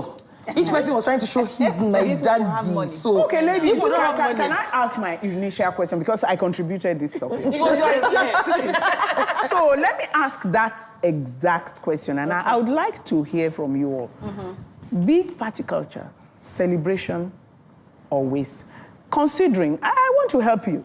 Considering we've already said how the bride did not enjoy herself. She was, people were actually threatening her about when her eyes come down. Exchange of rings and they kiss the bride. The auntie of the bride. And the auntie of the bride, who has talked about show off, Was and saying, I beg, my brother where didn't the show off. plenty. Okay, and some people who have said they don't even enjoy the thing. Okay, we won't go to Dion. Dion just doesn't like parties. And she's dressed like this. I will take you up. It's an irony. I need people to tell me, from what we are doing as a people now, is it celebration?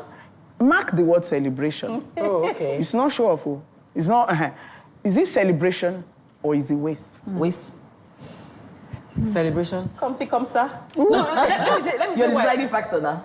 Well, celebration means that you're celebrating with people like you, people Exactly. who you connect with, Yes. your people. If it's a celebration.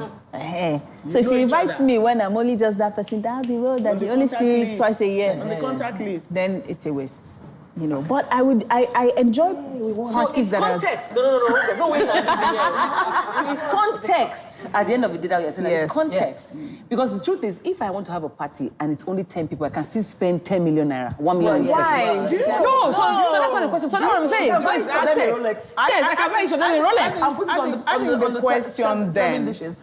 honestly, we just need to consider it from our cultural point of view. Yes. What culture? Nigerian culture? African culture? The Queen's grandchildren, did you think their wedding didn't cost money? So let's not bring everything to money. Because we are not envious of those who have the money and can put up a classy show. Sure. Okay? But what we are asking is, by the way, have you also heard that some of the people who put up the big party have borrowed to put up That's the a problem. That's a perfect place for us to get to take a break. We'll be right back. Thank you. Must we take a break?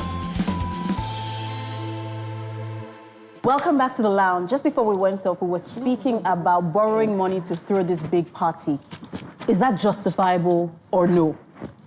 I asked the question, so I'm listening. Sorry, I'm looking for something Borrowing to money, eat you're inside an this accountant, bag. So borrowing money is never justifiable if it's not going to make more money, as far as you're concerned. Is that the perspective from which you're coming from? It's not about it making more money. Like You borrowing have money to start a no business. business getting into debt Okay, on any grounds. for a show-off day. Okay. What if it was to give your parents a befitting? What is a befitting? What if they have told you? What if that was a dying? Like Beyonce's my mother mom. has told me So, she's not so they would have put the monies aside.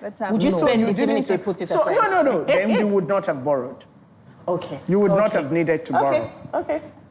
So, but anyway. So, no. Does anybody think it's justifiable to borrow money for a party? No, at least I don't agree with that. No. Okay. I don't agree. But a lot of people do, especially people that are on the lower end of the financial economy. I met a photographer recently. Don't imagine. In fact, on the cover of TW magazine, the last one we did in what we did in November. When was it? September edition. No. August edition of the magazine. July-August edition. We had a conversation with men. One of them was a photographer, and his biggest concern is what happens at weddings. And he has seen grooms who will hire limousine. Many limousines or all kinds of money to make the party happen. So big. And then they have not paid the rent. Yes. That is not good. Thank you. Can I also ask you something, Anne? Because, as an accountant, you can borrow from the back and pretend you're borrowing for something else. If you're sitting there and your business owes money in the bank and the bank is running after you, okay? No business. Having a party. They say, so the money you have put aside for the rainy day, you use it for the party. You have inadvertently borrowed money for this party. Yes. How? Because you're owing the bank. Even if you have cash, even if you have money. Personal cash. But you owe, and they're running after you. They're asking you to come and pay. And this, you've heard, I'll give you a little one that happened with a banker MD, who I love. Because he met somebody, in quotes, he met somebody in the first class cabin. The story has gone around in the banking sector. We know the one that did it, and we know that we know he would do it. Met somebody in the first class cabin on the plane, and this person has owed, and they've chased, and nothing. I'll jack you up, man. Nobody give me my money. I'm not like this. And then he just goes, madam, my people report back. It's a woman? Yes. Everybody does this thing. Says, everybody, my people are frustrated by how you run your account. You're flying first class, really? And, so you borrow money to do business, you borrow money you don't pay back. So what you're saying therefore is that sometimes we overplay our hand just to show off. That's what the problem is. Because you're talking about, is it celebration or waste? Overplaying your hand means, putting it mildly, your money that you have, that you basically are going into debt for party. But some people earn a living from this industry. Good. There's the that's another side of the balance sheet. It's feeding some people. So why kill the culture if it's putting food on so many tables? Okay, are we killing the culture of food on their table with I know. Well, people earn money. Okay, you have some people, like caterers. I've seen it happen to caterers a lot because their money is usually like a huge chunk. Yes. So what they say, the owner of the party, the person having the party will say, okay, I've paid you 70%. You take the last 30% at the wedding from the money that's sprayed to us. Sometimes they never get paid the 30%. No, they take the money that's sprayed to them. Then the caterer comes and dances, and they act like they're spraying somebody too. So the caterer is dressed properly, and they spray her balance. They are just about that. That's a matter of style. Yeah, close your mouth. It is not a matter of style. It's an insult. No, it's total pretense, and rubbish. Actually, it's almost fraudulent. It's almost fraudulent. No, but this Lagos, Sha. If they don't spray that, there's nothing you will not hear. No, it's ridiculous. Well, Lagos is the biggest culprit, Sha. I would like you to actually, because I don't want this accountant mind. I would like you to speak to the point that because some people feed from the big party culture, therefore, should we be partying just because? Is this philanthropy now? No, you said it's job creation. No, it's not job creation. Now, while jobs have been created and people can earn a living, they shouldn't extort people just so that they can earn a living. Yes. You can still be an event planner and make a decent sum on a decent party. They are playing on people's if you are weaknesses. It's exploitation. It's exploitation. They don't force you to do it now. No, they inspire you to do it. Let me tell you. Yes, they give you incentives. Yeah, but it's the loss of the person. Yes. It's the loss of the person. So we feed your now, we could go on forever about these parties. So I'm going to have to go around, ladies, and I want each of you to tell me in not longer than 2 sentences what you think is the state of play about big parties and what we should be encouraging. Can I go first? Go first. Hey, now wow. As far as I'm concerned, for me, the big party has relevance for as long as the person that is doing it can afford it and doesn't kill herself in the process. Don't owe a debt, but if you can afford it, please do it. Because first, it's giving people a job. Secondly, you get satisfaction from celebrating and giving people. So I think if it's good for you, go ahead. Well, I think you shouldn't be ostentatious. I think also that if you spend money on a party, just make sure that you're enjoying it and you're getting your money's worth. You plus your guest. Yes, but also remember that we shouldn't always be superfluous and ostentatious all the time. Okay. Yeah. For me, I would say if you can afford it, have it. Life is for the living. You can you're going to only live once in this life. YOLO. Parties are an opportunity for you to meet so many people and bond and build friendships and all of that, for me. So if you're going to make sure you're getting your value for it and you're having fun while at it, if you have the money spending, if you don't, please don't borrow. Well. Plan it well. Do not borrow, please. It's never, ever worth it at the end. People are going to go home and forget the party. You're going to live in debt for a long time. I'm going to borrow this Abayasha. For the next party. 10 million for a party, 10 million for a good holiday in the Bahamas. Holiday. So it's about priorities. Priorities for me, yes. Holiday. I'd rather do that. Personally, how I see it is that there is room for philanthropy. And we are not represented in the philanthropy. As long as we are not represented in the philanthropic space as much as we need to, considering the amount of money in our hands, I think it's a bit insensitive, I believe. Yes. And then the question is, big party, celebration or waste? The question is, if it's a celebration and we are in this party and we can see celebration, people are not fighting, people are not sitting on top of each other, and people can go away thinking they've had a good time, then it's a good party. We should never borrow to have a party. So next time you're having your wonderful party, I'll be there to attend.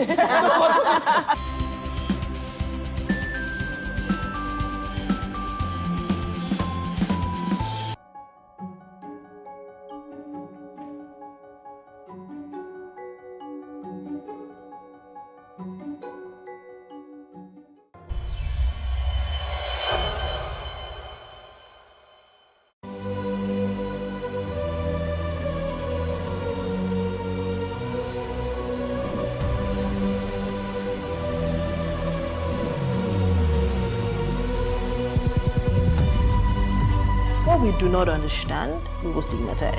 What you can see is the remaining of the tanker that exploded. The suspect equally confessed.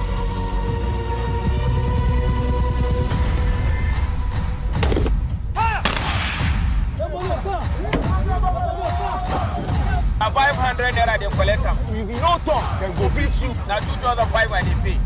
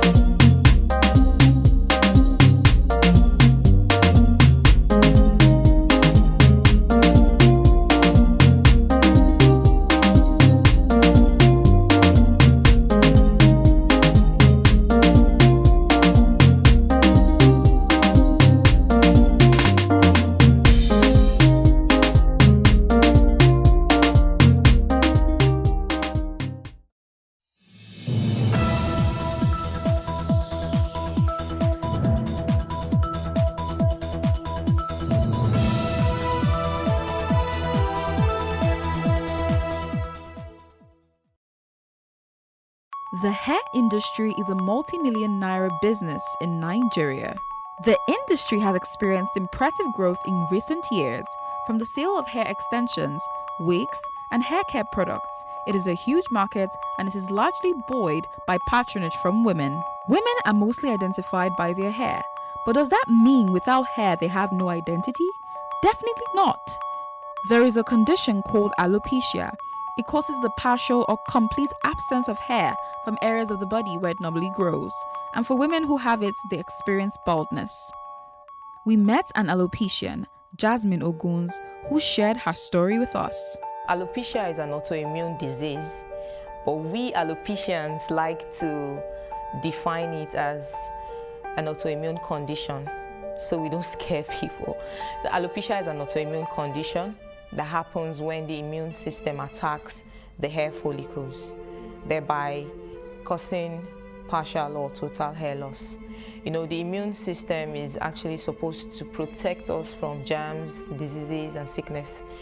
But in this case, the immune system attacks the hair follicles because it sees the hair follicles as a stranger to the body system, so it attacks it.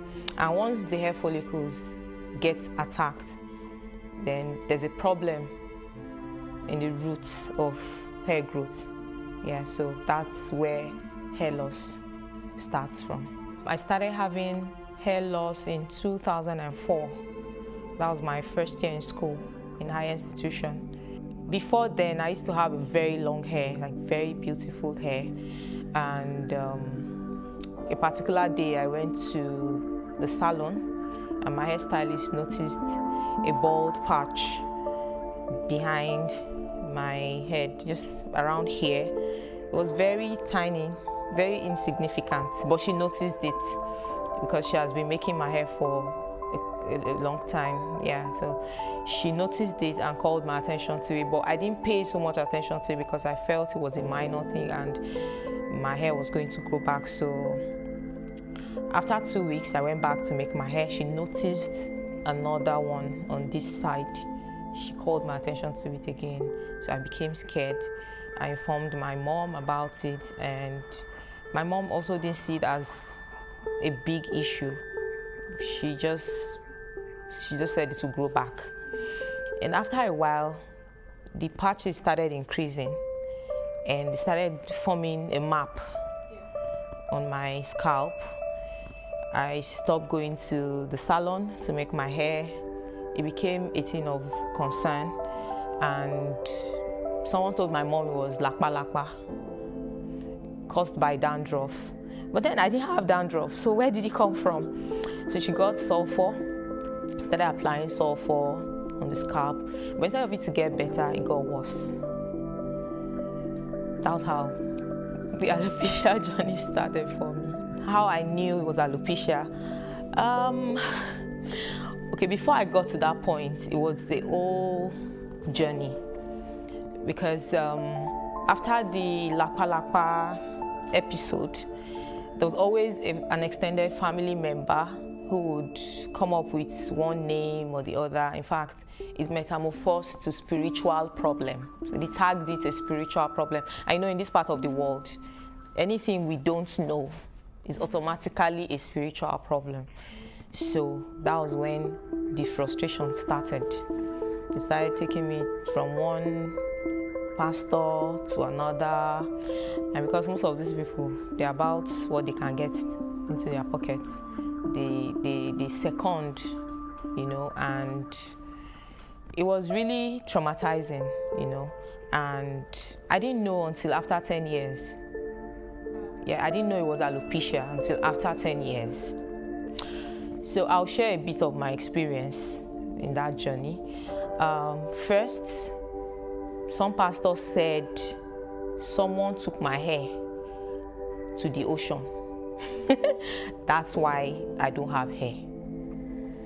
But there are some sacrifices here and there that we could perform that would make my hair grow. So I had times that I killed cows. I had times that I killed chickens. There were times we just give out the cows raw, like the meat, the pieces, you know. raw like that. There were times we cook and feed people with it, just in the quest for my hair to grow back. And there were other ugly experiences I had too, ugly encounters I had of some spiritual men asking to have some form of intimacy with me before my hair could grow. Like, it was really traumatizing. It was annoying. It was frustrating, because at some point I got depressed, and I got to meet with a dermatologist who introduced some hairsprays to me that I used. It didn't work. And the moment I stopped using the spray, my hair fell off. In fact, at this point, I now lost my hair completely because the spray did not work. You understand? So it triggered some other hormones, and then I lost my hair completely. So I became completely bald. You know, initially, it was just in patches. And then after applying those sprays, I lost my hair completely. And I used that spray for a period of 1 year and 6 months. And at that time, a spray cost 15,000 naira. So I must use a can, like I must buy a new can every fortnight. It was a fortnight thing. I was buying a new can every fortnight. And I administered it for a year and a half. But instead of it to get better, it got worse. And I still did not stop. I wanted a solution. I wanted my hair back. So I approached another dermatologist who placed me on a wrong medication. And because I was so desperate, I didn't even bother to ask, what is this thing you're placing me on? What is this medication for? I didn't know he was using me as a specimen. For every time I got 0.1 mg, I took 5 as a dose. For every time I got 0.5 mg, I took 10 as a dose. So that was an abuse. And I discovered that my memory was diminishing. So at that point, I had to stop. But it had already caused some damage, and I became depressed. And I became suicidal as well. So at some point, I became suicidal. I almost died because I made a suicidal attempt. But thank God my mother was at home on that particular day, and she saved me. So it has been from one bad encounter, one bad experience to another until 2015, when I decided I was going to do a personal research to know what exactly my problem was. And that was how I stumbled on the word alopecia on the internet.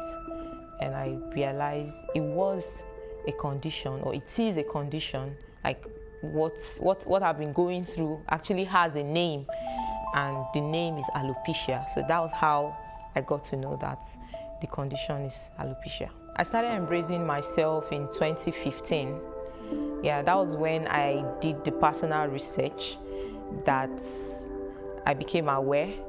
And okay, I stumbled on a particular lady's story online, and I started following her up. Her daughter has alopecia, and I saw the way she instilled confidence in her daughter at every stage that her daughter was encountering. Like, it started with bald patch. From one bald patch, it increased to patches, and then she lost almost everything, and there were just few strands of hair left. I saw the way she would pack the hair into ponytail and go everywhere with it, you know. So I admired that. But I noticed that while I was doing my research, I didn't really see much of black people with the same condition. There were more of white people. And within me, I resolved that I could be a strength to other people, especially black people who are going through this same experience, who are experiencing the same thing. Because looking back to how my journey started, it wasn't funny. And at that point, I knew there were people who were going through worse situation than what I went through. So I decided I was going to be a voice to other people. I was going to to stand my ground and create awareness. Though in the process of doing that, I opened up to a few persons, media personnel, who did not really understand my story, and they made a mess of it because I wanted to do a come-out video. You get? So they made a mess of it and turned it to a comedy skit. That was when I knew there's really no bad publicity, because that was when I met my deputy, Moshudat Badmus. I was really sad about it because the whole thing went bad for me. You know, it went viral. A lot of people saw it. A lot of people misunderstood the message because they actually did not pass the message right. A lot of people misunderstood it. So it went sour, and she came online, saw the ridicule and everything, and she started fighting for me. So she was like the voice I didn't have at that downtime, at that point in time. So I approached her and I was like, you seem to know about alopecia. Do you have alopecia? She said yes. He needed to see the joy that I felt that day. Like, I didn't feel that kind of joy in 10 years. I was so excited. I was so happy.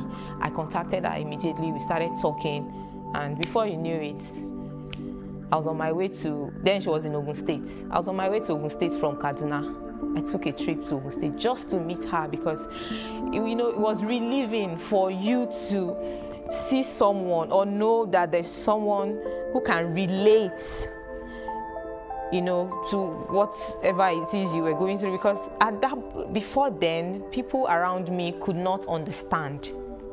There were times I wanted to talk. I wanted to just, you know, explain how I was feeling, but I didn't have people to talk to, because even when I talk, they don't understand. You understand? It was more like a mental thing for me. But when I met her, it was relieving. I felt so much relief because she could relate. Yeah, she understood where I was coming from, and that was how the foundation journey started. The National Alopecia Areata Foundation states that alopecia affects about 147 million people in the world, and according to Africa Prime News, there are over 100,000 persons living with alopecia in Nigeria. It has not been easy running the Heroic Alopecia Foundation because, okay, one thing is for people to know what their condition is. Another thing is for them to come out, right? So, like I said, when I met Moshudat, that was when the foundation journey started. Though I'd already started single-handedly before I met her, and then we took the race together and we continued the race. Then some other members joined, and we grew to about 13 members, and in the process, we got to know more. We got to know that alopecia is actually a journey. You get? Some would accept the fact that this is what it is. Some may never accept it. But it's a good thing that you are aware that this is what the problem is, right? And we realize that a lot of people are out there suffering that don't know what this condition is. And they really need to know, because if you know that you have a problem and you know what that problem is, I think your problem is half solved already. So what we do basically is try to reach out to people, try to create awareness. Thanks to BBC Pidgin, I was featured on BBC Pidgin last year, and as a result of that publicity, our member strength grew from 13 to 70. Yeah, so right now we have 70 members. Majority are Nigerians. We have few of them in Ghana, some in Sierra Leone, Cameroon, Senegal, America, London. So we still feel there's a need for us to create more awareness. Because if you'd ask for my opinion, I would say only 2% of people in Nigeria are aware of this condition called alopecia. I think a lot has to be done. A lot needs to be done concerning awareness.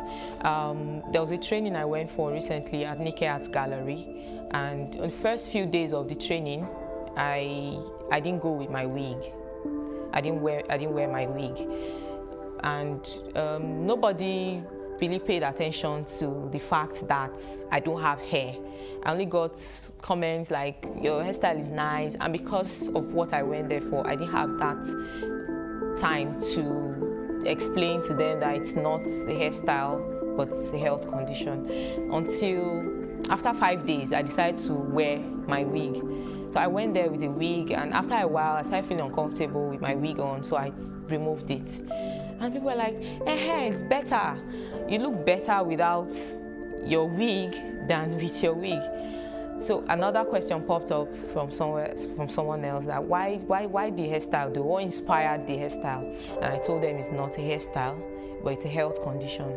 So that got a lot of people's attention, and they're like, oh really, it's a health condition, tell us about it. So while I was talking, I heard whispers of two persons arguing about one Tope somewhere that has a similar condition, and the other person said, no, it's not the same. Tope's case is spiritual. You know, they were arguing in their dialect, in Kaba actually. So I heard and I paused and asked, why did you say Tope's condition is spiritual? He said, because hers is not completely off like mine. She has patches and all. I said, yes, the patch is a form of alopecia actually. Like, there are different types of alopecia. Hers is alopecia areata.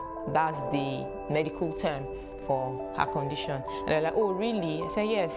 So I went as far as explaining to them that there's also a condition called alopecia totalis, where it's just limited to the head alone.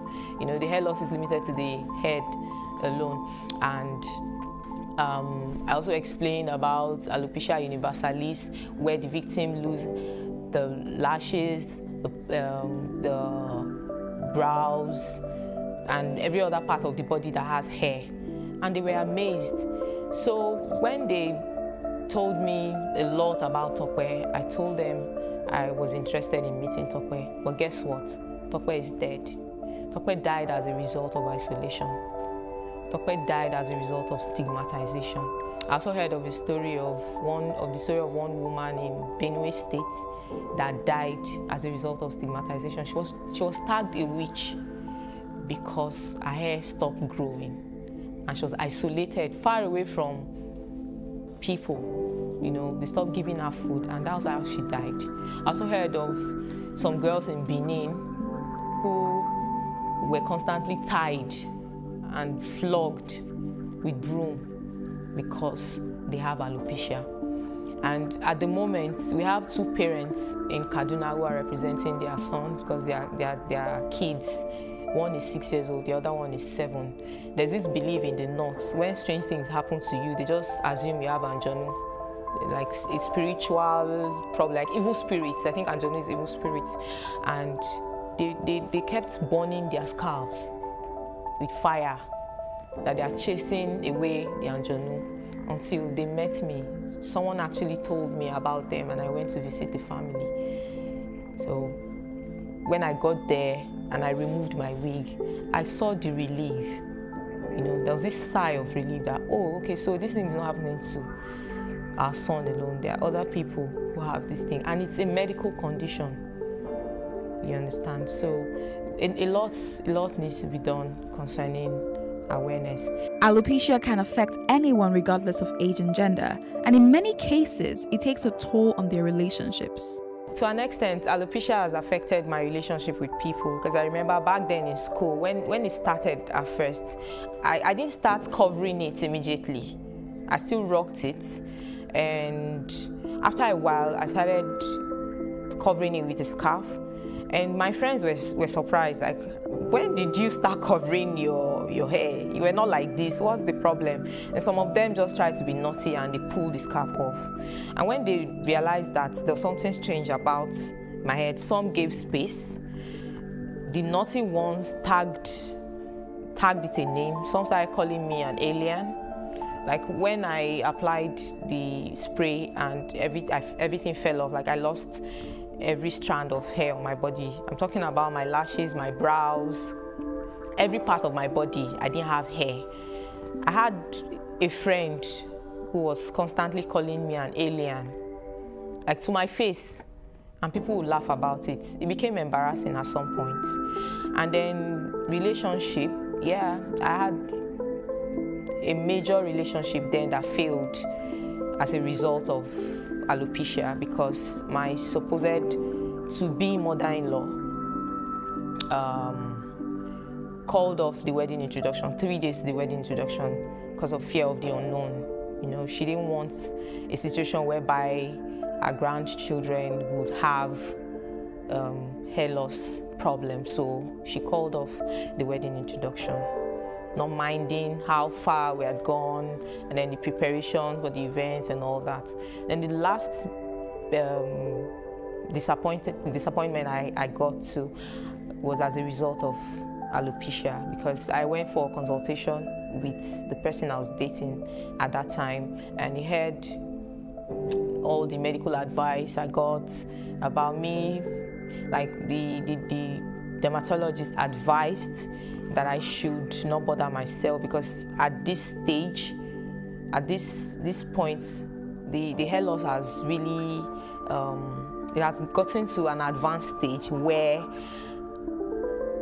my hair might not grow anymore, you understand? So he heard all of that, and his countenance changed on our way home. So out of curiosity, I tried to question him about his mood and everything, and he said he's scared, doesn't want to raise kids that would not have hair. So to a great extent, alopecia has affected my relationship with people. Alopecia has really affected my family in a lot of ways. Like my mom, right now, she still does not accept the fact that it is a medical condition. She's yet to come to terms with the fact that it's a medical condition. She still feels that there's more to it and the hair would grow. Yes, the hair could grow because alopecia actually has a mind of its own.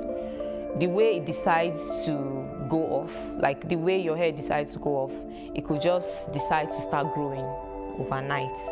That's another mysterious thing about alopecia because it has to do with your immune system. So your immune system might just decide, okay, I want to be good, I want to be perfect, and then your hair starts growing again, you understand?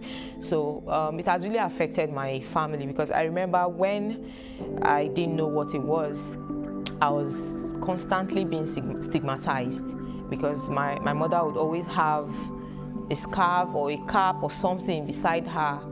And the moment someone knocks at the door, she's throwing it at me to cover my head. I didn't like that part. I didn't like the fact that I could not just be myself, you know, and feel free like every other person. I didn't like the fact that I have to always cover my head, you know. And another thing is it became a prayer request. Like till now, it's still a prayer request. Everyone is always praying at some point, at one point or the other, for my hair to grow back. Yeah, so it has really affected my family, not just me. 1 in 20 people with alopecia also has a family member who has experienced the condition, which implies that most people that have alopecia usually don't have family members with this condition. I'm not too sure that the awareness is really there. Having said so, I mean, if we think about the patients who come into the clinic, alopecia is, at least what I would say, some studies have shown that it's one of the top 10 dermatology consultations. And because the world is generally getting more visual, everybody's more concerned about appearance, and we talk about quality of life and all this. So you're seeing a lot more patients coming in. They're coming in. Areata in itself, a lot of people don't know. I don't think the awareness is really, really there. But remember that when you are dealing with a specialty, so if we talk in the general population, maybe no. But if you come into the specialty community, specialty hospital, we will see we have a bit, a high enough number of cases. But I would say if you just ask for the general population, no. And so to the next question of how can we make them more aware of what you're doing? If we have people who suffer from, I remember that because of the stigma of alopecia, everybody knows that a woman's hair is supposed to be like her crowning glory. She wants to do things with it. She wants to look well. You don't really want to cover it. But with wigs and weaves, nobody knows who has what. Now, a lot of women will just take it out. And so you don't know who has a problem because of the stigma or the quality of life. Very, very significant impact on the quality of life. So people are hiding. People are not able to get. And some people go to those who don't really know what to do. Some people, the salon, the hairstylist, who should almost be like your first sort of, oh, madam, or girl, as the case may be, what's happening to your hair? Do you think you need to see somebody? Most times they might give you